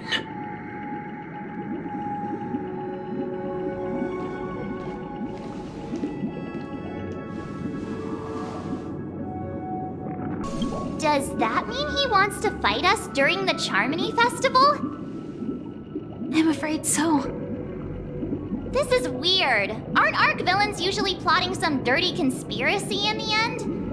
But he actually said something like, "In all fairness." Could it be that he's underestimating us? Well, In my opinion, Sunday is deeply committed to his own philosophy and genuinely wants to prove that the Order is right. I sensed a strong conviction and a desire for dominance in him. Maybe he won't accept the outcome unless he wins fair and square. That's why he'll give it his all in the upcoming battle.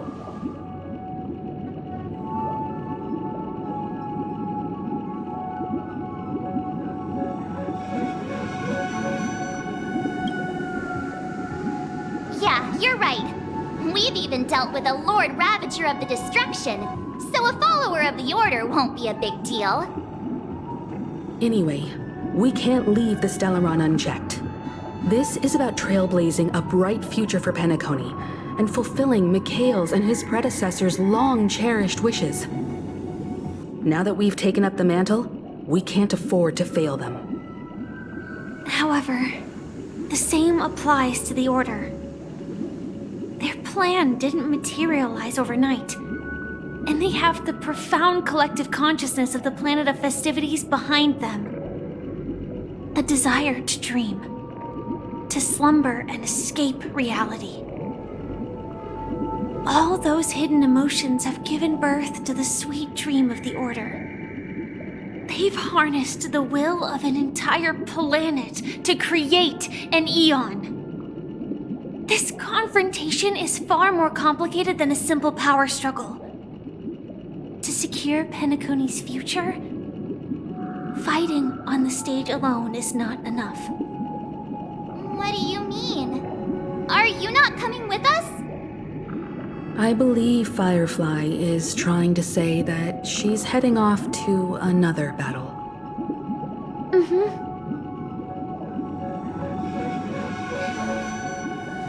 Before I left, the Destiny Slave told me that this journey would bring unforgettable rewards. Even though the script he gave me only had a few lines, I couldn't ignore them. Because one of the lines said, "I'll experience death 3 times in the land of the dreams." 3 times? This can't be serious, right? The first time was a painful death when I was stabbed by the Blade of Dormancy, which led to all subsequent events. The script will always come true, but in a way that will only be revealed when that page is turned. So now I've understood the meaning of my second death. And I am prepared to face it. If all goes well, my efforts will provide crucial support for you. Only by achieving victory in this battle can we secure a future for Penacony.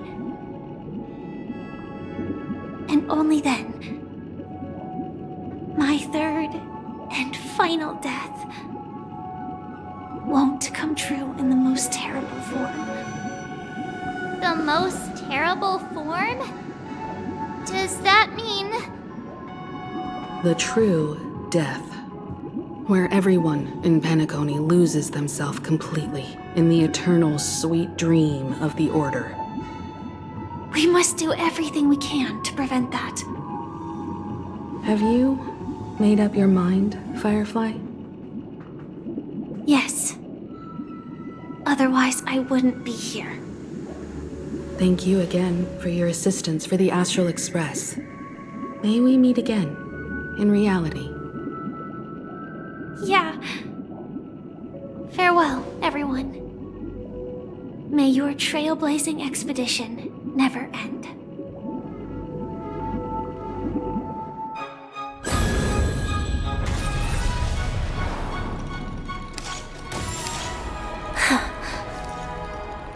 I dreamed of a scorched earth. Everyone, are you ready? A new shoot sprouted from the earth. It bloomed in the morning sun and whispered to me. Like fireflies to a flame, my biggest death. May we meet again in reality.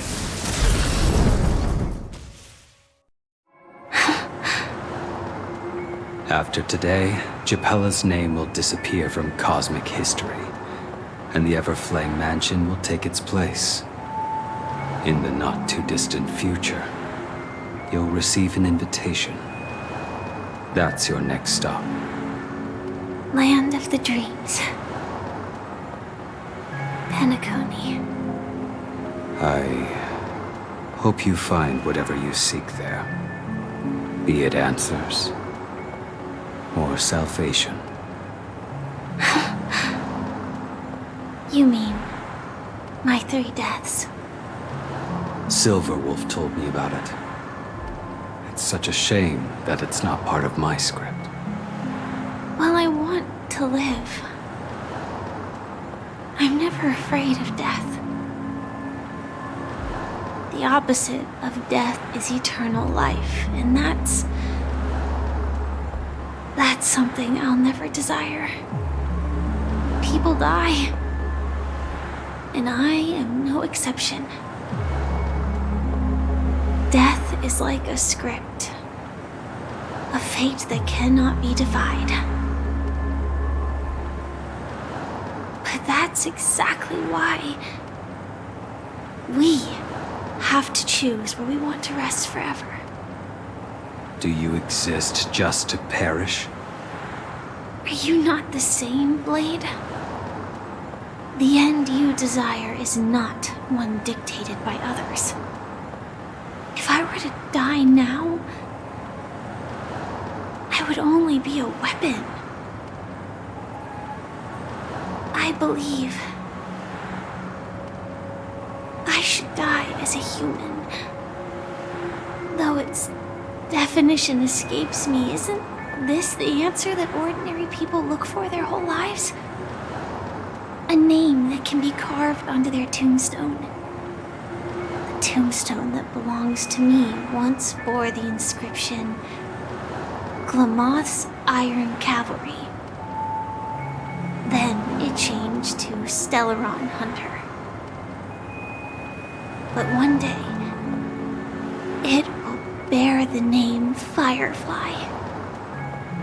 And all the brilliance she showed at the end of her life.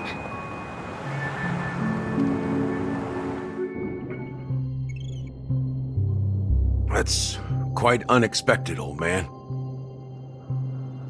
Who would have thought your crazy plan would actually work? Do all you nameless fools just act on a whim? I can sense that this false sweet dream is coming to an end. The Nameless may be young, but they had the ability to achieve this goal. Just like you did in your time. It's a shame you won't be able to see it firsthand. Maybe I won't either. Once something fictional is seen through, it ceases to exist. Yeah, not just those Nameless. Even Mr. Wings is just like you. Stubborn, won't listen or give up, no matter what. Well, fate is unpredictable, I guess. If we weren't bound by those cursed paths, maybe we could have had some good talks. But in the end, we managed to do it. And now we can find solace. Remember how those idiots cursed us? They said, "Go to hell, you worthless traitors." Well, I don't know if they really meant it, but if longing for freedom means going to hell, then I'll be joining you soon, you fool. Let's get together and have supper again in hell. Oh, I almost forgot. There's one more thing. Here's to you. A glass of hello and goodbye, Trailblazer. To the imperfect tomorrow. It's warm here, isn't it? You're lucky to have found shelter from the rain. let alone fresh berries, in this desolate place. I was just following the scent of life. It's particularly strong in a place like this. It's a shame these berries don't have much flavor. Seriously? In case you didn't know, this fruit is pretty juicy. The only downside is that when you chew it, it becomes extremely spicy.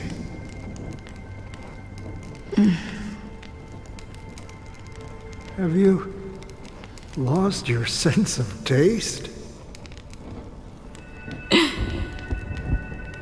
I can still taste certain things, like a faint sweetness.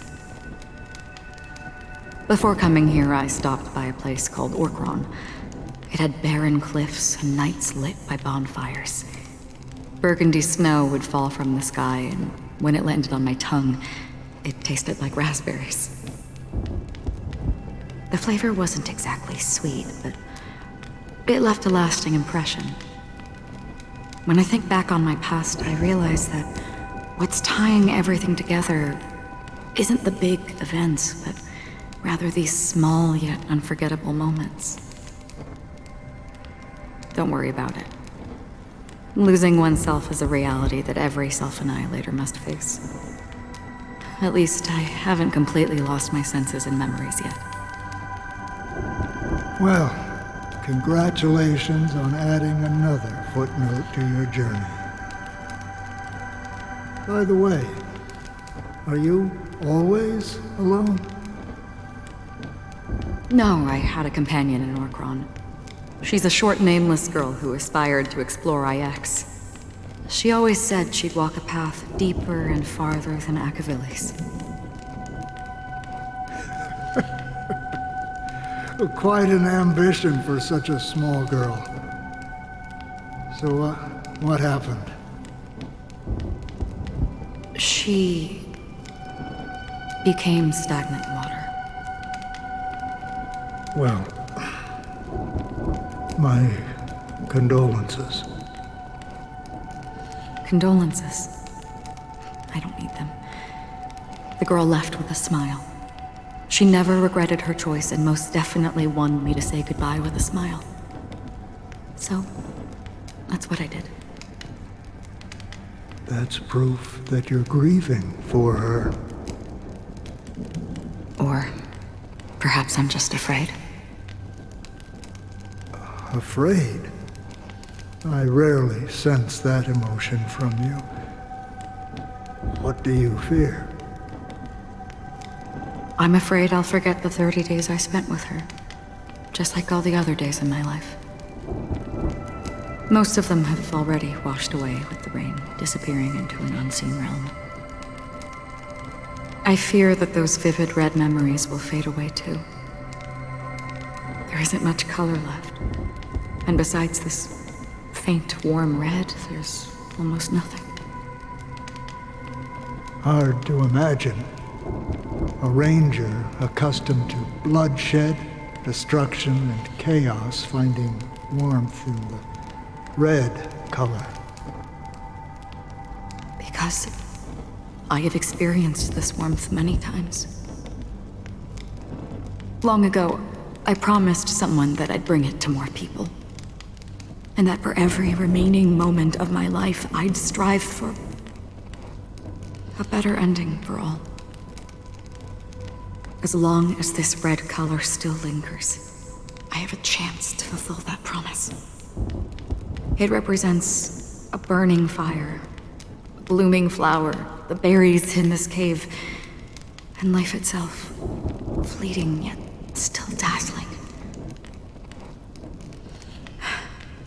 In the end, it will lead me beyond the horizon of existence.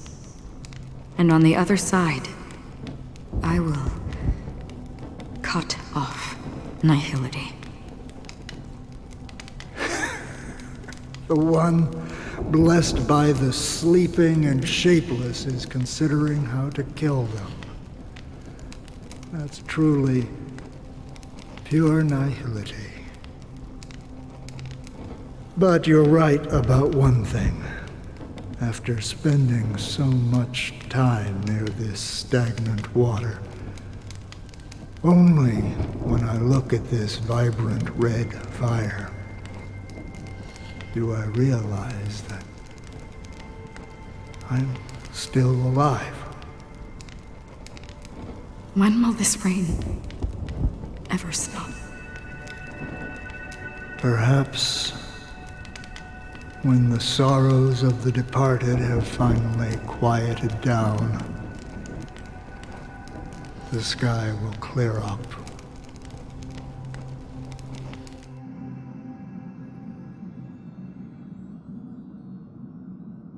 Have you heard of a planet named Biari Scamandros, Don Hung? It's one of the Paradise Kingdoms under the influence of the Harmony.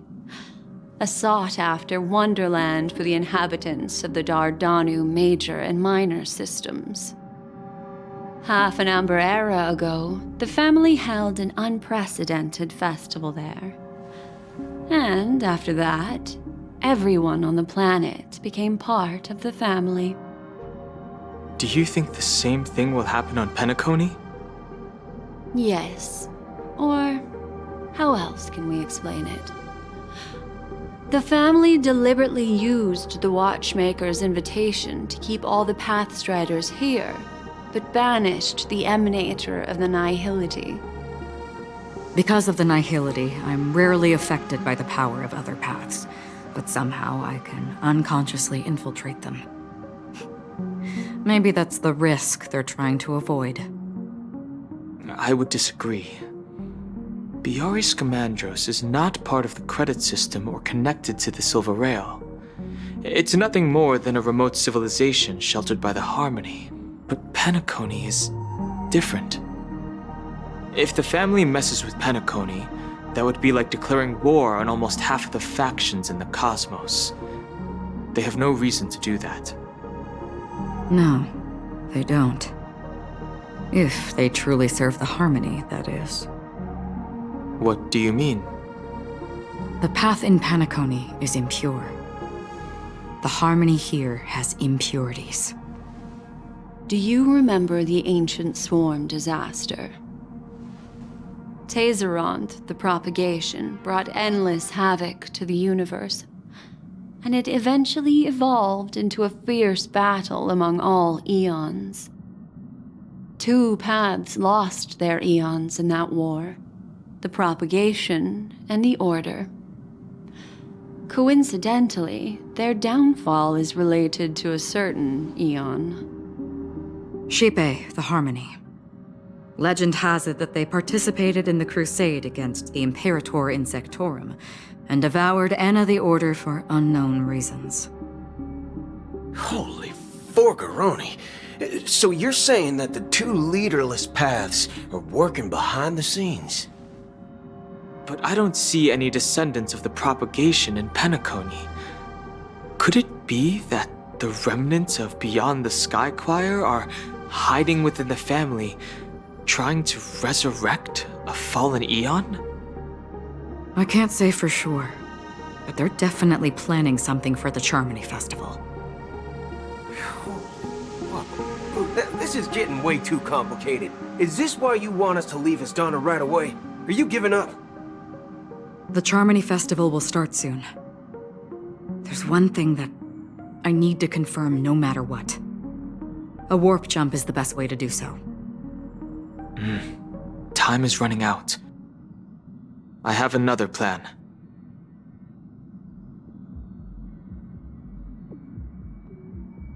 Hold on. Are you thinking of using the Jade Abacus of Allying Oath? Exactly. The assistance from the Lawful Cloud Knights would be enough. Think it over carefully. You can only use that once in your lifetime. I have considered it thoroughly. My companions are... they're also once-in-a-lifetime treasures.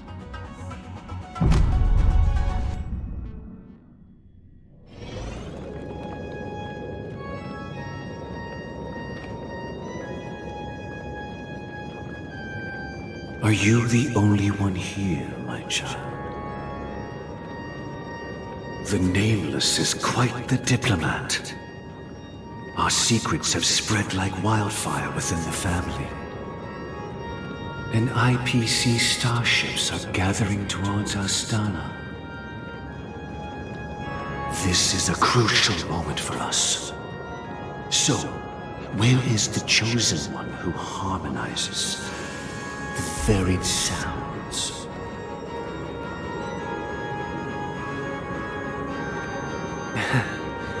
What do you mean, Master? I'm right here in front of you, aren't I? You know, she was supposed to be the star of the Charmony Festival in our plan. But the plan has changed. As her brother, I know she doesn't want to sing for the Order. So I'll take her place. You've always been wise beyond your years. I'm sure you understand the consequences of your choice. If you consider this a betrayal, well, there can't be two suns in the sky. I'll step up and take down the other sun if necessary. Do you believe in karma? If karma exists, then everyone has their own karma. You have yours, and I have mine. And my karma has nothing to do with you, Mr. Gopherwood.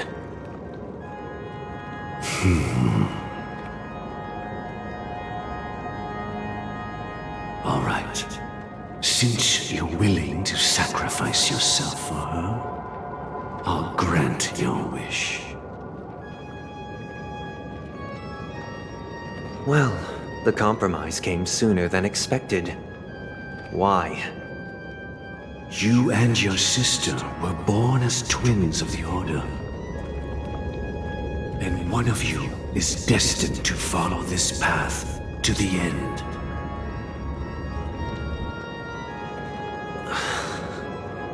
Is this part of your plan? Of course. You're still as clever as you were when you were a child. The opening is near. Go, my child. Seize the power of the harmony and reveal your karma. I have one final question, Master. Why did you choose to bring the Order to Penacony? Wouldn't it have been better to choose a desperate world instead of a city filled with hope and dreams? Why? It's for justice, my child. If we lose justice in our hearts, we'll make the same mistake as the Harmony did. So, it's not you who manipulates the dreamscape with the Stellaron, but... Well, that's where our conversation ends. Go ahead. The 107,336 souls of the Oak family have dreamed of this moment too many times.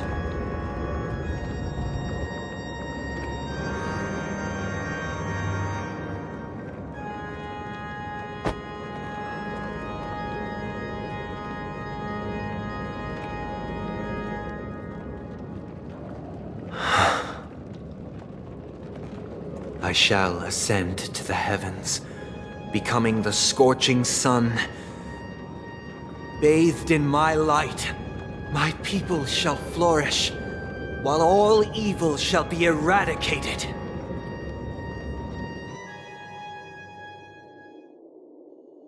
This is the interior of the Penacony Grand Theater.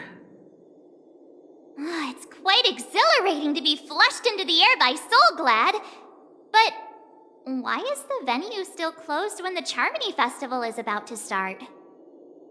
And not only that, the entire theater is eerily quiet. No audience, no staff, no one around.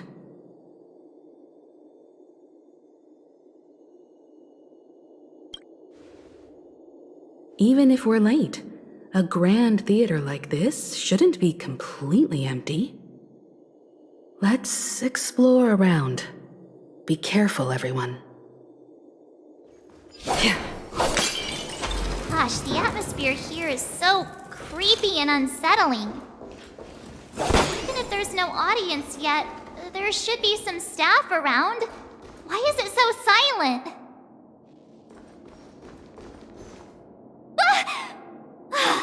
Yikes! They scared the life out of me! Why are there so many puppets at the ticket office?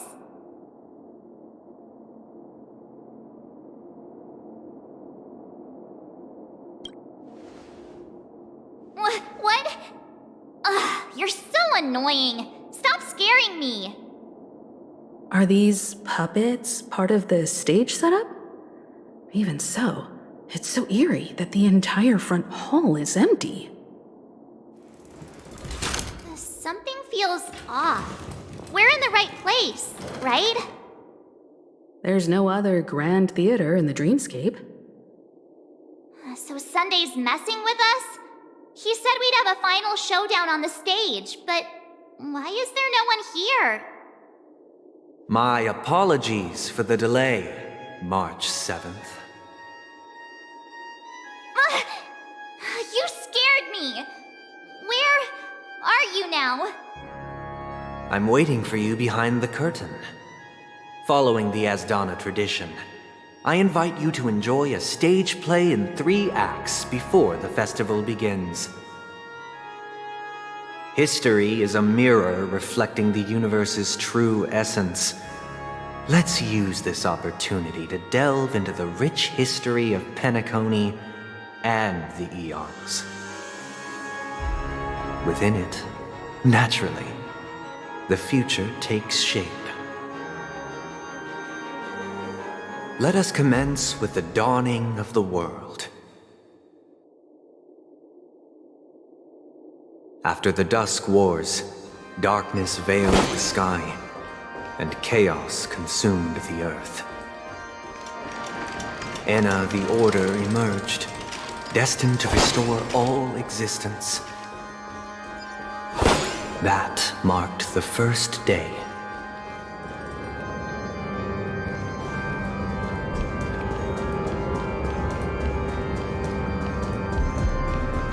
They gathered nebulae and forged them into picks, thus creating a grand lyre with black and white keys.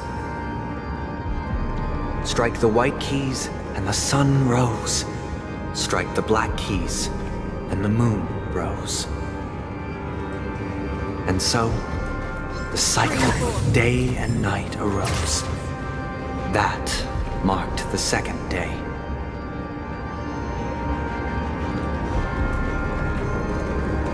The puppets are gathering around the frame.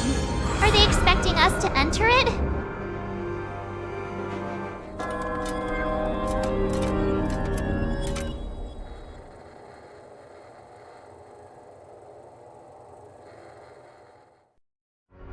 Where are we now? The atmosphere here looks similar to Sunday's inner world. Perhaps this so-called stage play is created with his abilities. This act is named Ode to Prisoner. Given the atmosphere here, I believe it's about Penacony's past. I thought things were finally looking up as I managed to dodge prison during my recent trailblazing expeditions. But now it looks like I'll be back behind bars again. I genuinely wish to avoid a violent clash with my esteemed guests from afar. Therefore, I've arranged 3 acts before the situation becomes irreparable. Where shall we start our narrative? Well, let's start with the time when Penacony was still a frontier prison. In 2147 AE, a prisoner named Hanunu ignited a struggle for liberty and emerged triumphant. IPC referred to it as the War of the Frontier, while the Asdanians dubbed it the War of Independence. We've shattered the cages and expelled It's the true guards. that Hanunu was a legendary hero, but it must be acknowledged that while he bestowed freedom upon the prisoners, he didn't grant them true liberation. Thank you for staying here, honorable travelers. The three nameless stayed on the planet, endeavoring to spread the tenets of Trailblaze throughout the frontier prison. Alas, their efforts proved futile. Once again, Asdana was engulfed in war, this time the enemies originating from within. The prisoners remained prisoners for the rest of their lives. I hope you like this land of freedom on a scorched earth. As you can see, their sentences have long ended, and the IPC guards have long been expelled. Yet, these prisoners remain enslaved, not by external forces, but by the confines of their own minds. Freedom permeates every corner, except fragile souls. It gives solace only to those who believe in its existence. Prisoners, this is my order. Learn the essence of freedom and teach your fellow prisoners to fight for their lives.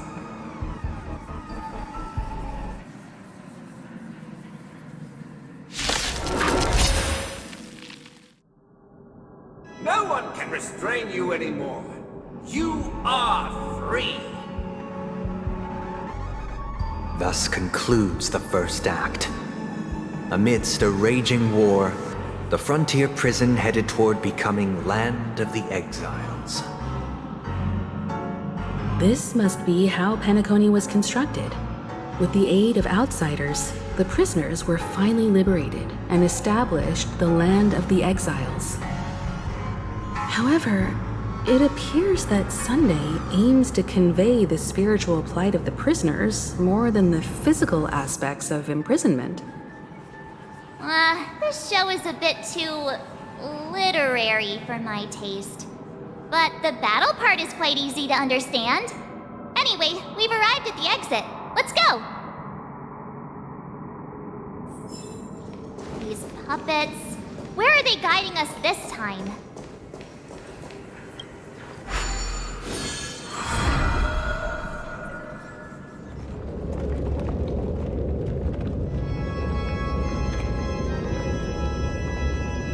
They transmuted streams of stars into inked nibs, creating symbols to be pronounced and counted.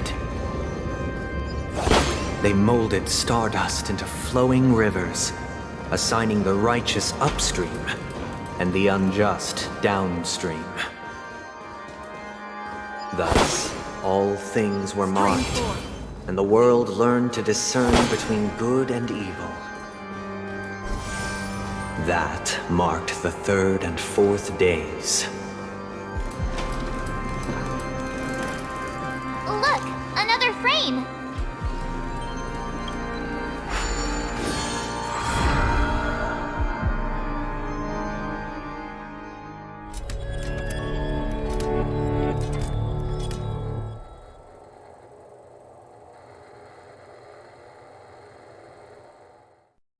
Ode to Fool.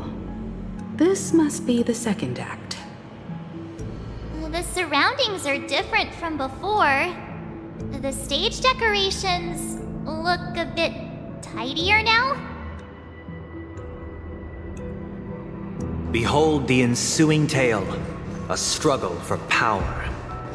Penacony witnessed the ascent of the 7 major lineages: tree, grass, flower, bird, beast, fruit, and insect.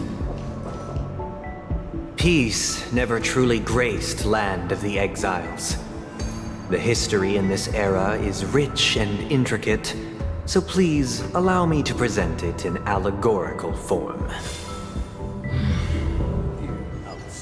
Land of the Exiles was in disarray, besieged by both internal and external perils. Though the 7 major lineages appeared united on the surface, each harbored their own ambitions, leading to ceaseless conflict. The Black Plum family was the first to fall. They withered away in the White Desert event, orchestrated by the Alfalfa family. My child, you did not serve the old The leader master of the Alfalfa family sought to defect to the IPC, trading freedom for survival. However, his eldest son slew him in the name of righteousness and ascended as the new family head. Stream 4. The Lampmoth family endeavored to extend the silver rail left by the Express, only to be eradicated by the remnants of the Swarm, leaving nothing in the unforgiving cosmos.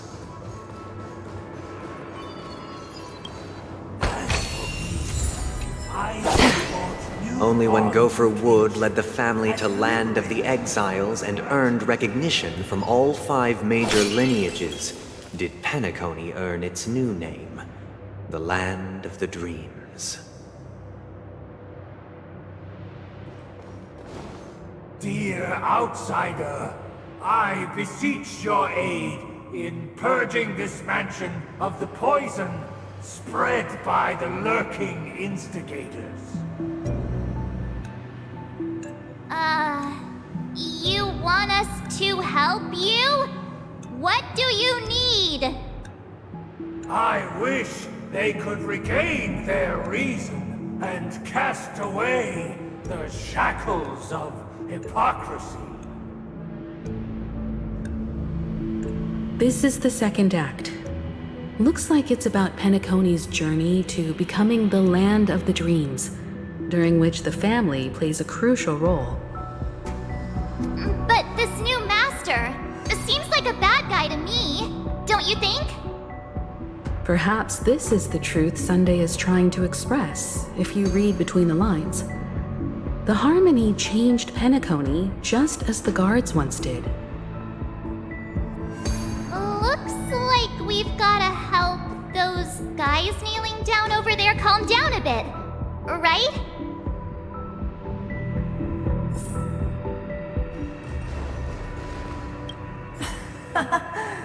In the absence of my master, I am free. But without their guidance, for whom shall I sing?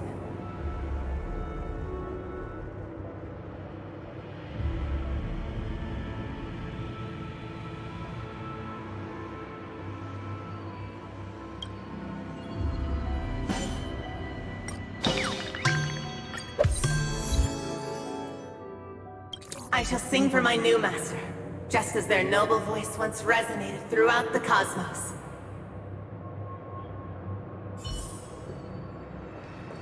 Master! Oh, you will return in due course, and I shall stand vigilant, awaiting the reward for my loyalty.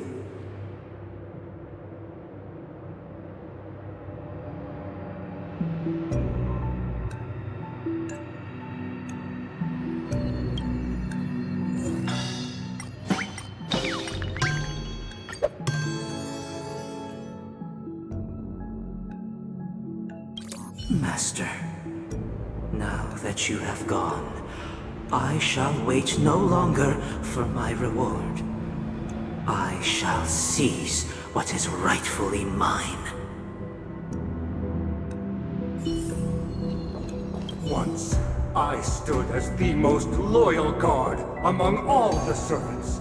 Now, with my master banished, it's my right to assume control of his dominion.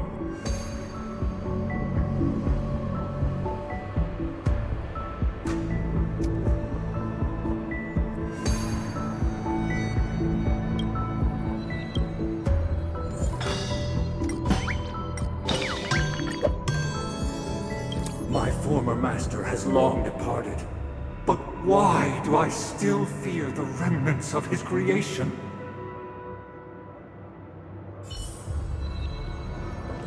Master is no longer here. I thought I'd be free, but I'm not. Now, without my master's command, I'll have to seek guidance from the blind.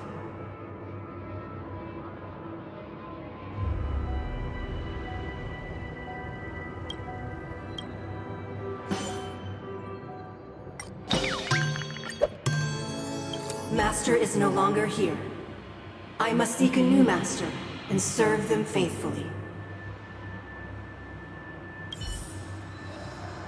Either I shall be my own master, or I shall return to my former master.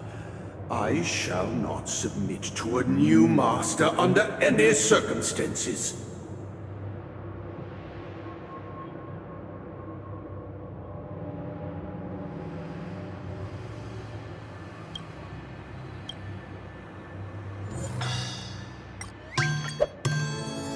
Without a master, who can grant me true freedom? Thank you, dear outsiders. My servants have regained their sanity. Heed me, one and all. Your former master shall not return. It is through righteousness and unwavering support for one another that we shall attain true perfection. Cast aside the veils of hypocrisy and embrace one another. Get ready. Looks like another fight is about to begin.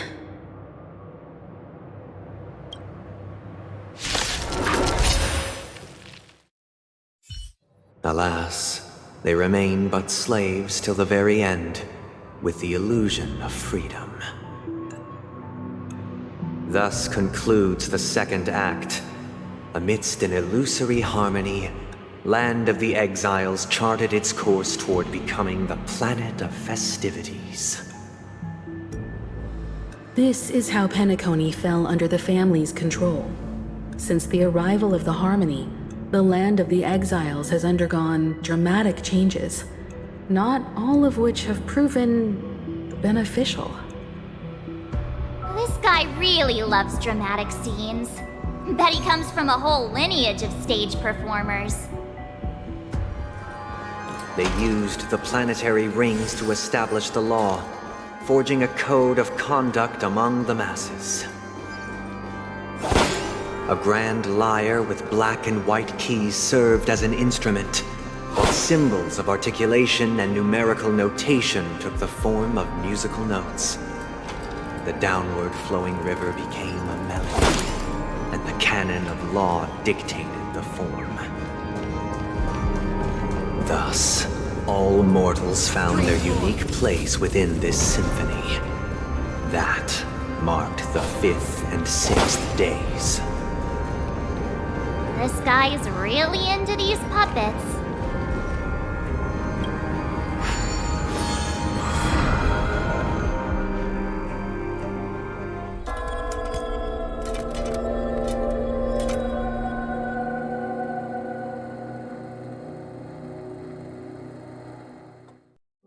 Oh, I get it now. The last scene is all about singing the praises of the Order. And the atmosphere here is completely different from the previous two scenes. This is the concluding act of this play. I have showcased the past and present of Penacony, hoping that my desire for change resonates within you.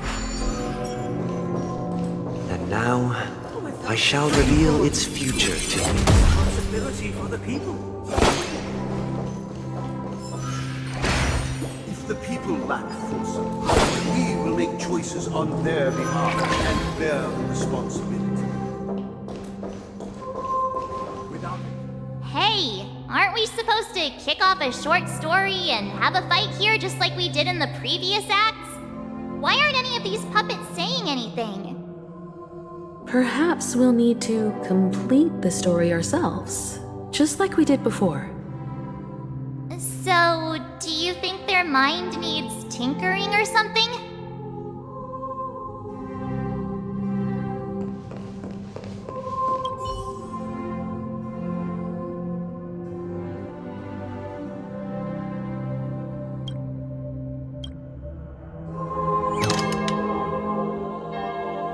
Farewell, former king. How did it go? You can't change them? What does that mean?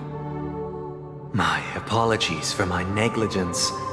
I forgot to inform you that the final part was scripted long ago. Let our previous king recount it to you. Now it is time for the final rite.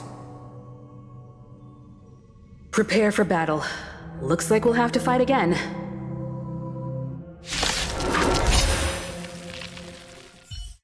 In the hushed expanse of a nocturnal reverie, I leave faint traces behind.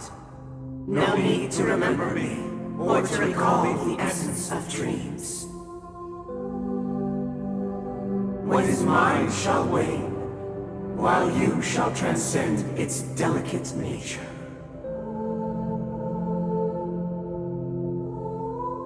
This is the final scene.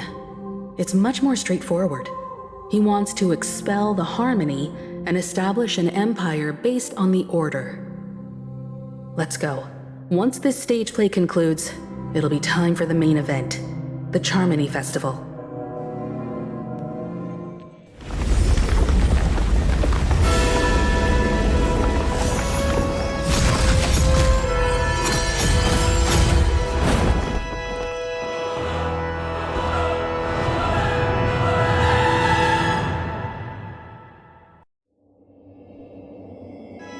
They imbued the world with meaning, perfecting all things in the heavens and on earth. Then, they rested from the labors of creation. Yet, all beings cried out to Enna. Under the banner of the Order, you have defined all things in the cosmos. But this made us realize that we are but puppets in your hands. Thus, on that day, all beings united and cast the Eon into the abyss of oblivion. This Grand Theater looks totally different. Is this the power of the Order? Everyone, get ready. This could be a tough battle. That marked the seventh day. Cheers and chants reverberated in unison. The stars shine bright. Praise the Great One. The Order is dead. The Order is dead. The Order is dead.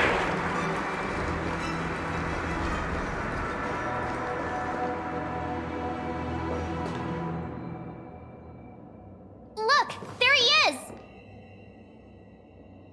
That concludes everything related to the Order. What are your reflections on this, my dear guests? Nevertheless, this is but a trivial blip in the annals of galactic history. What truly matters is the course this river shall take in the days to come. You've arrived at the perfect moment. The Charmony Festival is about to commence, and it would be a shame if you were absent for the Harmony's prologue. Allow me to extend my warmest welcome once more. Welcome to Penacony Theater, the very core of the Sweet Dream, the abode of the Stellaron, the grand stage of the Charmony Festival,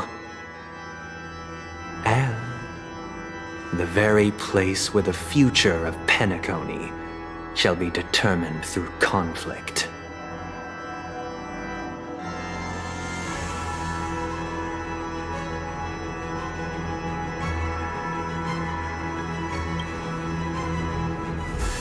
Your unwavering faith in the Trailblaze is truly impressive.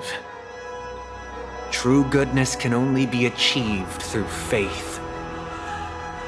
Allow me to point out that falling into a permanent slumber is not happiness, especially when those people are driven by someone else's will in their sleep.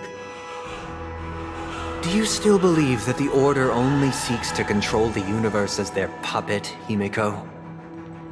No matter how perfect your vision of paradise may be, a cage remains a cage. People will never achieve true happiness in a world like that. They would just be toys for the Eon. It seems you have misunderstood my intentions. Allow me to clarify. My desire is not to resurrect a fallen Eon, or become one myself. My sole objective is to create a paradise free from Eons, where the Order ensures the dignity and happiness of all humanity. A paradise exclusive to us human beings. That's not the case. If people are to live with dignity, there must be nothing and no one above them. In your so-called paradise, you would be the one reigning supreme. Looks like we won't be able to convince each other. Now that our conflict has been destined, let's unveil our paths and reveal to the universe the true path. However, before the prelude to the future begins, please take a moment to ponder the questions I've posed. Is darkness equal to daylight? Are sinners equal to the righteous? If you are born weak, which god should you turn to for solace?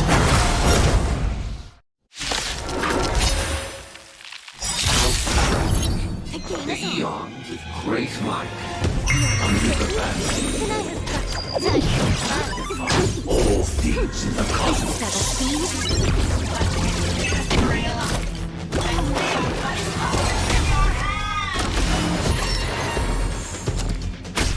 Together as one.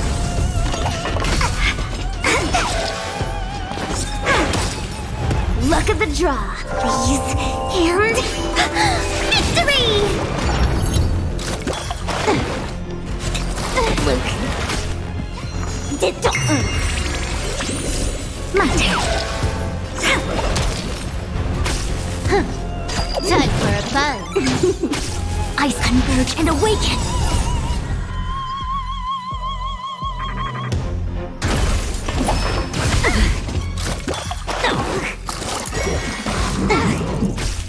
Let's play. Can you find the answer? Feeling spiffy?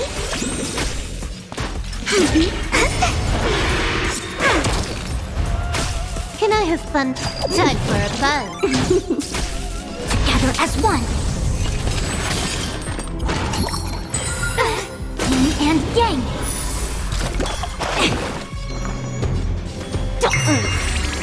Excuse me. Wow, my turn. You took the bait. Time for a buzz. A quick. This combat needs This is double speed. Did that feeling spiffy? Let's. Can you find the answer? Wow!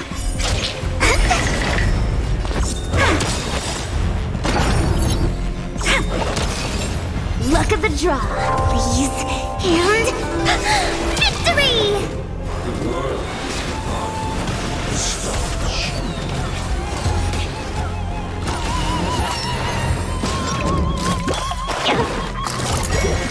No, charge out!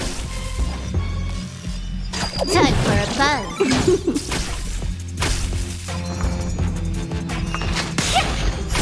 My turn.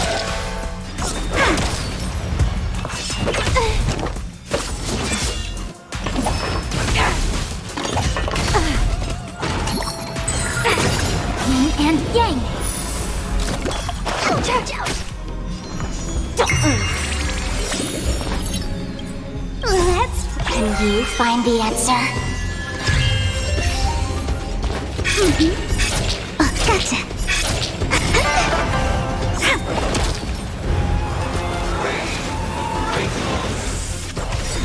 All things human creations.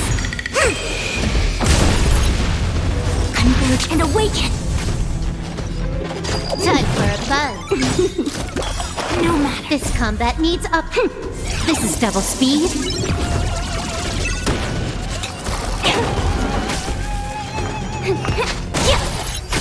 My turn. When they keep quiet. Equipped together as one. Time for a buzz. All things human creations. Yin and yang. I'll go easy. Can you find the answer? Wait for the time. Come on. Wow!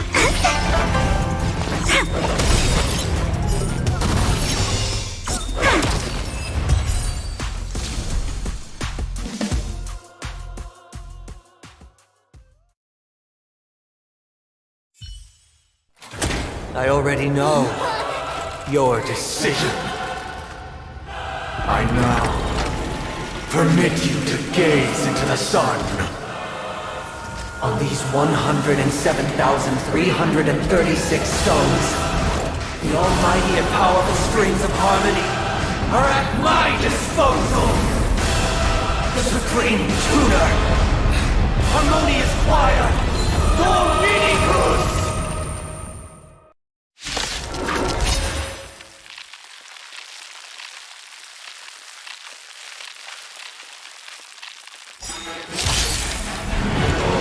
Lost souls, come and meet your master! The embodiment of the harmony? So the true purpose of the Charmony Festival is to usurp it?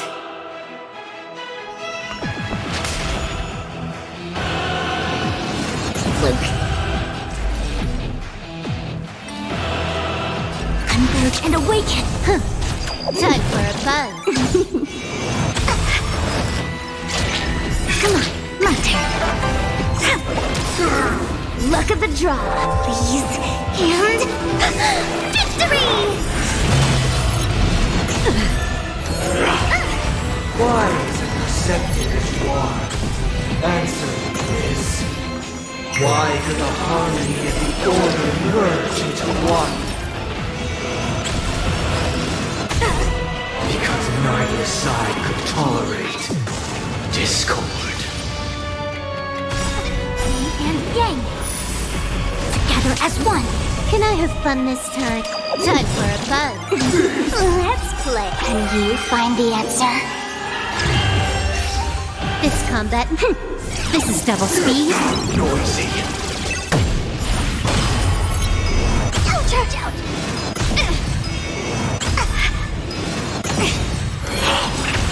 All things human creations. Sink into a dream. Feeling spiffy? Gotcha. My turn.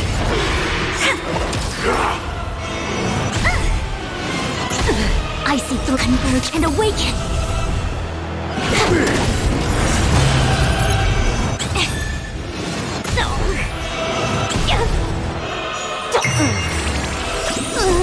Can you find the answer?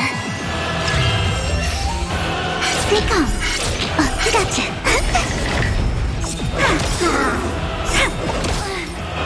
Feeling like there's another world in front of my eyes. It's the power of tuning. Don't let the song distract you. Quick divination together as one. Human creations.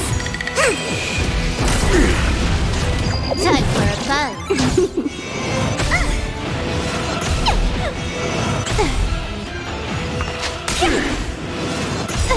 All wishes. This that needs... This is double speed. Noisy. Noise is fading. Yin and yang. My turn. Wait for the time. Disorderly noise. Ouch, ouch, ouch. I see converge and awaken. Luke. Morik. Time for a buzz. Noisy. Sink into a dream. Can you find the answer? Feeling spiffy? Choose me. Come on.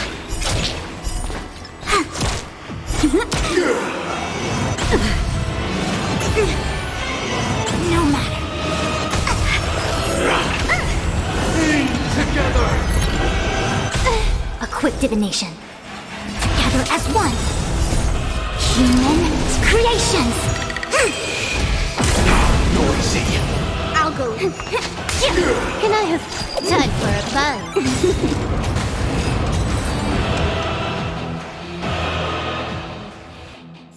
The time has come. Creation will be reborn from the remains of the gods. Dan Heng?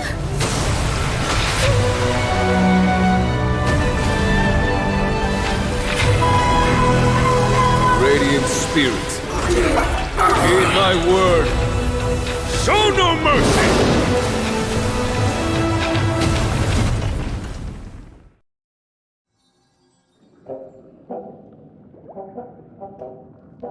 Wake up! Wake up! Hey, wake up!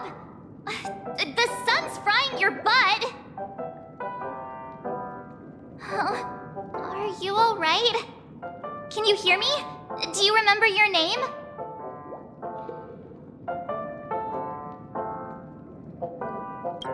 It does? Well, doesn't ring any bells to me. Looks like your mind's still in one piece. If you're able to remember such details. Well, that's reassuring.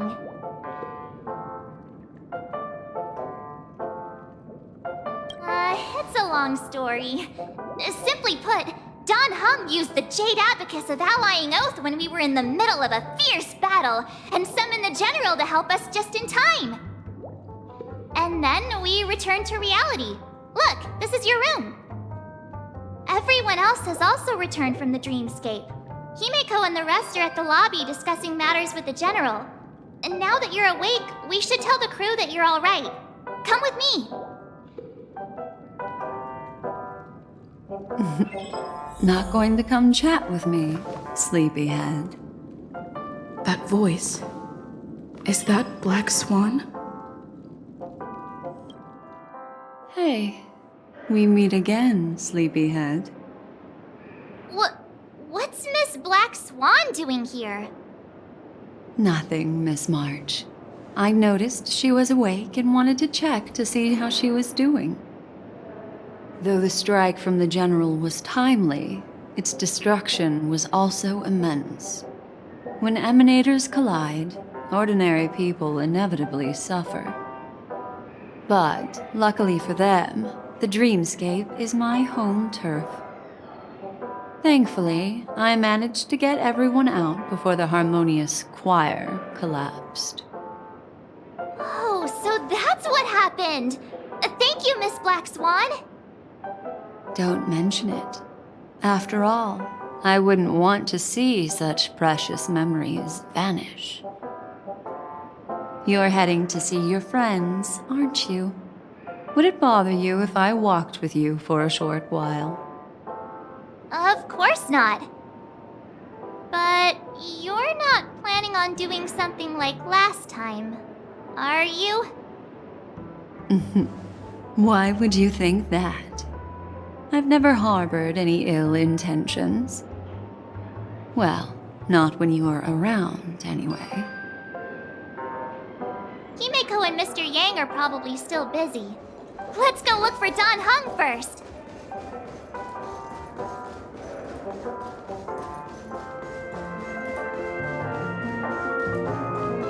Look, he's still talking to that cowboy.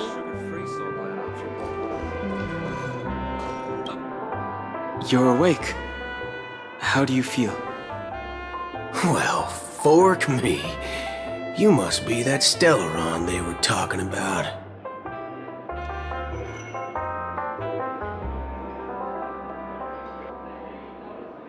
Don't worry. She's been up and about for a while now.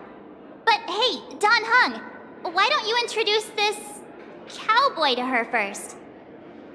Allow me to introduce him to you. This is Boot Hill, a Galaxy Ranger.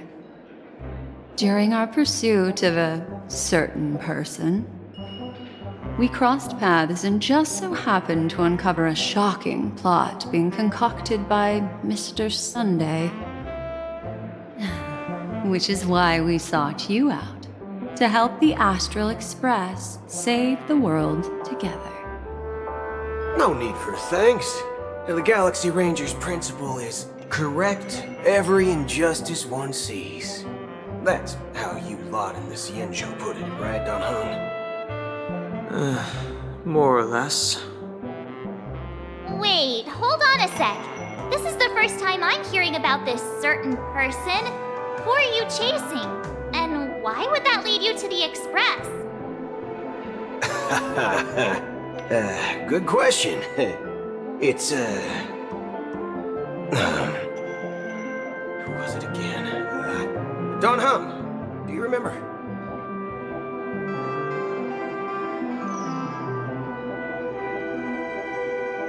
No, that ain't it. I just can't seem to recall. Weird. My neurochip hasn't registered any malfunctions. I can't seem to remember either. What's going on? Heck. Forget about it. If it slipped all our minds, reckon that person was just a minor scoundrel. Unimportant. Ain't gonna stop us from piecing together the story anyhow. Yes, when the dust settles, I'll just think of a way to recall it in the memory zone. Everyone, let's hurry up and look for Miss Himiko, shall we? She's now a minor star on Penacony, and the entire hotel's concerned about her well-being. You're right. Let's head to the lobby then. You guys go. I'm an outsider, after all. I'd rather not disrupt a long-awaited reunion. That's all right.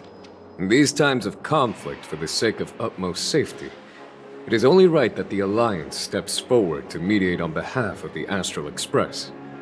We must not allow you to take unnecessary risks.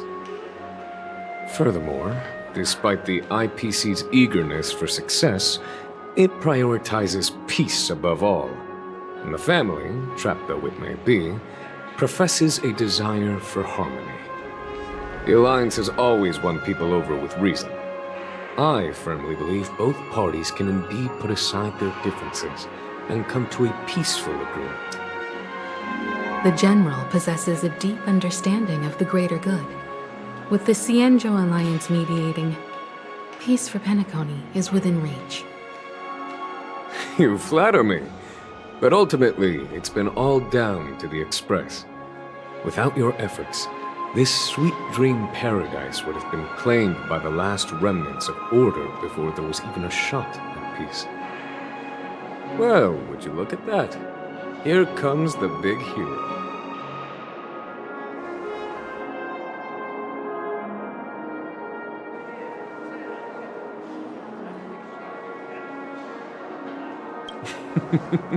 Here's the galactic baseballer, the paragon of both heroism and humility. Are you okay? I heard you couldn't wake up. Are you feeling unwell? Don't worry, Mr. Yang. There's nothing wrong with her. She practically burned through a lifetime's worth of jokes on the way here.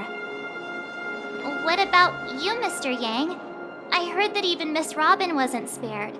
And that guy locked you both up. It's a long story. But at least Mr. Sunday took it easy on us. He used an ability called tuning to connect our consciousnesses with his. In other words, he imprisoned us within his consciousness. Thanks to General Jing Yuan's destruction of the Harmonious Choir, we were able to escape. He used that tuning on us too. Does that mean that we were almost imprisoned as well? I can confidently say now, he was truly after a fair fight with us. Had he wanted, he could have easily taken us down, without so much as lifting a finger. Speaking of the Oak family head, where is he now? It's complicated, but in a nutshell, he's now the former Oak family head. The IPC has named him the key figure in the family's Penacony split, citing a threat to cosmic peace. He must represent the family and answer for the unrest caused. His trial is set to take place at Pier Point. The family quickly labeled him and the remnants of the Order as enemies, declaring the turmoil an internal rebellion. This move effectively barred the IPC from intervening in family affairs on both moral and rational grounds. Everyone really has their own agenda, after all. Then, what's going to happen to Miss Robin? She and Sunday won't be able to deny their involvement in the Charmony Festival. They're siblings, after all. Why the sigh, General? I can only say that this incident is an unexpected mess for the girl. The Alliance will try to persuade the family to consider this matter carefully during mediation. It's time, everyone. The IPC's key members and I have agreed to consult one another before the upcoming negotiation. Do any of you wish to sit in? Given the General's invitation and the matter's significance to the universe, the crew will naturally accept. However, if the IPC has any reservations... Why, of course you're welcome. They've mentioned that your team is a trusted ally of the IPC in Penacony, so there's no reason not to welcome you. Besides, if there can be reliable observers from the Astral Express present, discussions will go more smoothly. So, what do you all think? Well then, we shall oblige. I'm kind of allergic to those types of situations. I think I'll just head back to my room and start packing. Not to worry. Himiko and I will take care of things. I'm afraid I'll also have to return to the Express first. The conductor is worried about us. It's best I go and explain the situation. Thank you. What about you, Will you join Welt and me? Or have you got other plans?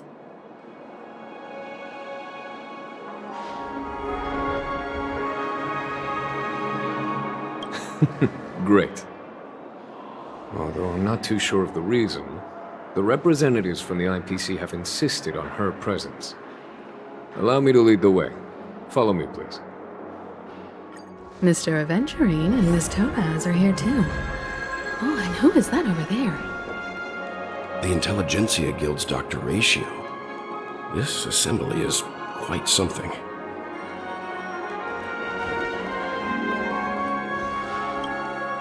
It's been a while, my Astral Express friends. I would also extend my sincere thanks to you, General of the Luofu.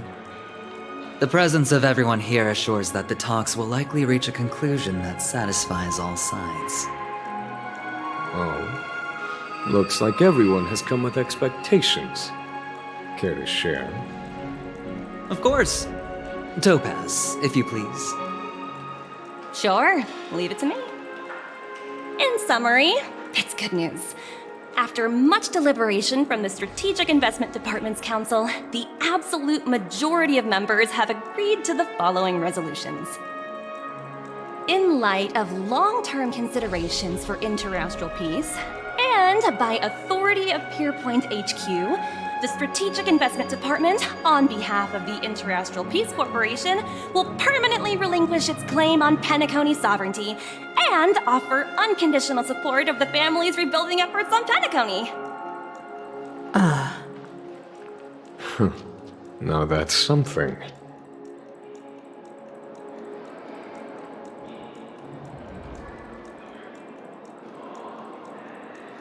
All in the name of peace. That's our motto. Has the IPC finished sharing all its thoughts? Then it's our turn. The Guild, much like the Genius Society, has taken a keen interest in the recent calamity in Penacony. Ultimately, both parties have agreed to a comprehensive collaboration, offering technical support for the reconstruction of Penacony. The floor is yours for the finer points, Mr. Screwlum. Enlighten us, please. Organic life's unrelenting search to understand the realm of inner spirituality is something I both admire and envy. Inorganic life has no mechanism to evoke dreams.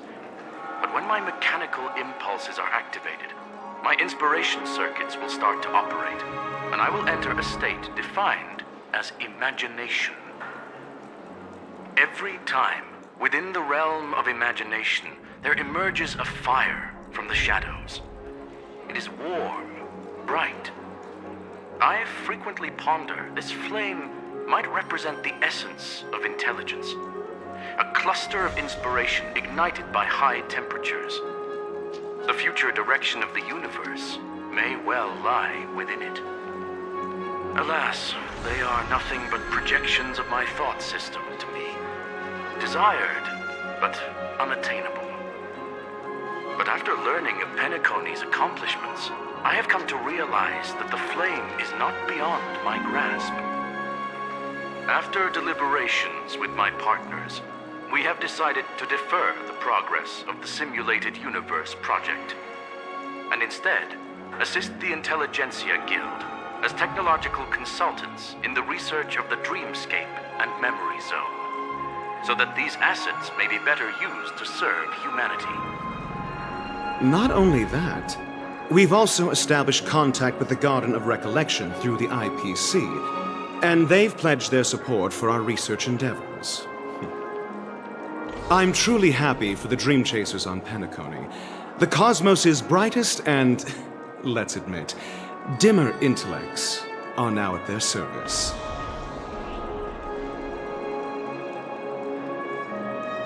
But, never mind. At the end of the day, this is a positive outcome. No wonder everyone insisted that she be there. It heartens me to learn that everyone is willing to put aside their differences for Penacony's plight. I trust that everyone will surely reach consensus in the upcoming negotiations. Looks like Penacony's future is decided. I'm wondering, is there anything else the crew is concerned about? Peace is our greatest wish. Beyond that, we desire nothing else. Well, that's good. Now that everyone's minds are at ease, I shall take my leave. You may now depart with peace of mind. The Alliance will deal with all subsequent procedures. If that's the case, it appears that we have nothing else to worry about on Penacony. Looks like it's time for us to embark on a new voyage. Sounds good to me. You two head back to the Express first. I'll pick up March and deal with the checkout procedure. Oh, also, Miss Black Swan, you have a matter to discuss with me, yes? Nothing escapes your attention, Miss Navigator. You've been with us this whole time, huh? In any case, she and I will be waiting for you in March on the Express. Let's go. Our time on Penacony has come to a fruitful end. Penacony's journey ends here. I guess it was pretty fruitful. This is all due to your heroic deeds in Penacony. Everyone's been moved by your integrity and selflessness. Well, seems the dust is finally settled, no? Well done, friend.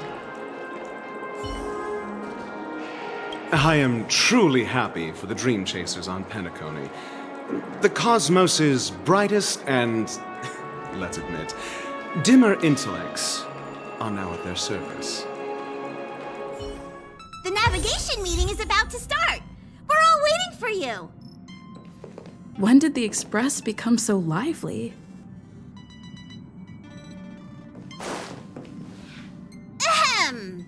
Looks like everyone's present. Let the navigation meeting commence then. This a meeting to decide our next stop? How we doing this? By show of hands. Hold your horses, cowboy. It's for those to decide.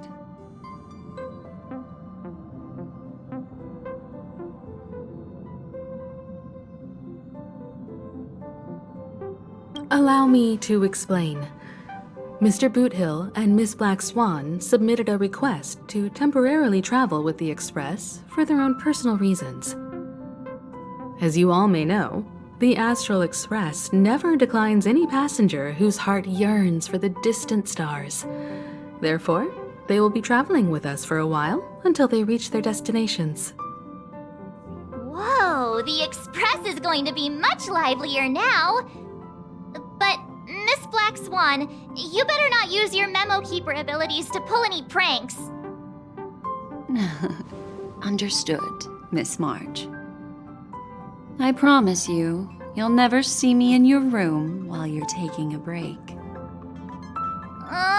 Don't! You're freaking me out. All right. Now that everyone's met everyone, we can continue our navigation meeting. Firstly, Pom-Pom wishes to thank everyone. If it weren't for you all unearthing the truth about Penacony, Pom-Pom would have never known where Mikhail and the rest had gone. What they had to go through was regrettable, but I reckon they all fulfilled their wishes. And it was thanks to all of you. Thank you, everyone. Now then, we come to the crux of this navigation meeting. We must decide on the Express's next stop. Let me introduce our current options. The first choice is from Himiko, the oceanic planet of Lushaka, a planet composed entirely of water. Many aquatic races reside there. Of course, it's also the home planet of the venerable, nameless Mikhail. The second choice is the agate world Melustanen, suggested by Welt. It's famed as one of the initial sites of the Stellaron disaster, and the place where the beauty Idrilla ascended. Today, it's celebrated as a planet of undying allure. The third choice is Edostar, a planet nestled within a vast ion storm region, currently under assault by the Antimatter Legion. However, the distress signals from there have recently ceased, prompting the IPC's wish for us to check in on the situation. The last choice, courtesy of Black Swan, is the glass belt Petravia, a massive belt of asteroids that was turned to glass by the Lord Ravager Zephyro. These days, it's apparently known to house one of the branches of the Morning Actors Troupe.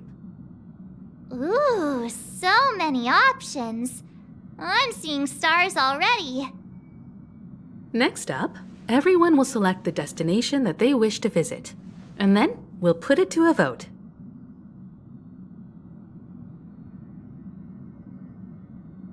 If that's the case, how about we go to Edostar first?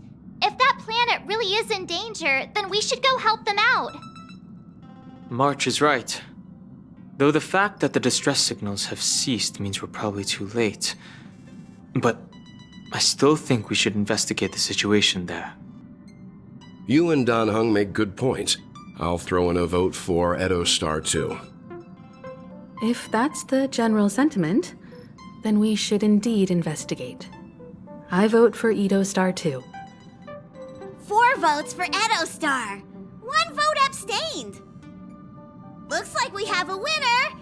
Next stop, Edostar! Then this navigation meeting is adjourned. I'll go check the warp jump coordinates. Everyone can catch up on some rest in the meantime. When it's time to make the jump, Pom-Pom will make an announcement. There's still some time before the jump. What should I do? How about a chat? Over here.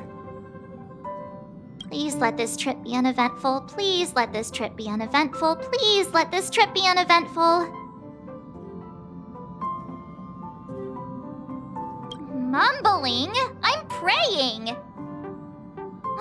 The last couple of trailblazing expeditions have been downright terrifying. It's about time we had some fun, cozy, and cute adventures for a change. Come on, start praying with me. Please let this trip be uneventful. Please let this trip be uneventful. Please let this trip be uneventful.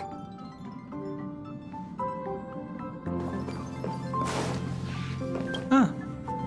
For some reason, I'm suddenly stricken by the feeling that we haven't crossed paths in quite some time. I should have known better than to expect anything serious from you.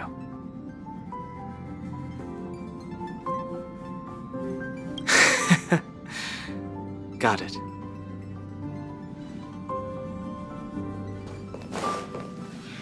This Astral Express sure is comfy. But I got one tiny problem with it. How come there ain't no potent drinks on this ride? I can live without malt juice, but at least stock something else. Like that white gem, common as dirt and not too pricey.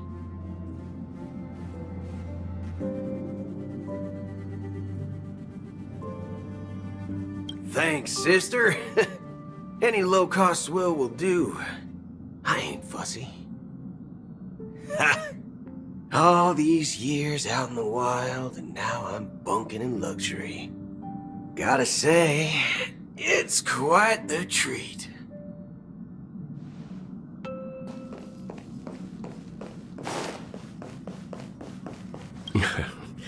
You're fast becoming an excellent trailblazer.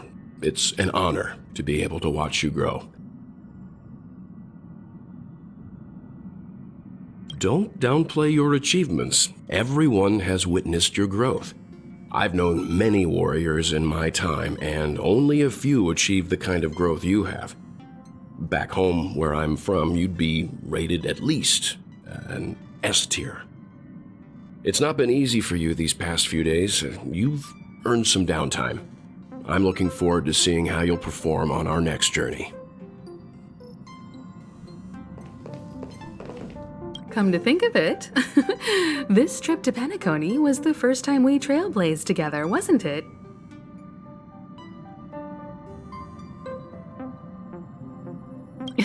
Don't worry. We'll have plenty of time to spend together on the Express, so there'll definitely be more chances for adventures like this. Turn in early today. You've really been pushing yourself hard recently. If you don't take this chance to recharge, it could lead to long-term problems. It seems fine when you're young, but it's a different story as you age.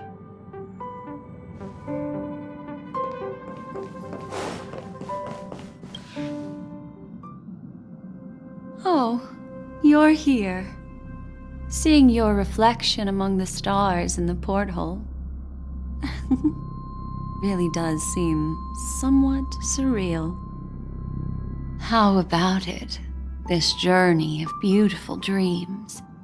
Was it to your liking?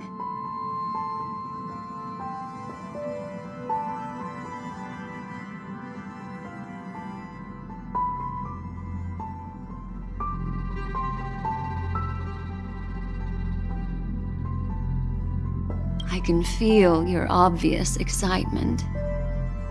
That means your memories will also become even more beautiful. So, how about you hand that small parting gift back to me? I'm quite eager to have it back.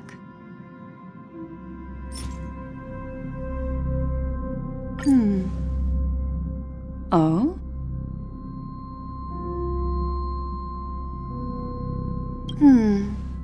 Never mind. I just stumbled upon a particularly fascinating spot in your memory. Before I explain, I would like to apologize to you. This farewell gift I gave you isn't really a compass from the memory zone, but merely an empty light cone. Remember when we entered the hotel in the dreamscape for the first time, and I procured a few trinkets from your companions? Their functions are similar. This way, I can always be attuned to your location, ready to assist immediately if you encounter any threats. But this is not its most intrinsic function. Light cones are slices of light used to encapsulate solidified phenomena. This empty light cone is the same. It can etch your memories in their most vivid form, and then allow me to admire and manipulate them, turning them into unique mementos. All the world is born from the power of mind and soul, and that power is memory.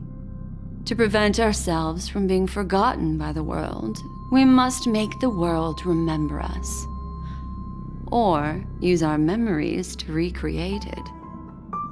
Life, seemingly vast, offers but a scant collection of impactful memories. Some joyful, some sorrowful, some light, some heavy. But you are different. Memory is a reflection of the future. Within that reflection, I see your unparalleled worth. You have the power to craft memories that can captivate the world. Your memory can illuminate the universe's future path. And that memory will be as scintillating as the star clusters you see in this porthole.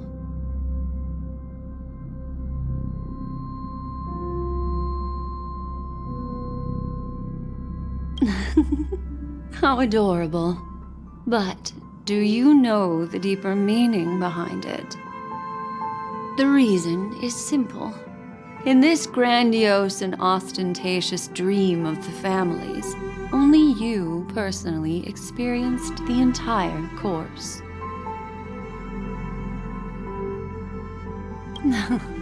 Patience, my friend. I will reveal the answer to you, but that time is not now. Turn around and take a look at your friends.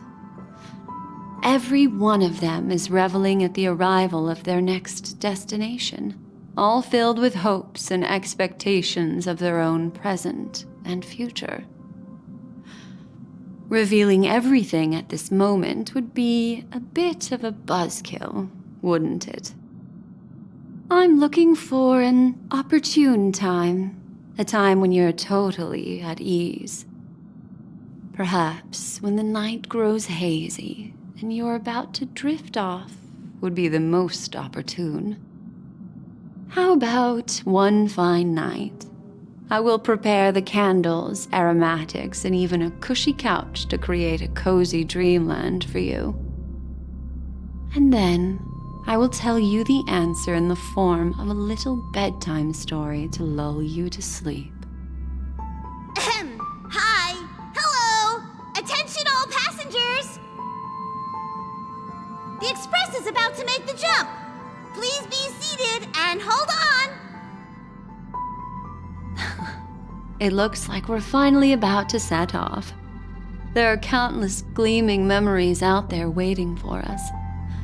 Why don't we just leave it at that for now?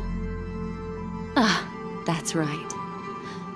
As a small token of compensation for playing that little trick on you with the empty light cone, I will gift you with some words.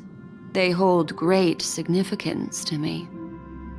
Life is akin to a winding labyrinth where memories serve as our sole companions. You'll remember these words dearly, won't you? In the year 2158 of the Amber Era, the first year of the new epoch, the universe resumed its intended trajectory. The kindling of conspiracy smoldered in Penacony, the land of the dreams. Failing to erupt into a blaze, it instead flickered briefly on Klapoth's anvil, before vanishing in the blink of an eye. The dead and those fated to die remain in their eternal slumber, while the living find solace in deep sleep. All clamored in a cacophony of silence, and then went about their own ways. The cosmos emanated a vitality characteristic of a new era, all for the modest price of a brother and sister's mild grief. Babies are born as stars extinguish. The silver rail unfolds. The story of the Astral Express comes to a close, yet it also embarks anew. Time marches forward, heralding the arrival of a new chapter in the history of trailblazing expeditions.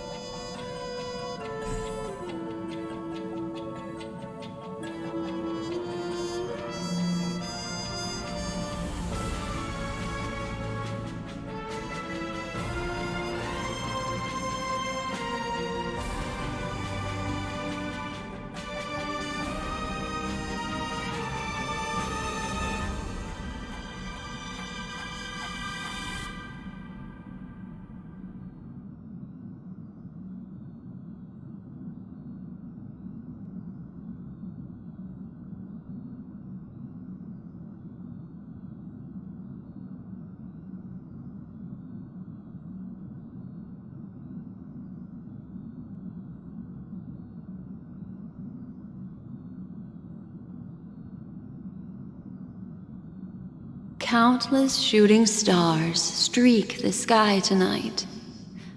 If you can pick the right one, it will carry your wish to thousands of distant worlds.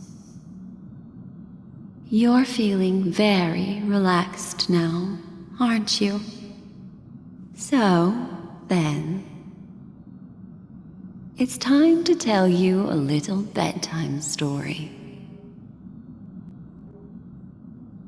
Well, let's start with a conclusion. The crew was defeated in the battle against Sunday. Everyone in Penacony failed, and no one survived.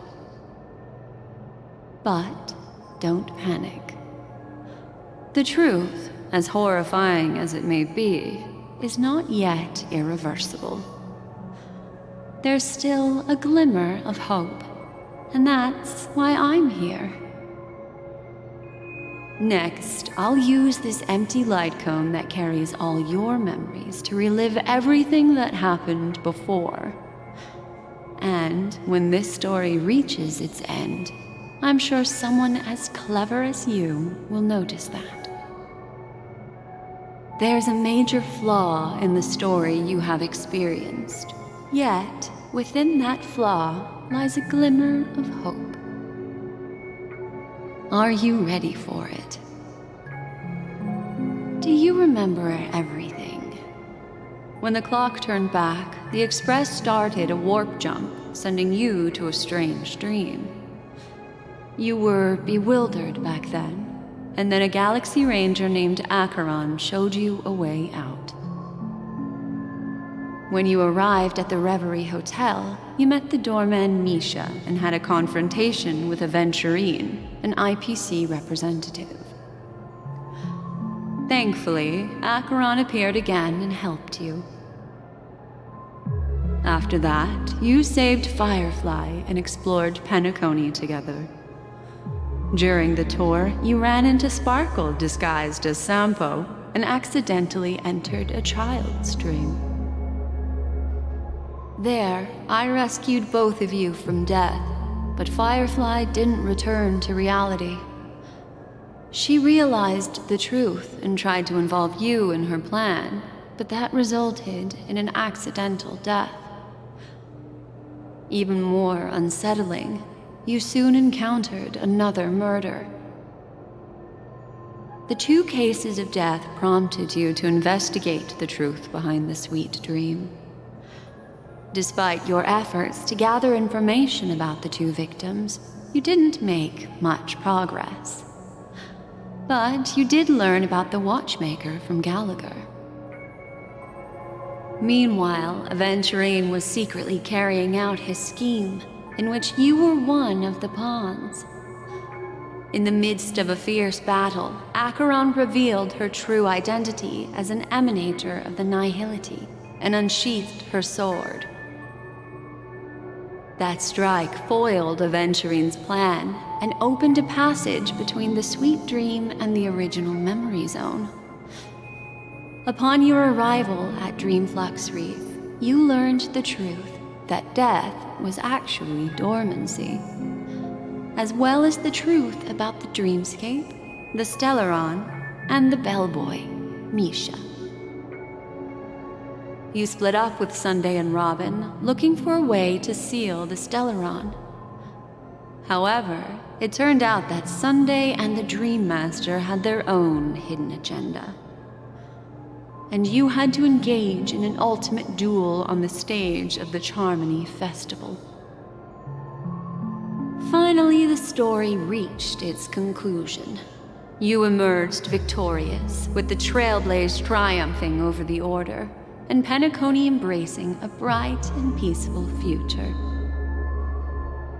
This marks the end of the thrilling journey in Penacony. I'm sure you've already noticed something unusual, haven't you? The major flaw, which contradicts all the known information, hides in this story.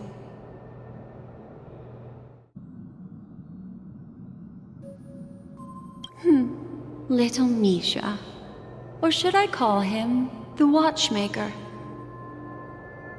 He's only a segment of memory in a dream bubble, but his ambition for the Trailblaze led him to leave the bubble and embark on a grand adventure in Penacony. While Misha is a rather special memory zone meme, and he was granted power by the Trailblaze, there's still one thing that he shouldn't be able to do. A life born in the memory zone could never manifest in reality. So, why did he appear in the Reverie Hotel in reality? The answer is simple. He is the one fatal variable that contradicts all our known information. This means that you, who wholeheartedly believe in this memory,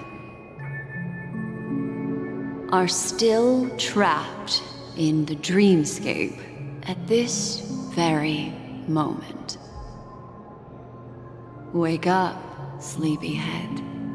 Break free from this eternal dream and return to the real world.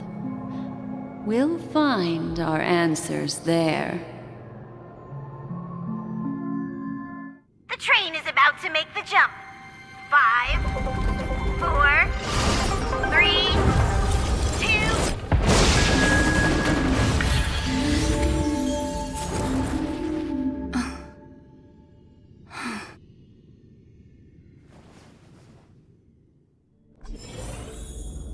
This way, darling.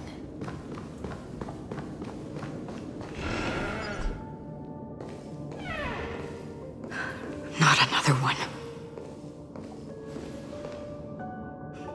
Thank you so much, Black Swan. Finally, I can breathe a sigh of relief.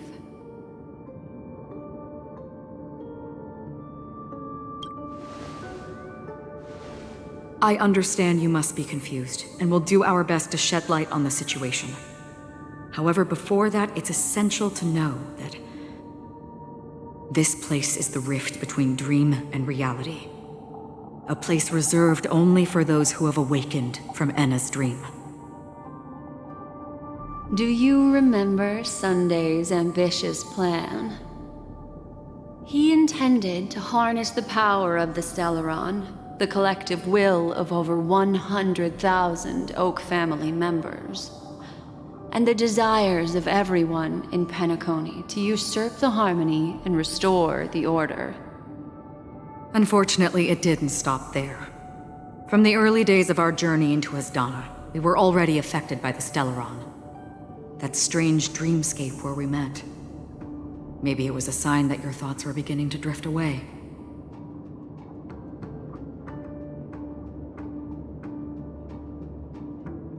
I don't think the goal of the Order was to put everyone into a deep sleep.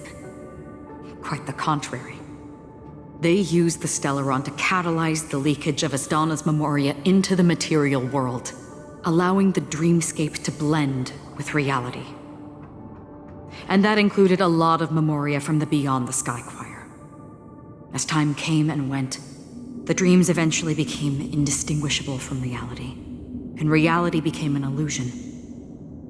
People think they are awake, but their spirits have long since stepped into the Temple of Order. This is what makes Enna's dream so powerful. In this paradise governed by the Order, everyone indulges in their delightful dreams and lives happily ever after. I believe what you experienced in the sweet dream, except for that flaw, was real. Only in this way could you reach the destination, lifting the crisis in Penacony and embarking on your next trailblazing expedition. If it wasn't for Acheron's plan, we might have been trapped in this dream forever. Fortunately, while the path of the Order governs all things, it can't affect the Nihility. I came to realize this when the Dream Master tried to expel me at any cost. This is also why you felt a sense of peculiarity when traveling with her. Well, I'm not as fortunate as she is. Even if I'm a memo keeper, I was still influenced by the power of the Order and fell into hallucinations. However, thanks to your memories, now we still have a chance to turn the tide. For mortals, even if they possess the great power of a path, they can't create a flawless world like gods do. That's why there was a flaw in your dream. In other words, once you have realized the world is not real, you'll have a chance to break free from the dream. The flaw in your dream lies within Misha, who could have never appeared in reality.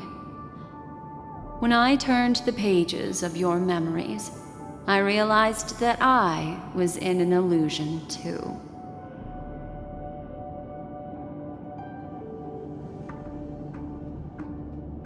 Now Sunday has usurped the power of the Harmonious Choir through the Charmony Festival. Asdana has thus fallen into Enna's dream, transforming everyone equally into the notes of the Aeon. Failure doesn't mean weakness. Only the strong can gather the will to resist the Order and try to break free. We still have a chance, though. To make it happen, please, Black Swan, guide us to those with a strong will. All right, please come with me. These people are... They're the ones who accept Enna's dream and indulge in their happy illusions. We have no means to wake them up now. Not even your clockwork will do the trick. However, there are still other things we can do. Let's keep going. Here we are. It's... Robin?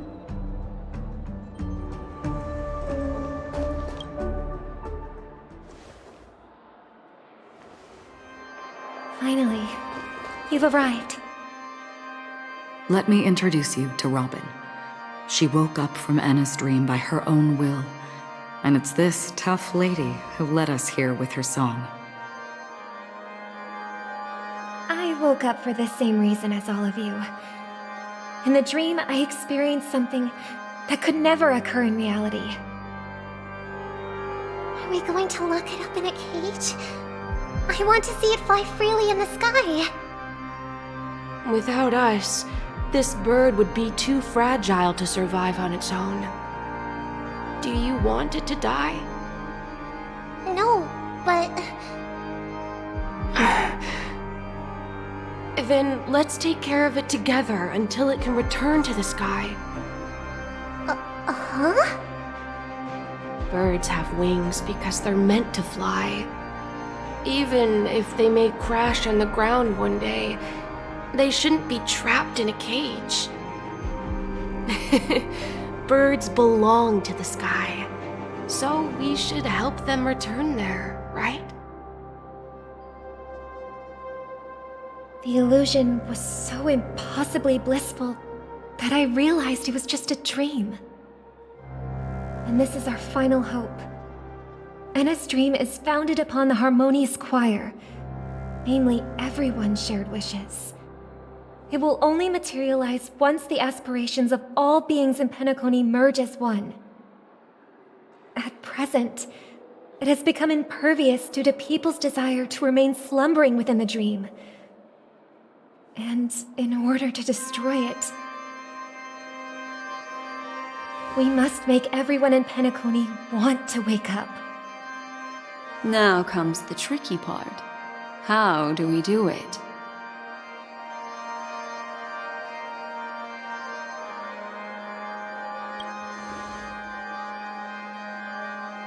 Humans yearning for sweet illusions borders on obsession, leading them to subconsciously resist the harsh reality. Therefore, I carefully selected a moment where she was completely unguarded, guiding her to uncover the truth herself to make her regain her consciousness. However, to wake up everyone in Penacony and get them to share the same determination, that would be nearly impossible. Indeed. I'm afraid it's almost as difficult as resurrecting an Eon. But we can't just stay here and do nothing.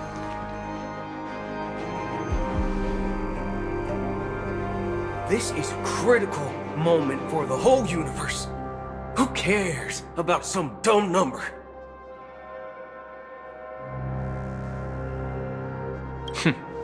Thanks to Black Swan. You're welcome.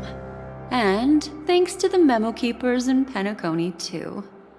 I believe your partners have also awakened from their dreams. This is the first step of our plan. With the assistance from the Garden of Recollection, those who possess a strong will, like you, will gradually awaken from the dream. These free wills are the discord that will sway Anna's dream. However, awakening a mere handful of individuals is insignificant compared to the vast number of people immersed in the dream. We must find other ways to awaken the free will of millions of people within a short period of time. If breaking through from the inside proves challenging, we can seek assistance from the outside. We've long been aware of a potential solution. Asdana is a galaxy known for its abundant memoria and the remarkable phenomenon known as synesthesia dreamscape. When people first enter this place, they often find themselves and others sharing a collective dream. At this very moment, there is only one dream encompassing the entire Asdana system. So, you mean, if we can attract a large number of outsiders to this system, their free will would intertwine with this dream and shake it to its core? However, those outsiders might also succumb to the dream and become the foundation of the Order instead. The real challenge is, how can we gather a huge number of people as determined as you within a short period of time? Looks like the Jade Abacus of Allying Oath will be the only solution. No. No need for that. Keep your once-in-a-lifetime treasure. We don't need to bother the Cienjo Alliance for such a tiny request. You want thousands of people with unwavering free will? That's easy. Just leave it to us Galaxy Rangers. You can gather Galaxy Rangers? Outsiders may see Galaxy Rangers as elusive and disconnected individuals, and actually, they're right. And that's why we have a tacit understanding among us. Do you know what it is, Acheron? It's the relic I returned to you. Exactly. Its owner must have told you that it's meaningless to anyone other than a Galaxy Ranger, and that it can only fulfill its purpose when returned to its rightful owner. Because it's a burial artifact, worthy only of a hero who has served the Galaxy Rangers with honor. When its light illuminates the universe, it means the fall of a hero, and in the direction it falls, countless meteors will streak across the sky. Those meteors are Galaxy Rangers, coming from all corners of the cosmos, driven by a shared purpose, without questioning the cause or counting the cost, because we abide by a common principle. The shooting stars of the hunt only descend on the longest night, and with them comes the dawn. We've stayed silent for far too long. Now, it's time to remind all the cowards, oppressors, and villains of the universe of our presence. I'll be the one to ignite the first spark. Once the dreamscape is swayed, I'll complete the second step. I'll fine-tune the slumbering souls with the Song of the Harmony, interrupting them with the discord of Trailblaze, and guiding them towards reality. It's true that some people are born strong, and others are born weak. If the Trailblaze is the target of heroes, then the Harmony will guarantee that the strong help the weak. Only the people of Penacony themselves can be the saviors of their homeland. Their path of happiness should be forged by themselves. While I may not be a nameless, I'm willing to instill courage in all those who need it. This includes my brother as well. And his dream is too cruel for him and everyone else. Your plan sounds well conceived, but still, it appears somewhat idealistic and romantic. The flaws rooted in human nature can't be eradicated overnight. Do you believe these efforts alone are enough to convince everyone to choose the right path? I agree with you, Black Swan. That's why the most critical aspect of this plan is not to convince everyone to choose the right path, but to inspire them to save themselves. So, you're the key in the end, I assume? The Harmonious Choir possesses the power of an emanator. To overcome it, you'll need the same level of power. The final step in destroying the sweet dream will be my responsibility. That's a relief to hear. Now that our roles are assigned, let's get to our battlefields and pose a grand finale. May I have a moment alone with you? There's one more thing I need to explain to you. This grand festival is drawing to its close.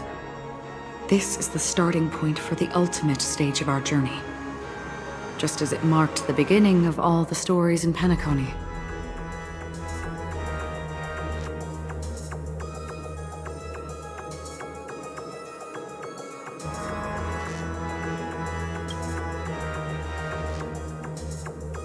Indeed, she was the first to discover the world beyond the shores of death, and shared this truth with all of us.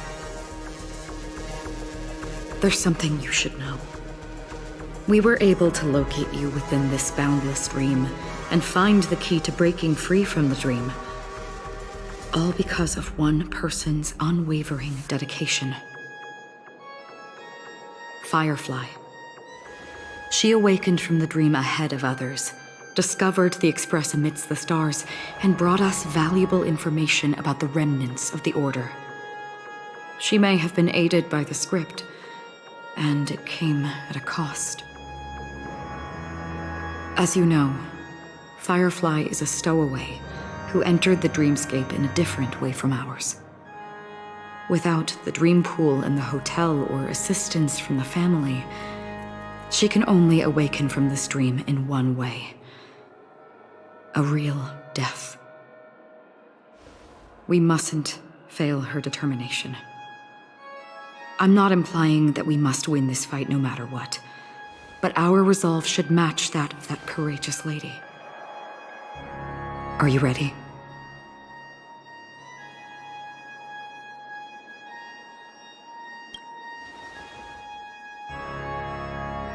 Very well. Now, please close your eyes. How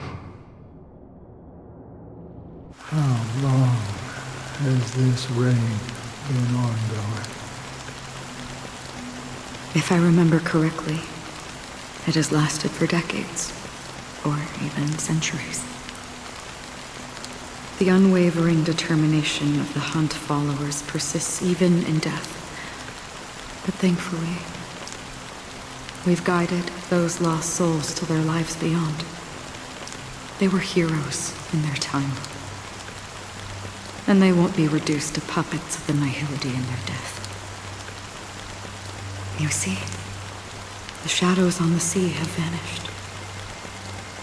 Do you remember? He once said that the sky would clear when the regrets of the departed had faded away. But it's still raining. I know. So, why is all this? Why did this rain choose me? Because someone's regrets haven't been fulfilled, perhaps. Mortals who walk the paths are like sailors on a vast ocean, leaving behind a trail that creates countless ripples of possibilities. These ripples last longer than the fleeting lifetimes of humans. And for some, their presence leaves such a strong mark that it's reflected in the waves. Sin-thirsters, the obsessions of the Pathstriders. They emerge from the depths of Ajax, seeing themselves as masters of their own destiny, unknowingly repeating the actions of their past lives. They emerge from the Nihility and head toward it, leading purposeless lives. However, these hollow phantoms, they have journeyed with me for such a long time.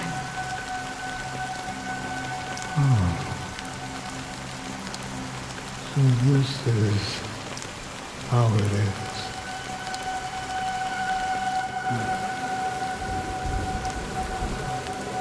I'm already dead. Yes. Are you watching over me? This is my duty as Acheron the Watcher. I'm guarding the path to the abyss of the Nihility, guiding every soul reluctant to become one with it. Back to this side. But if this is what the departed ones expected, should you try to change it? I don't know. But someone once told me that when the inevitable moment came, he hoped that someone would stand at his grave and place a bouquet of flowers.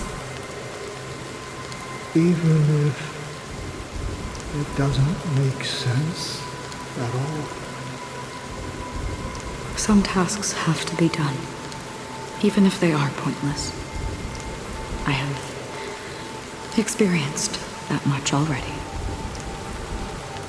Please extend your hand and then close your eyes. I'll carry your wish with me and fulfill it.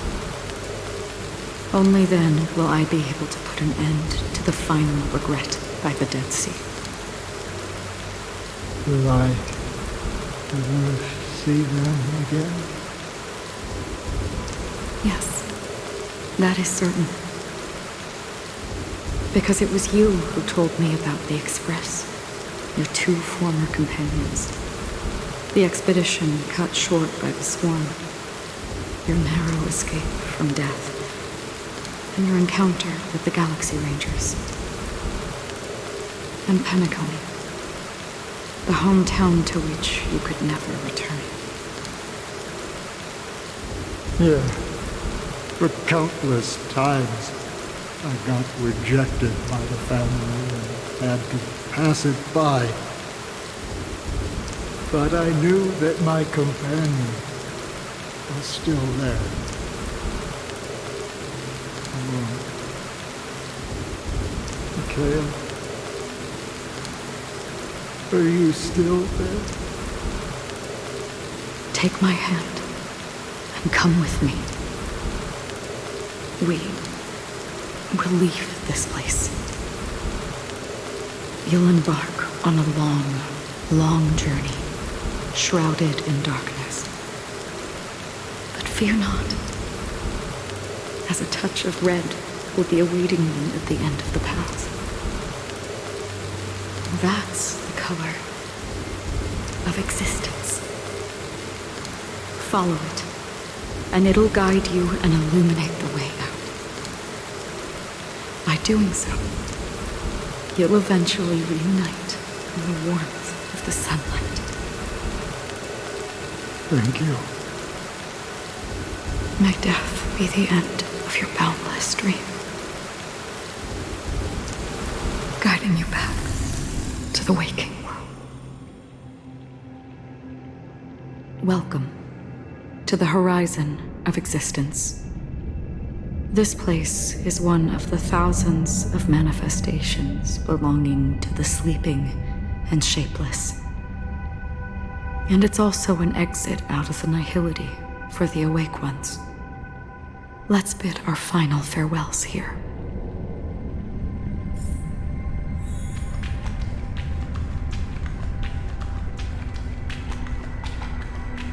Always distinguish between reality and imagination. All right, Gray. Life is akin to a winding labyrinth where memories serve as our sole companions. May your schemes be forever concealed. Anna's dream is too cruel for him and everyone else. To the imperfect tomorrow. I still remember the question on the invitation letter. Why does life slumber?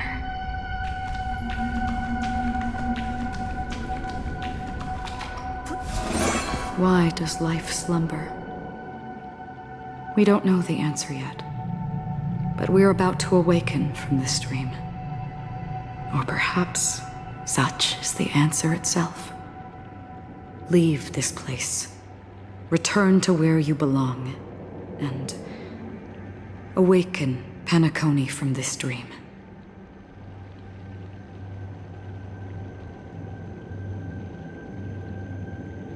As I said, our plan is not about convincing everyone to choose the right path, but about inspiring them to save themselves. So, when will people actively save themselves? The answer is when they are in desperate situations, like a drowning individual in the deep sea. when one's body and mind bear immense pressure, agony, confusion, and despair will follow. I firmly believe that. The fragility of humankind often freezes them in their tracks, but in truly desperate situations, they will strive to save themselves. And now, Penacony has enough heroes to lead them forward. It's through this inherent, self-centered instinct that people exert their utmost effort, even when they know their struggle is fruitless. As absurd as it may seem, it's their resistance. As for now, it is time to guide them, not as a savior, but as a nameless among those mortals. In this way, you will reunite in the warmth of the sunlight. The rain is intensifying.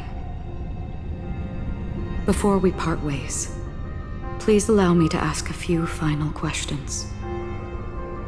So far, you have forged unbreakable bonds with numerous individuals and entities in the Sweet Dream. Might I ask if you fear severing these bonds with your own hands?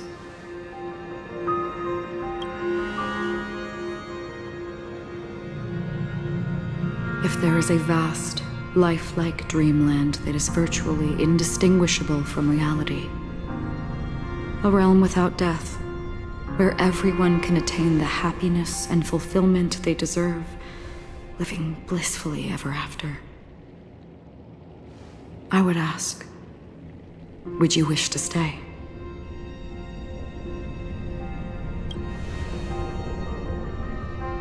Imagine if this splendid dream were fated to fall apart. Friends, family, strangers, followed by the gentle breeze, soaring birds, the stars, and ultimately yourself. Everyone, and every face they remember. The joy and the heartaches, the vows sealed and those left hanging. All will inevitably march towards a predetermined ending. If you had grasped the journey's finale right from its inception, I would ask, would you still embark on this journey?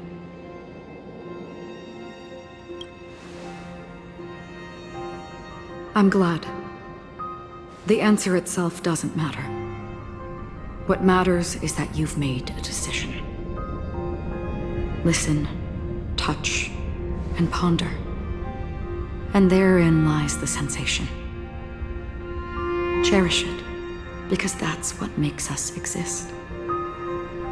Such is the only answer humans can offer when facing the nihility. If the nihility represents the primal fear of life, rendering any lofty convictions insignificant under their imposing shadow, then behind this shadow, there must exist the most fervent source of light in the world.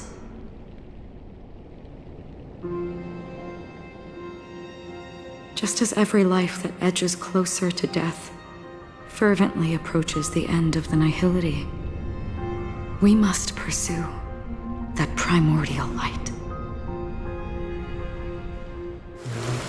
Think you exist in the nihility, and you watch over others to depart it?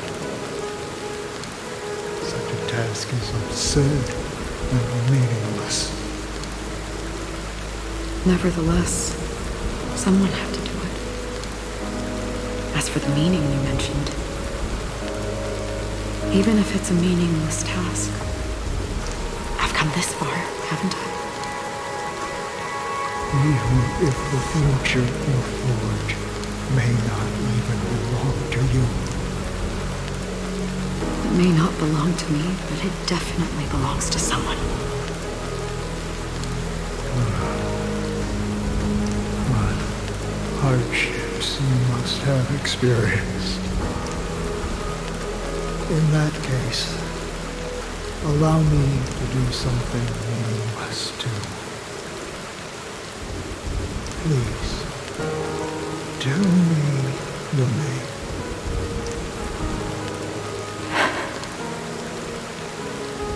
Perhaps my existence will vanish in the next moment, and nobody will remember this conversation or your answer.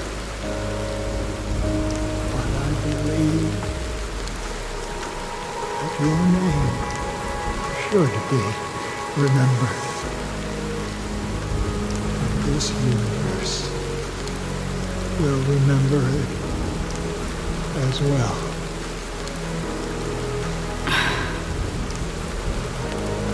For me, some things are difficult to recall. Yet there are others that I find challenging to forget. Such is memory, a creation of the past that blossoms into significance in the distant future. I remember that marks the start of my journey. The origin of the vibrant red hue in my life. And the most fervent element amidst every tempest. That's my name. Raiden Ozenmori. May.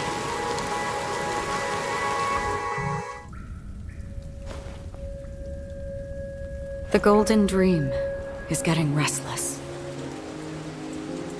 In the coming long nights, I'm afraid you will face many setbacks and witness many tragedies. And in the end, you will only see in black and white. But please believe me, that in that monochrome world, there will be a glimpse of fleeting red. And when you make a choice, it will appear once more.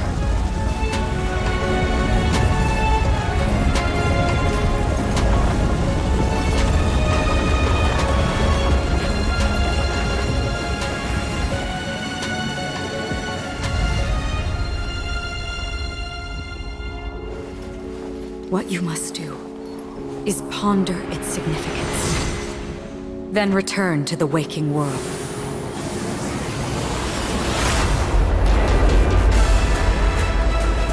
That's where we all find our answers.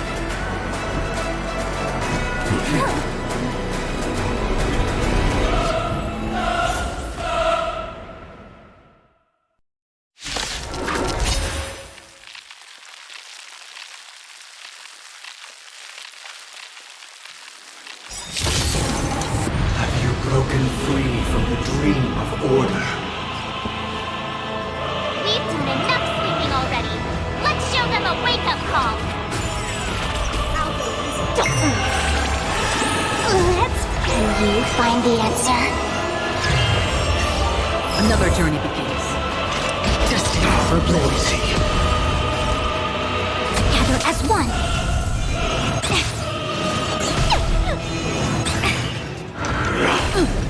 Without order, how can the weak be righteous? Let's play for feeling spiffy. Free whip, still waters. Noisy. No matter. If you have any objection, feel free to make your case. All things human creations.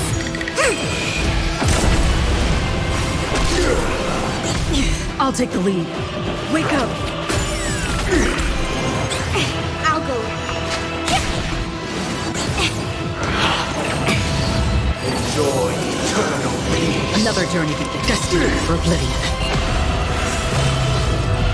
I weep for the departed.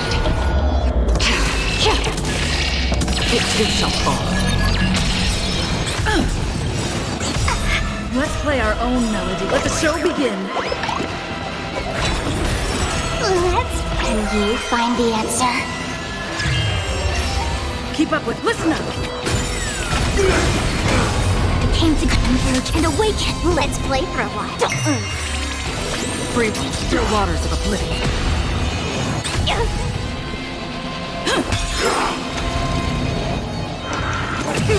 Oh, not to me!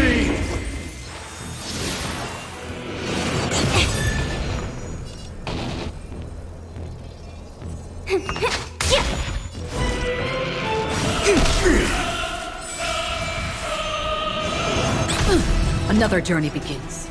Destined for oblivion.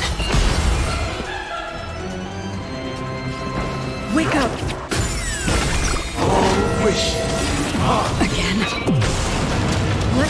Let the show begin. All things are part of the melody. Can you find the answer? You're spiffy? Free will, or was it still waters of oblivion? A quick divination. All things human creations.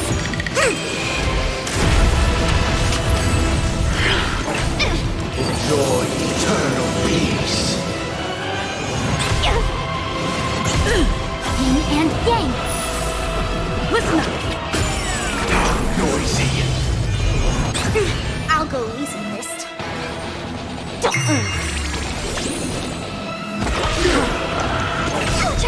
Sing together. Can you find the answer?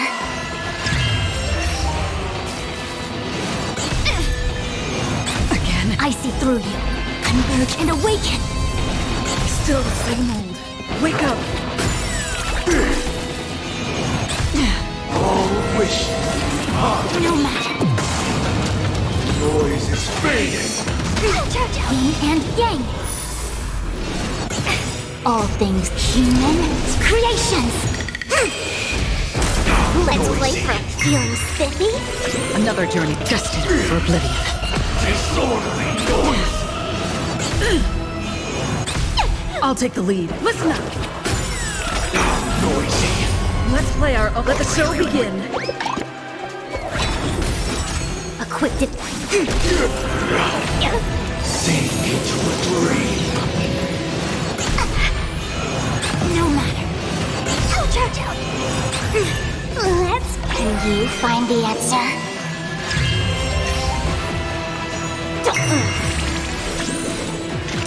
Still waters of oblivion. Keep up with me. I weep for the departed. It too shall fall. Wake up. Disorderly noise. We came together as one. I'll go easy. Listen up. 7,336 notes. I solemnly invite to join the glorious chorus and ascend to the heavens. No matter. All things in this human creations.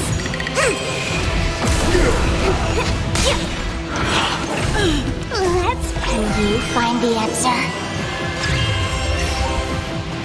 Wisdom comes protected. Converge and awaken. Keep up with me. Wake up. Let's play our. Let the show begin. Free will, or was it fate? Still waters of oblivion. The noise is fading. Yin and yang. The dreamscape is indistinguishable from reality. Can it still be called an illusion? For oblivion.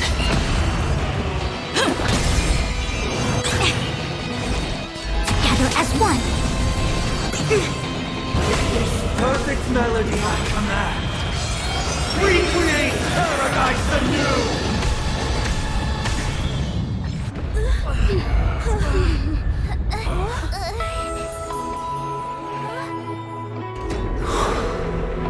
Music.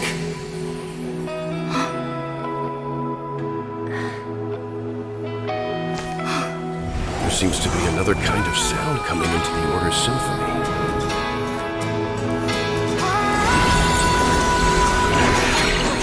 Penacony's first and last disharmony.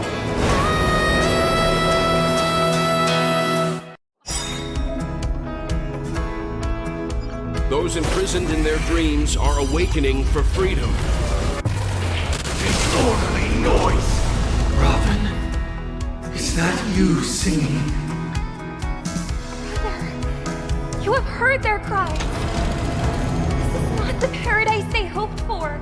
Even so, they don't know where they should be heading. That's why I had to become the lone star in the sky to guide them. Even if that star must hang in a perpetual night of solitude. Let the show begin. All things human creations. Can you find the answer? Wake up! I'll go easy this time. Free witness, still waters uplift. Disorderly noise! Listen up! I see through you.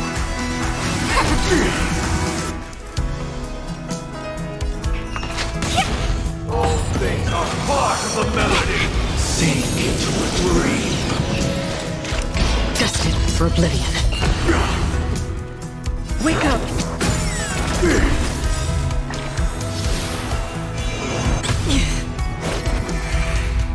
The weakness of humanity cannot be redeemed by others.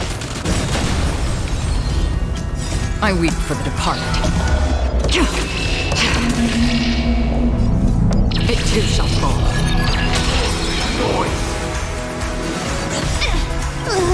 Can you find the answer? Converge and awaken. Noise is fading. Eternal prayer. Yin and yang. Feel spiffy? Still waters noisy. Keep up with me. Listen up. Let's play our. Let the show begin. Still the song. Awaken! All things human creations. Let's play for a while. Can you find the answer? Destined for oblivion. No matter yin and yang. I'll take the lead. Wake up! Witness the will of the weak.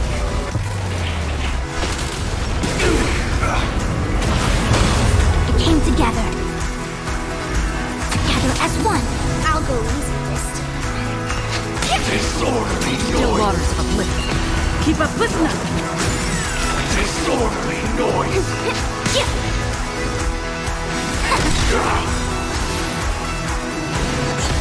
All things human creations. I'll take the lead. Let's play our. Let the show begin. Wake up! Wisdom comes when all things are part of the melody. Destined for oblivion. Have a noble soul! Don't be shackled by the past! Disorderly noise.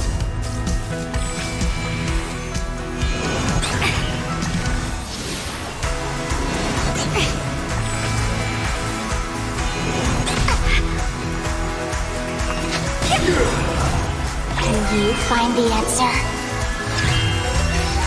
Enjoy eternal peace. Noise is fading. Yin and yang. Keep up with me. Listen up! Equipped to converge and awaken. Another journey from the still waters of oblivion. All things are part of the melody. All things human creations. Eternal prayer. Feel spiffy? No matter yin and yang. Again? I'll take the lead. Wake up! Free will, or was it fate? Dawn awaken!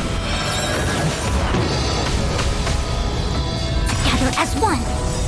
Even if the future is full of pain, we won't escape from it.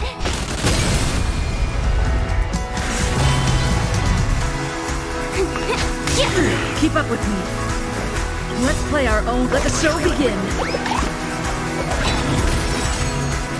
Listen up.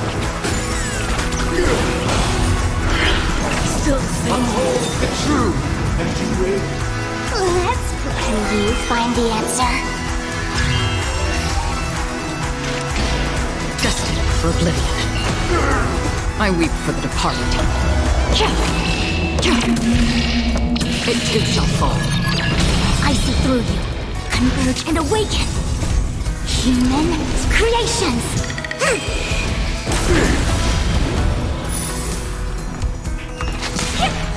Wake up! If we had never experienced solitude, how could we have embarked on different paths?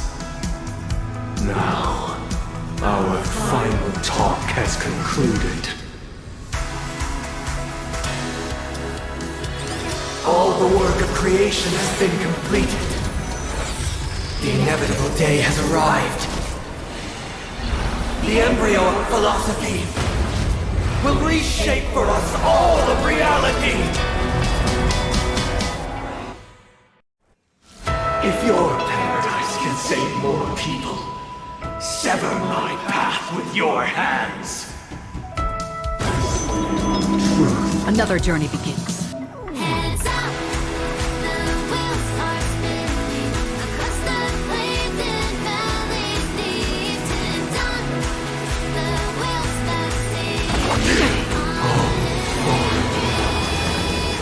May I honor you? How insolent!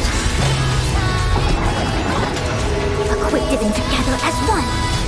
This 7-day vow, I command you to heed my summon. Uh-oh. I have a bad feeling about this. It was not you who created all things. It was humanity that created you. Destined for oblivion. Divine being will become the foundation of our paradise. Wake up! Let's play our. Let the show begin. Converge and awaken. Human creations. By the solemn desire for order. Stop it! You want to achieve the paradise you promised. The order is not the only choice. You will have me. Lie in defying the nihilist.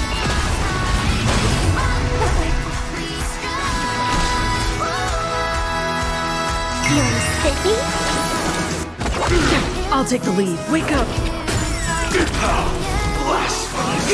Let's play for a while. Can you find the answer? Destined for oblivion. Keep up with. Listen up! I swear on truth.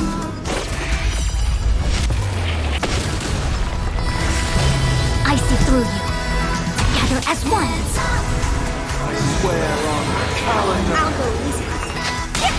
I swear on words. Wake up! Let's play our. Let the show begin. I swear on vows. Another journey from the still waters of oblivion. I swear on rules. I swear on meaning. Let's play for a while.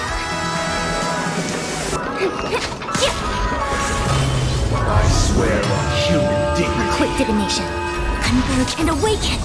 Awaken, judge of the world.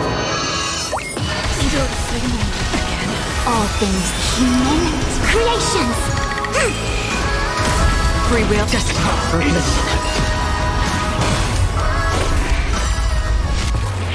How insolent! I'll take the lead.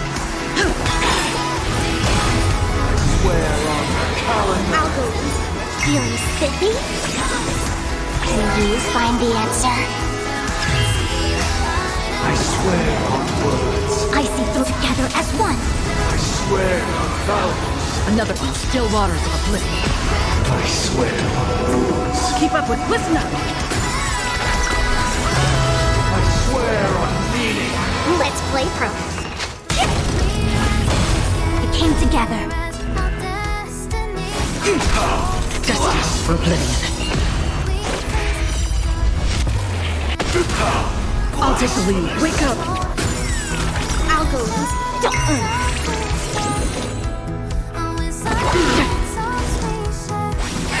Keep up with me. Let the show begin. Listen up! Blasphemous.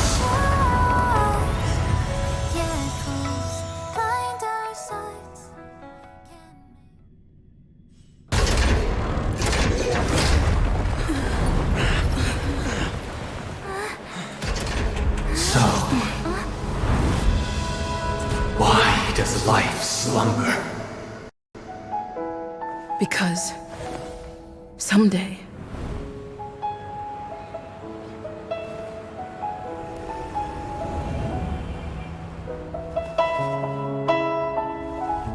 we will wake up from our dreams.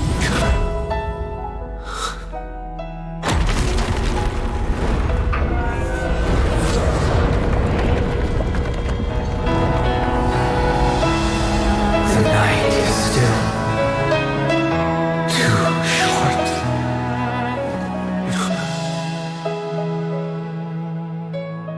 Brother, the dream is over.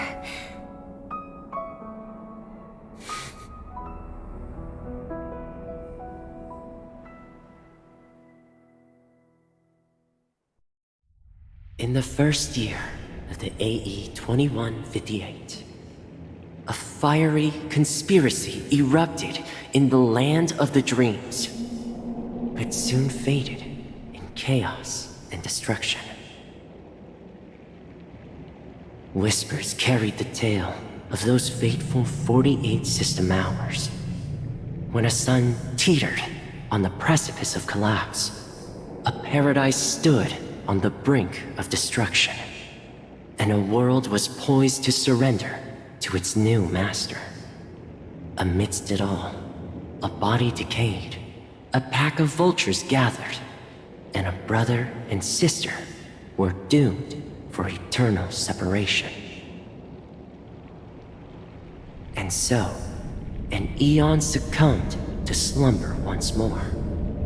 Some celebrated this fall, while others mourned.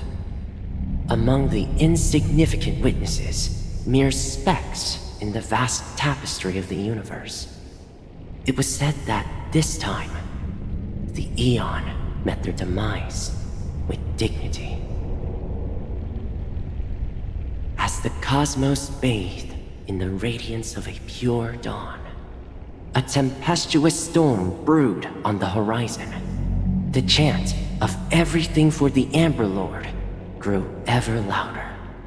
Yet, no matter how one contemplates it, time inexorably swings Klapot's colossal hammer in eternal cycles. The tale of the Astral Express reaches both its conclusion and a new beginning.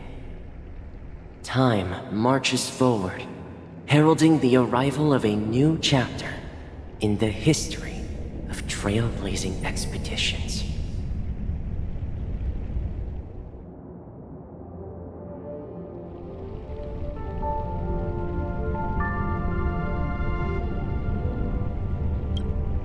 Brother, do you think the stars will fade away? Where did that come all of a sudden? Because the constellation that looks like a bird, the Torrent Eagles, looks a bit dim lately. It's the Torment Eagles.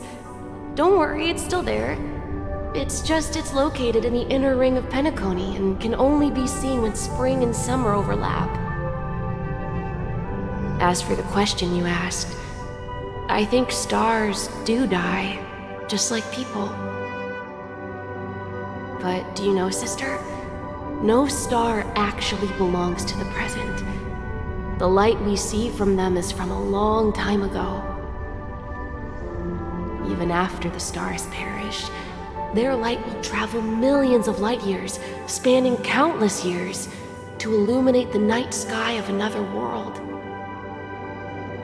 In our paradise, I believe there will be a star like that, shining with the same light.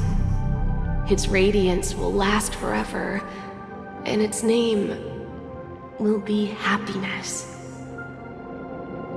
No, not just one star. We should have 2 stars. Or maybe even more. Yeah, you're right.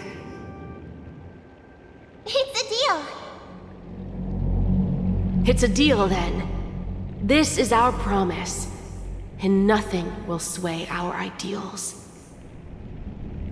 Yeah, you bet.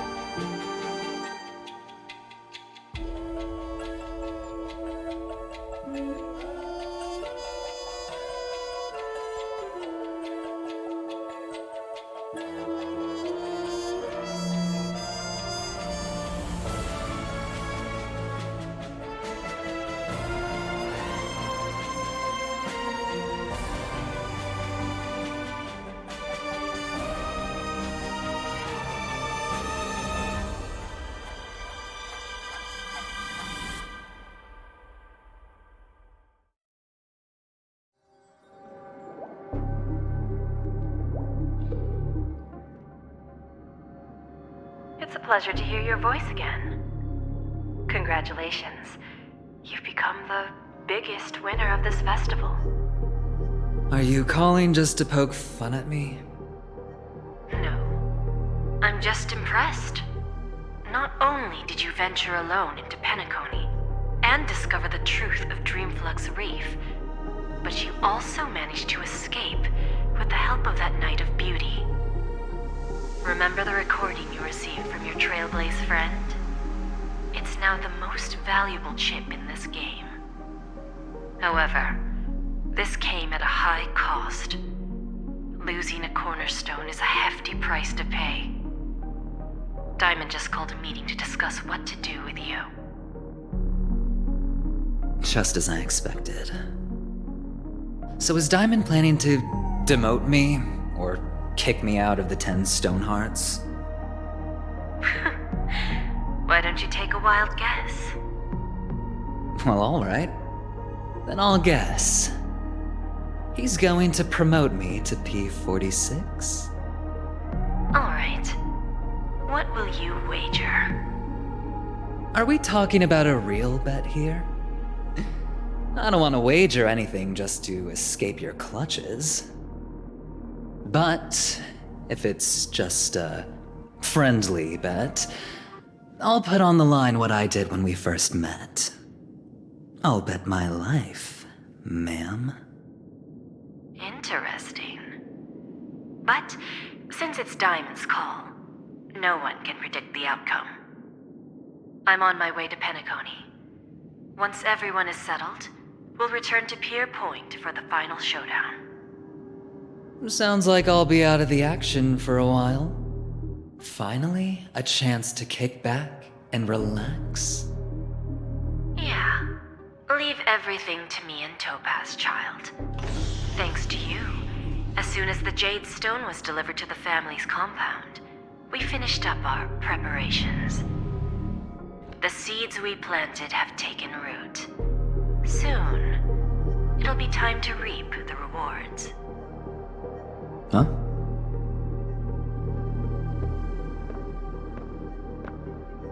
Let's wrap it up for now. Looks like I've got a visitor here.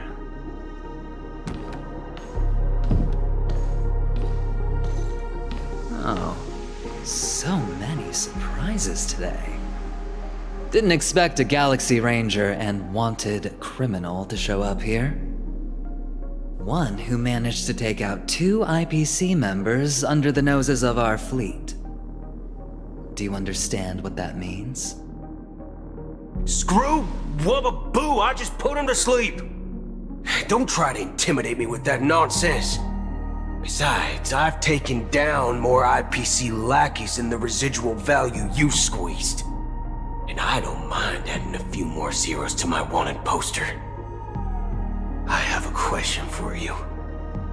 Be honest, or I don't mind putting a bullet into your head.